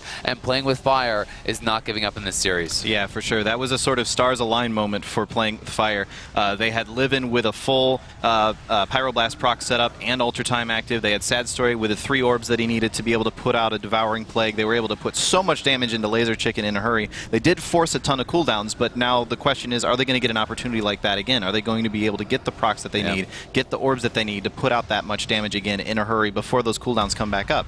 Yeah, and that's the key. I mean, you can't just force the cooldowns. You have to consistently get that set up. You have to get the CC on Looney again before he has something to deal with it. And, you know, it's already been about a minute since he used that trinket. There's the bash coming in now. They're going to look for that setup. Will they be able to get it done? Halotare onto Sad Story. Sheep comes over on a Looney. They're looking for the damage on a Laser Chicken. There's the Root Beam coming out from Laser Chicken, pulling back. Another Sheep comes out onto Looney. There's a Silence onto Looney. Full clone on him as well. Laser Chicken gates out of there, trying to heal himself back up. Are they going to swap it over? No, they're going to decide to just keep chasing him. He's down dangerously low. I mean, the feathers are coming in from Sad Story. He's trying to get back to him. That's 3 healing touches in a row, and his health is still going down. The Halotare comes out. Could Sad Story finish him off? He's going for the burst. He's got him down so low. The Devouring Plague comes out. Frostshaw over in a Looney. He's being CC'd out. Laser Chicken gets the link, though, just in time as Looney gates in there. Livin could not connect. The Deep Freeze over on a Looney. They're swapping the damage back over onto him. Looney getting pretty low here. Livin and Rin under a lot of pressure. Rin has to keep his team offensive. They cannot last too much longer in dampening, I don't feel. With Heart of the Wild up, he's still struggling to heal through this. Ursox has to come out. Looney has topped his team back off. His trinket's up in about 10. Yeah, and that was actually the first... Oh, Livin dipping really low there, but he's going to get out of line outside over here. Cast a healing touch on himself, see if he can top back up. That was actually, I believe, the first Spirit Link that we've actually seen forced out of Looney so far. So Playing with Fire might be figuring out what they do to make this work, or they need to do to make this work. They might be getting to that point where they can really start forcing these cooldowns, which is so desperately what they need to do. Yeah, and I mean, they know they need the CC on Looney. It's just so hard to get. They're being pressured so heavily. Look at Sad Story down dangerously low. He does have the Disperse available. He may need to use it here. 100k HP on him. He's in a lot of trouble. The Dispel comes out there from Rin, and he is going to be getting healed back up. Now the damage onto Laser Chicken. Sheep going to be followed up by the Silence onto Looney. There's the clone as well. Can they even get a trinket out of them? Laser Chicken just healing himself up so much, and Laguna spamming those fears doesn't even cost them a trinket, even with that CC chain. Now the Dragon's Breath comes in. Do they have anything else, though? The Mind Blast coming out on Laser Chicken. Sheep over on Laguna. The Ascendance Unleash NS comes out there from Looney. That's going to keep his team alive for quite some time. Rin now really starting to fall behind. Livin forced into the Ice Block. block. Sad Story is basically he's down to 200k. Life Grip onto Liv in there, pulling it back behind the pillar to safety, and Rin going to go for the Tranquility, which is going to do a lot of work here for the team, but the Shadow Fury comes out, and it could be trouble next time Rin gets CC'd. Yeah, that was a huge Tranquility for him to be able to top his team back off like that, and they're now playing with fire, actually looking to have somewhat stabilized here in this situation, but Bleach Bones still at basically full health. They really just aren't able to put out the pressure, the constant pressure that's really ever going to put Looney in his position where he feels like he's actually in danger. They need to do something fast. Yeah, I mean, Sad Story into the bash, Rin to half HP. Clone over onto Sad Story, denying any hots coming in from him. Laser Chicken taking some damage, but Looney, sitting pretty. He has all his cooldowns, has more than enough mana to deal with it. Rin going to get cloned up on his Barks and, kind of negating that Cenarian ward there as well. It does expire during the clone. And Sad Story sitting about half. Not too many dots out from this LSD2 just yet. Silence over onto Looney. They're trying to burst over onto Laser Chicken. There's the Frostjaw. It's not going to be able to get much of anything done, though. Looney put into the fear off of that. The Tremor does come down. Laser Chicken a half. He's going to be getting healed back up, though. Cenarian Ward comes out from him. And Sad Story now being pushed back once again. Oh my god, look at that burst onto Rind. He gets rocked down to 100 HP, 100k HP rather. He's going to have to pop the NS. He's still rotting heavily though. He's sitting about 200k. Sad Story as well, living out in the middle of the map. Going to have to get out of there. He gets rooted up. CS over onto Laser Chicken, but Livin needs to retreat. The Iron Bar comes down on him. Sad Story has to trinket there. The Star Surge comes crashing in. You can see the shrooms being thrown down, harassing this team. If they can get full dots back up onto Rind again, I think this could spell the end because Rind is struggling hard. Laguna does just that. Full dots up onto him. Bash follows that up. That's going to be triggered by Rind. Sad Story at 200k. Rind at 200k. Barkson comes out, living at 80k. This could be the end. He's down so low. The Dispel comes out from Rind. Cenarian Ward goes up as well. Silence over onto Looney. Laser Chicken taking some damage here as well. He's down to half HP. Sad Story at 80k. Rind at half. Living forced into the ice block. I think time is running out here for playing with fire. Yeah, absolutely. It's amazing that they've even been able to stay alive this long at this point. Rind is so out of mana right now. Sad Story super low. Livin super low. Rind is cyclone with like no health. Yeah. This is it bad for Livin. news. Shadow Fury comes in. It's a triple Shadow Fury. That's going to seal the deal. The Howl of Terror to follow it up. Livin at 10k. He's going to go down 2-0 for Bleach Bones. And I could even hear like through the window as that was finished there, just the cheering and clapping coming from the booth that Bleach Bones is in. Just they have got to be really happy with that win. Yeah, no kidding, man. One game away from the semifinals now, guaranteeing their top 4 finish here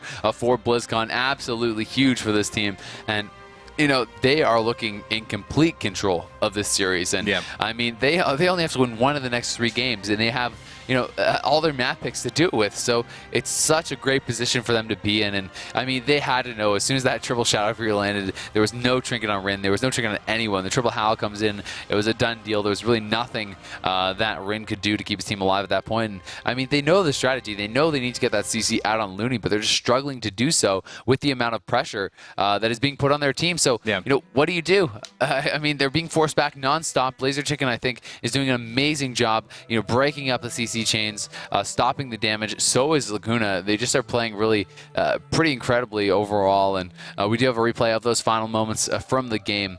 We can show that to you guys, but I mean, just look at this. Rind is just completely tapped. It's just a no-win situation. We can see the full clone out on him. The Shadow Fury does catch all 3 there, and this was it. As soon as that Shadow Fury landed, I knew it was over. Triple Howl comes in. Nothing anyone can do there, and that is going to be that. That puts them at match point now. We are just waiting for the next map pick. It's going to be Runes. I like the choice. I mean, I think that Tolvaron just it didn't really make sense. It's too spread out. You need to play aggressive. They need to be the ones that are on the offensive, and I think to do that, you want to just pick a small map because I understand the thought process there, but it was like they were the ones. It wasn't like they were the ones being chased and Looney was being pulled out into the middle. They were the ones pushing in, and Rind was being the one that had to stand out in the middle. So it honestly was kind of giving the advantages from Tolvaron to the other team. So I just feel like their best chance is really just kind of dogpiling on the other team on like a map like Runes, on a map like Sewers, getting on top of them, just spamming CC nonstop onto Looney. Put yourself in a bit of a dangerous position, but give yourself a chance to win, because going to 40-50% dampening is not how you win against LSD2. No. And it's like, maybe you can live that long, but your win conditions are all like kind of going out the window. So I just feel like it's one of those things where you have to just accept the risk that you're going to die early and just go more aggressive for those kills. Yeah, for sure. So this match is just about to start here on the Ruins of Lordaeron. I do like this map pick. Like you were saying, the big problem that they were facing on Tolvaron was the fact that Looney was just able to hide out of line of sight the entire time. They couldn't really ever get much in the way of a good CC chain on him. Yeah. Here on Ruins of Lordaeron, it's just so much more open. They have much more opportunity to actually do that. And in fact, they're already forcing Looney to sort of hide back in the opening here, which is a tough spot to actually be in.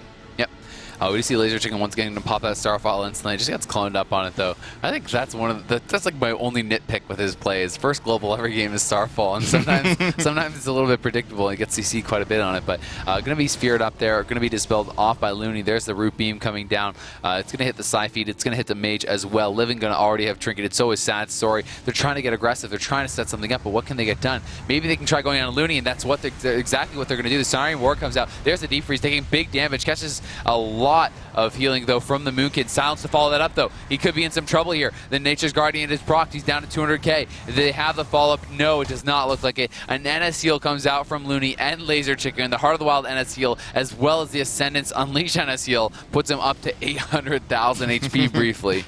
Yeah, I mean, there was obviously a lot of things that happened there, but it's important to note that no trinkets were used by Bleach Bones. There were 2 trinkets used by playing with fire, so spending those 2 trinkets, not getting any in return, maybe not the greatest trade.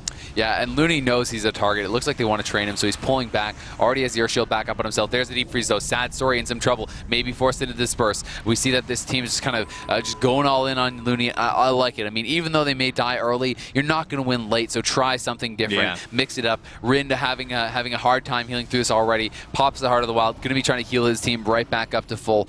We do see that Livin trying to get aggressive once again here. Maybe going to try to push in pretty soon. The Tranquility was coming out with that Heart from Rin. Got most of the ticks off there. You know, 3-stack Tranquility hot on his whole team, and that is going to be able to do a lot of work as Laser Chicken does pop the second Starfall. Yeah, for sure. And being able to top your team off like that, they need to be so aggressive right now. Like you were saying, Livin actually taking a bunch of damage over here. Might be forced into a block.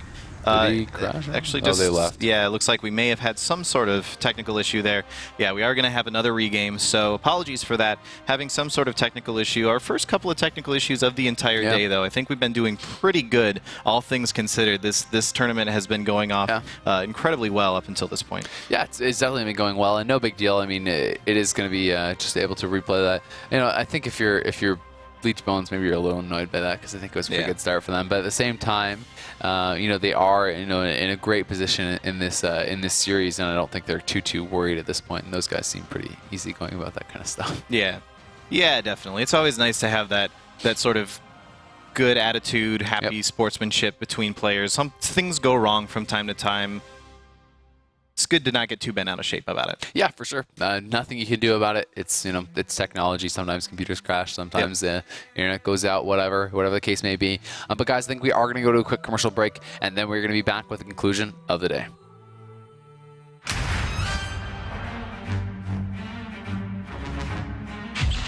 Abilities with long cooldowns between each use are powerful in arenas.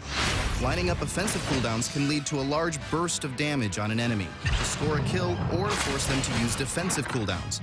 For that reason, the strategic use of defensive cooldowns can often be the deciding factor in a match.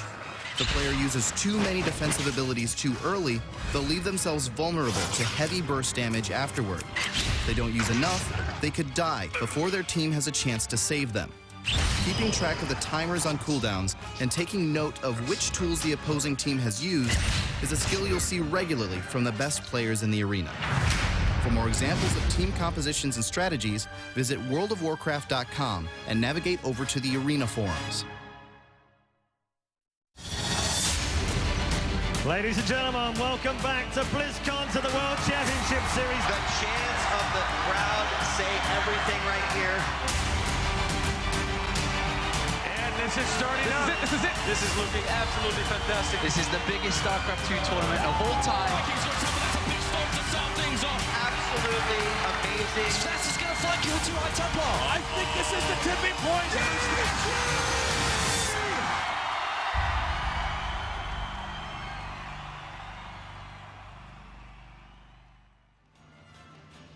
Hey guys, what's up? Welcome back. We are ready quick little break there, and I think the teams are good to go. So we're going to be getting this queued up once again here. It's going to be Rune's Lordaeron, no change there. Game 3 of this best-of-5 series. Playing with Fire already down 2 games. They have to win 3 straight now, and Bleach Bones only needs one of the next 3 to go straight to the semifinals next Saturday. Yeah, absolutely. Both of these teams are playing so incredibly well so far. Looney is just absolutely in a hurry to get this finished. He's saying, "Go, please, finish it. We need to get this." I'm going to make sure both teams are absolutely ready before we start this up. But in the meantime, you can check us out on social media.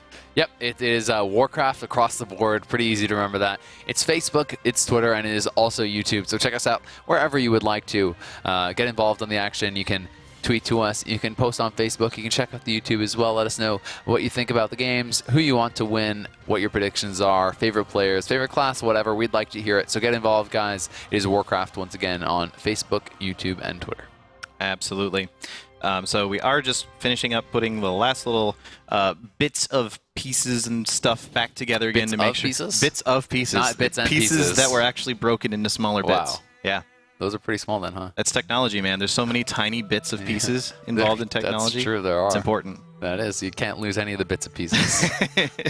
It's important. Yeah, exactly. So, all right, we are going to be getting this going pretty quick. I think they just need a little bit of help from an admin, and then as soon as that does happen, we are good to go. Yep. And we can see what potentially could be the final game. It's going to be important. The opener is so important. So, replaying the opener does kind of suck sometimes for these teams, especially when you feel like, hey, man, that opener went good for me.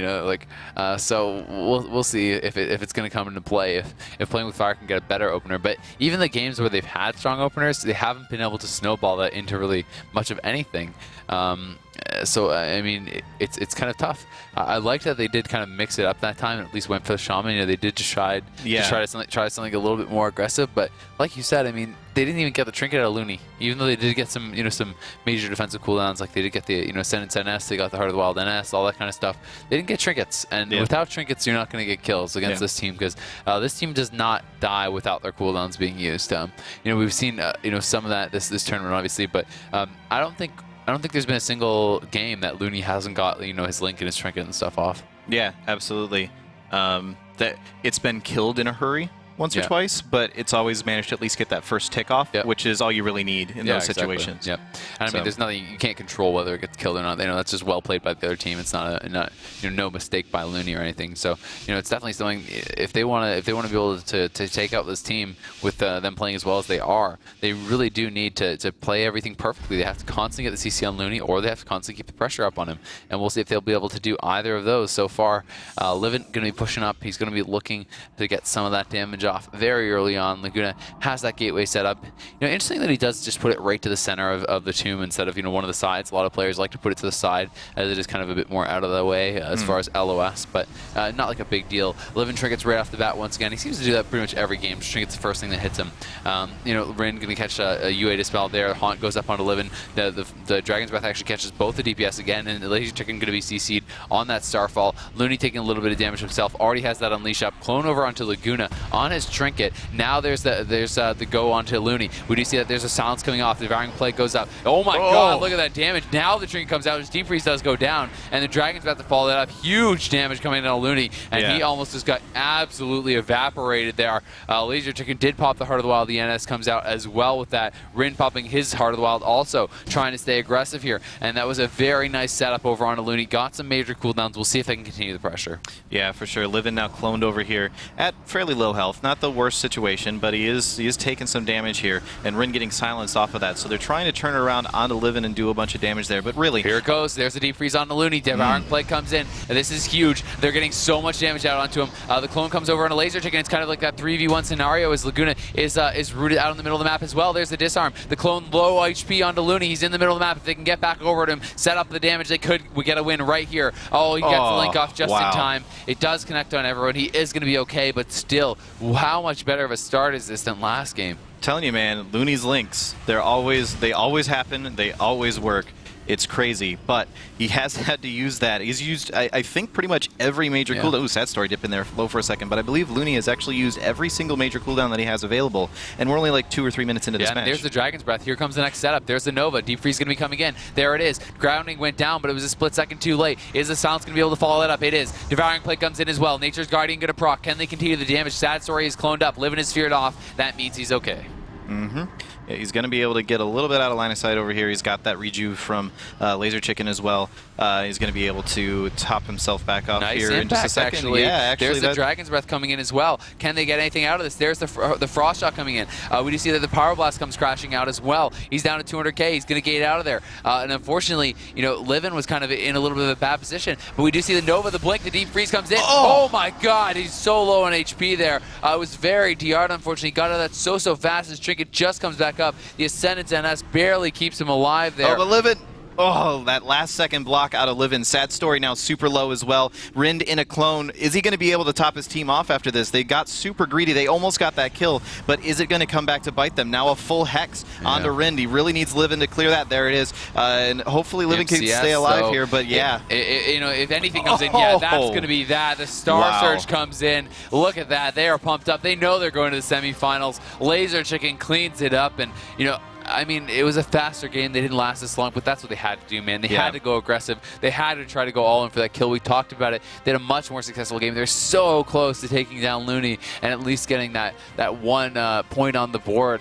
They weren't quite able to do it, but we see Bleach Bones now, the second team going to the semifinals. 2 Europeans making it through clean. 2 O's for both of those teams. It's going to be Bleach Bones as well as Skill Cap DU, our 2 semifinalists already set for next Saturday. It's going to be an incredible weekend. That is the last series of the day. We're not done quite yet, but still just amazing stuff from Bleach Bones today. Really played well the whole way through. Playing with Fire, showed some good games for sure. Especially, that last game of that series, they definitely showed their stuff there. But back into the replay here, you can see the Hex was out on Rind. It does get decursed, but Rind into the MCS. He's just too far behind. Doesn't have the ability to catch back up. Star Surge comes crashing in. That Fear was just a split second too late from Sad Story. He got the Silence, double Fear on the DPS, so it couldn't be tremored. But the Star Surge was already in the air. And sometimes, man, that's just the way the cookie crumbles. He's going to fall down. And really just great stuff from them.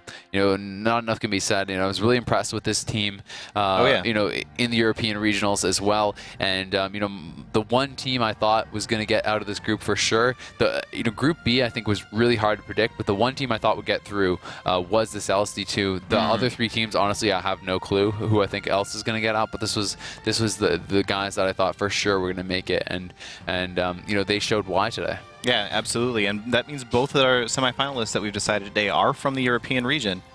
So they're just doing incredibly well, these European teams. And again, that was between 2 European teams as well. That was just a fantastic game from both teams. So obviously, Playing with Fire struggled a little bit, was able to get through there, was not able to get through there.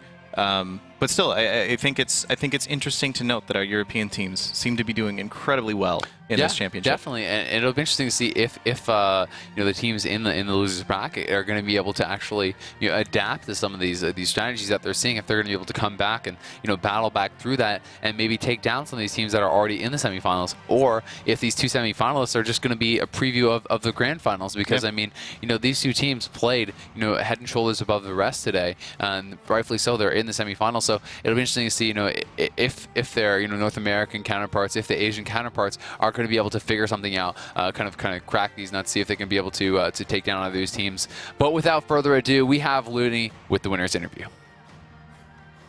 Thank you. Congratulations. Another great win. This time seemed easier than the previous game, and you did say the last game was really tough. It took lots out of you. You felt like you'd done a workout. How does it feel after a 3-0? It wasn't easy, but compared to the WMD, I mean, for sure it was an easier matchup. But I mean, they played really well. But I don't know, it felt like we played better as a team, like this round. Like we played way better. But yeah. Azao said in the commentary actually that he thought in the first 2 maps that your teamwork was absolutely, I think he said perfect at one point. Azael said it was perfect. You take that, right?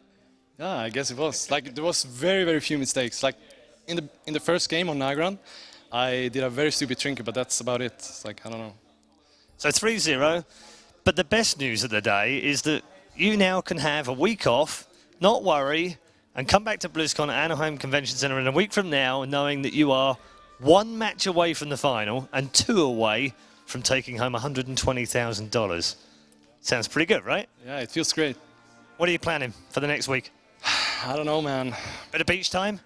Yeah, we're going to relax. We're going to have a really fun time until BlizzCon, so yeah. Best of luck in the semi-finals. We'll see you at BlizzCon in a week's time.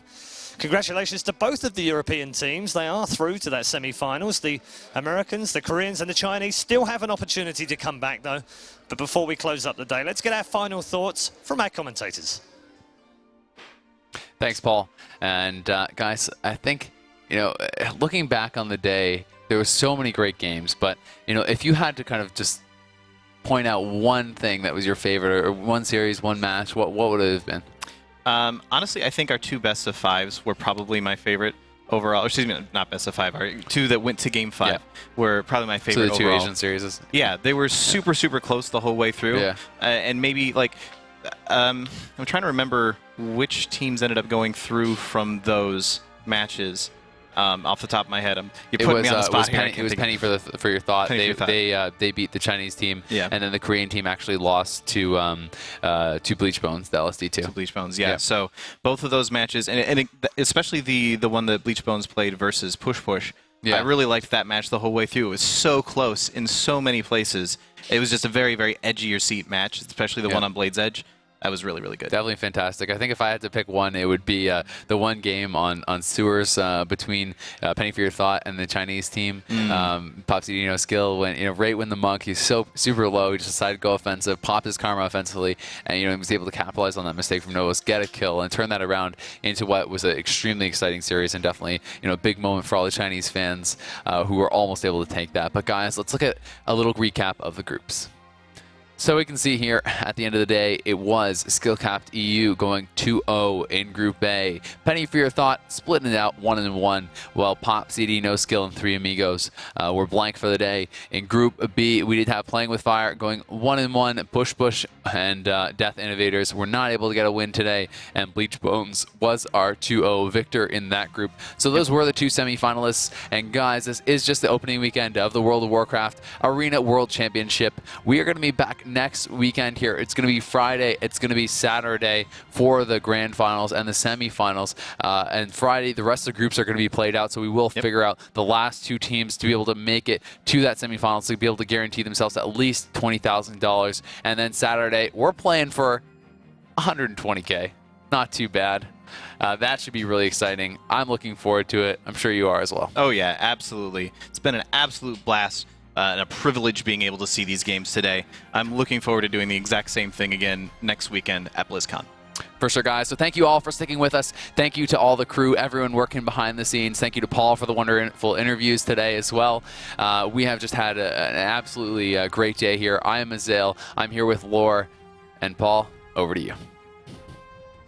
Thank you very much, guys. Yes, thank you to all of our 3 commentators for their stupendous work today and keeping up on all of the action and filling us in with what's going on in the matches. We've had tremendous matches today. All 6 matches had something for the fans, something for the viewers, and it's going to continue. This is just part 1 of the opening weekend of BlizzCon. Tomorrow, of course, 10 a.m. if you're a Blizzard Games fan, StarCraft 2 World Championship Series continues with the round of 16. We've also got Hearthstone coming as well on Sunday and Monday. But next weekend, it's the big one. You don't want to miss it.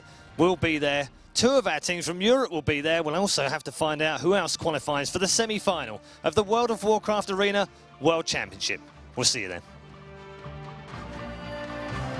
The World of Warcraft World Championship. On November 7th and 8th, join thousands of World of Warcraft fans live at BlizzCon and online as Blizzard Entertainment crowns the best World of Warcraft arena team in the world.